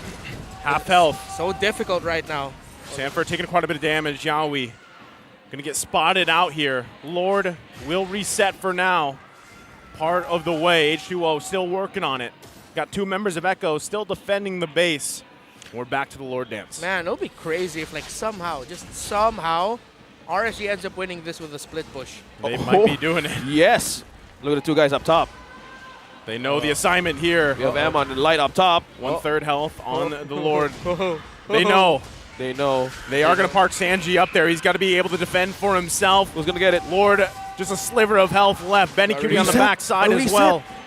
Yawi right there, right in the moment, too, where the two are awaiting.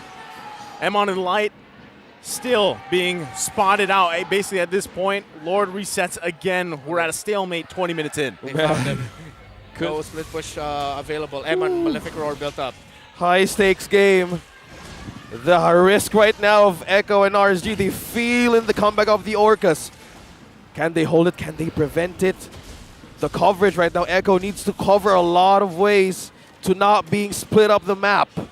They're diving Sanford. Yeah, the Sanford. He should be able to just get away from this. They're making the Lord See if they dance. actually commit here on the They're Lord. making the Lord gonna dance. make his way. Couldn't find the members he was looking for. Sanford jumped in. Emon's going to get zoned out.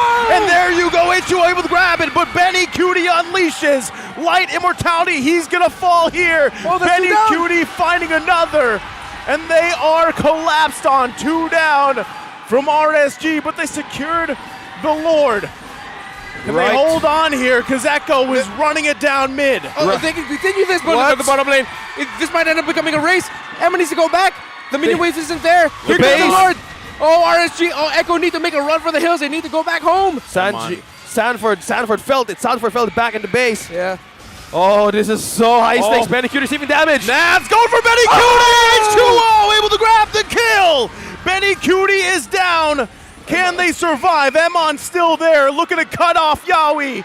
The minions in the base of Echo. So many minions are there. It's only Sanford. They're trying to stop Yawi Can here. they hold the base? The base is half health. Echo's base. Here comes the Lord as well. They've got to get back to defend to stay in the game. Yawi falls. Navs can't get there close enough. Sanford takes him out. Echo holds on a little bit longer. Can H2O do it? He's got no minions. Three members of the Raiders. Find the lockdown. He's got the base. And RSG Slate Philippines gives Echo, the defending world champions, their first loss of the season. That's right, Omar Lexi. Stand on that table. Celebrate. RSG Slate. Just when you thought you knew what to expect from Season 11, just when you thought the story has been told, RSG Slate Philippines says, don't you forget who the Kings of the Sea are! We don't care if you're the world champs, we will sweep you! And they get the victory! What a beautiful and surprising ending to the first half of our season! First time meeting on stage. The world champs, the Kings of the Sea. That's one purple orca that they haven't encountered yet as they sail the 7 seas. And the fresh catch makes it 2. The first time this season, Echo bows to walk to the back. As now RSG Slate will have their moment. Just when you thought you knew what to expect, that is a sign. RSG Slate said, come back next week. This opens up all the possibilities now. My goodness. What a big damn. Big damn, baby. I love that you said that too, because that is the last winning moment we're going to see for this first half of the season, and it makes, yes, things so interesting now, what's ahead of us. Whew, what a match. What a They were match. defending the base, and the main problem is how do you get back? My guy, they defended the base for like 8-9 minutes. Yeah. Like, that is one thing, and they had a lead of what, 8 to 10K gold. Yep. They did hold on for quite a while, but wow, RSG Slate Philippines, man. Well, they are true Vikings sailing on the sea. They know how to fish, and they definitely know to catch a big orca. What a performance. Amazing. That Love is it. how you remind people who the defending MSC champions are. They are hell-bent on getting back into that stage. They have talked about it. They want to go back and be able to defend their title, just like what Omega was able to do in MSC 2022. They want a chance to defend it.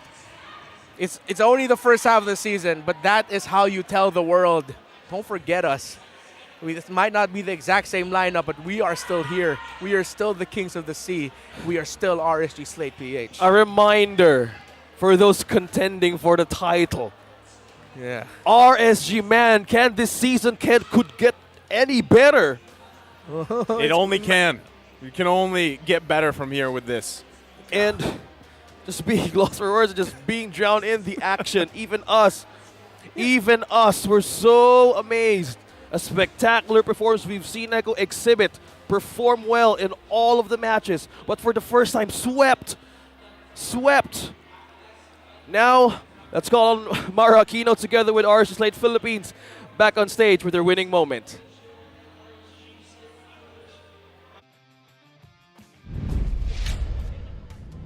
My gosh, how amazing was that match? Congratulations, RSG Slate Philippines! My goodness! Sobrang ganda ng laban, Coach. I have to ask you, how different was the preparation for this game? Because not only were you going up against the reigning world champion, you're going up against a team with such a great momentum. They have not lost a single series. At sabi mo rin kahapon that you had some talking to do with your players after some mistakes. So, coming to today, how different was this preparation? Actually, I was very nervous fighting against the World Championship Echo because I have a very big respect for that team. I keep telling my team that Echo is a team that we want to meet para we can also get in the champion caliber for the playoffs. For preparation, siguro maraming scouting talaga kagabi. Mga 3 hours. Tapos review. Tapos before we started today, paulit-ulit yung sinabi ko mga key points of Echo. And then I'm happy that they really play with discipline and good communication and tapos tiwala. So, good job boys Coach, whatever you did, it worked amazing. At nakita niyo ba yung winning moment nila? May kailangan akong tawagin dito yung cheerleader / team manager. Lexi, nasan ka? Kailangan natin kausapin si Lexi. Oh my gosh! Alam mo, kahit nung nag-champion kayo sa MSC pa lang, ikaw talaga todo cheer. Nakita ko yung reaction mo. Nandun ka sa table. Roar! Hulk mode ka. Bakit ganun yung reaction mo? How important was this series para sa koponan mo? Lahat naman po ng series, very important sa amin. Kaya sobrang proud po ako sa kanila na kahit late sila natutulog, grabe yung paggalit ni coach sa kanila is na 2-0 namin yung mga world champions. Yun po. Bakit naman ganun katindi yung pagsigaw mo? Feeling ko champion, parang MSC all over again Akala ko po grand finals na eh. At parang grand finals nga yung pagkawin nila kanina. Lexi, you're so supportive. I'm so amazed by the support you always give your players. Pero okay, may isang amazing part dito. H2. Okay, 2 things. Number 1, sige nga, explain mo nga bakit gana yung tank slot? Siguro sa team composition din namin, kaya siya gumana. Kasi wala kaming pangarap, so kailangan ko i-tank yung Lancelot. Kasi naka-franco lang kami. Kaya yun siguro. Sa team composition, sa draft. Is this also, na ginamit mo to today, is it also because of a certain comment na hindi daw gana yon in terms na walang damage, boring? Meron ka bang gustong patunayan? Hindi naman dahil sa ganun. Pinrakas ko talaga yung tank Lancelot sa mga scrims. Kaya yan, naging... Eto pa.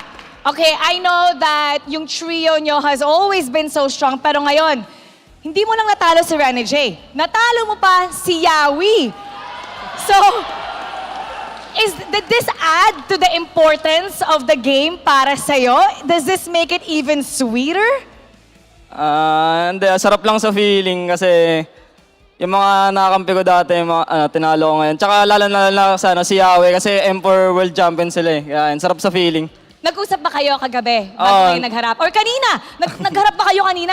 Nagkita kami sa CR, nag-toothbrush siya, tapos sabi, good luck. Ano sabi niya sa'yo? Nag-good luckan lang kami, sabi, sabi ko, wag mo ko sipahin, ganun. Pero binanami yung tune niya eh. And you were so amazing. And once again, I have to point out, Nats, my gosh, Nats, entertainment palagi. Crucial moments, nandun ka. Ang galing ng lapu-lapu mo. And you made the XP Paquito work so well. Parang ibang-iba ka ngayong seasons. And what's going on with Nats? Alam po, sabi kasi ni... ano tanong niyo, Ate Maro? Ibang-iba ka ngayong season. Anong nagbago? Talagang sobrang lahat ng galawan mo, napapawaw kami. From the lapu-lapu to the Paquito, what's going on with you? Paano ba? Sabi mo may sinabi sino? Sinong may nagsabi? Kalimutan ko. Lagi lang nagpa-practice, ganun. Tapos may sinabi si Coach Panda na magmamature daw ako this season try ko, ganun. So your goal this season is to be more mature? Sa in-game at outside the game. And it seems like it, Nats, you are just amazing. Nats Entertainment and RSG Slate Philippines, once again, congratulations! You may now take your off. Talagang tinataas ang lakas ng RSG Slate Philippines. That was such a statement match para sa kanila. Thanks a lot, Juan. H2 got to show his skills. Emin was great. Everybody, Nats Entertainment. Today's match was just simply mind-blown. At para naman himayan ang ating laban, let's leave it to the experts, casters. Pasok. Thank you so much, Mara, and that's just RSG Slate Philippines in prime MSC form. Sweep and denying that they can actually make the world champs bleed. 2-0 with the tanks a lot. H2, everyone in that scene. It was great, right, to see the tanks a lot in the hands of H2O, but I gotta say, man, Light, the series MVP for me personally, right? The guy, every single time, whether it was the new one on Blast or the Light, the man with the hook, right? Yeah. The iron hooks, the bloody hunt lockdowns. But overall, like you said, it was just a prime version of this version of the Kings of C, right? And I can't wait to see more of them. We just did witness a great match now. Renoir break things down. It's RSG Slate Philippines finally got a 2-0 in the World Champs. One of the key things that happened here was brought up there by H2. The fact that they drafted the Lance early on as one of their second picks and the second and third pick slot on the blue side. Now, they did that again because it's interesting. He did mention that, we needed to pick up the Lance because we only had the Franco. They didn't even draft the Franco just yet. So that means the Franco was already in the back of the heads of RSG Slate Philippines as a pick, potentially, that if ever the Franco looked like it would be great for them, at least they had the Lancelot alongside the Lapu-Lapu at the front. So we really have to talk about this because we saw it. In the moments where Echo would want to set up their formation, Nats and H2 would be the ones diving the back line, dealing the initial damage to force a reposition onto Echo or maybe even send Sanji or Benecuti all the way back so that they have an advantage in the objectives.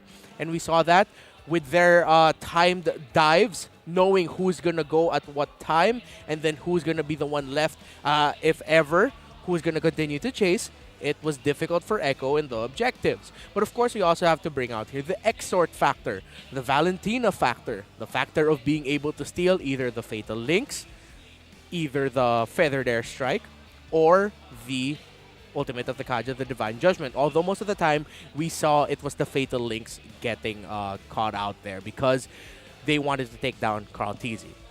If ever Yowie's going to be the one to fight, that's almost always going to be a sure catch. Either Sanford and Yowie or Carl Teasy and Yowie. And then once those frontliners are down, Benny Cutie and Sanji have to go back. Lineups such as what Echo drafted here is very dependent on their front line. Yes, it's a tanky Kaja, but you're only going for the Kaja utility. So it is going to be lacking in terms of who can hold the front. And when you have a hero such as Lancelot who can quite easily just dive the back, then it's going to be difficult for your lineup. Again, both teams, I love their drafts, both on the side of Echo and RSG. But RSG's first 2 picks were already so massive here. The Valentina and then the Lancelot, which eventually also will get paired up into the Brody. The utility the Valentina has, the options of what ultimate to get, the multiple ways to set up and counter punish was great for the side of RSG. And again, this makes the performance of H2 even more impressive because there were 2 moments, the first 2 turtles, if I'm not mistaken, he didn't have his purple buff during those takes. In the first turtle, it was stolen, but he was still able to secure that turtle for RSG slate because of, well, Light's performance as well as Exort. And then in the second turtle, he didn't have it because the timer on the purple buff ran out. So then he needed to get the purple buff and then go to the turtle. But instead of doing that, he just went ahead and just focused on the turtle. This wasn't the easiest game for a Lancelot, but it makes the MVP performance of H2 all the more impressive because he made it look easy. We've spoken so much about how H2 looks to jive really well for RSG, how comfortable he looks with his team, and it was obvious here, especially in this game.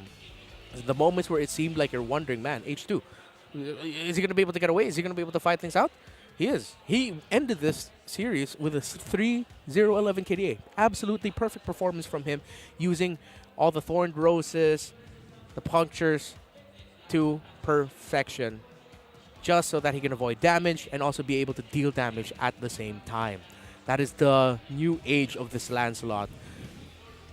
Picking that up, building it for damage, gives you another option for dive in the scenarios where your roamer isn't someone who is essentially known for diving a la the Franco.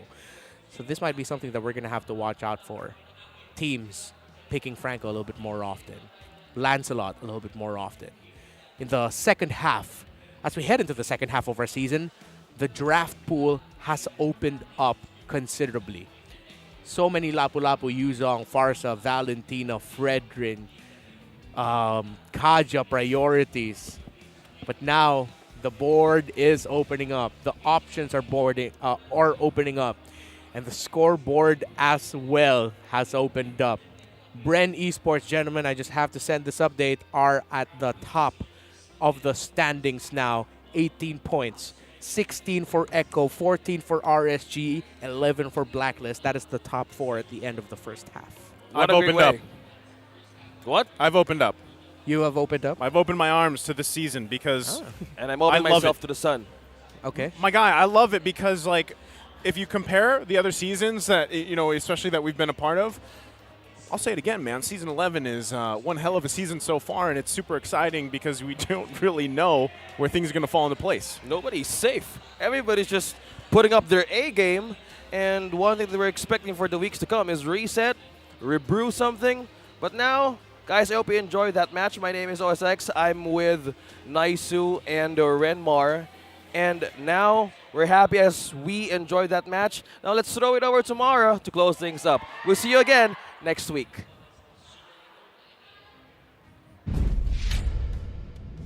The last 2 matches for the 4th week of a regular season lived up to its hype. Blacklist International put a stop to their 2-match losing skid after Oh My Venus ever reliable Estes and Edwards Arlott left Nexplay EVOS with no answer. And finally, RSG Slate Philippines proved that the once undefeated reigning world champs can bleed and swept them away. paano pa kaya mag-i-involve ang ating Philippine meta? Sisimulan natin yan alamin next week as the second half of the round robin kicks off. Once again, thank you to the most talented designer and MPL fan, Jan Joseph Lida, for my beautiful outfit. At next week na po, magsisimula ang second half of action for MPL Philippines Season 11 regular season. Once again, ako po si Mara Aquino na laging nagpapaala. Sa harap ng pagsubok or tagumpay, huwag kalimutan, itaas ang lakas. Keep it good vibes, everybody. See you next week.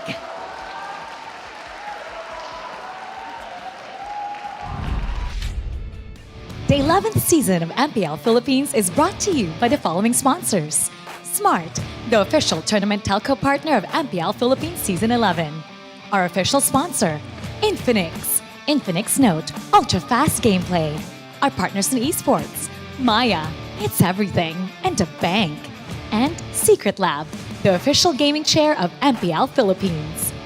Experience the MPL Philippines Season 11 action live at Shooting Gallery Studios. Tickets are now available via tickettome.net. Get yours now. If you missed the matches and want to quickly recap what happened, visit our official website for post-match reports at ph-mpl.com/news. Don't forget to catch all of our official league content on TikTok, Facebook, Instagram, and Twitter. To ensure the quality and fairness of our games, MPL Philippines is also monitored and supervised by the Games and Amusement Board.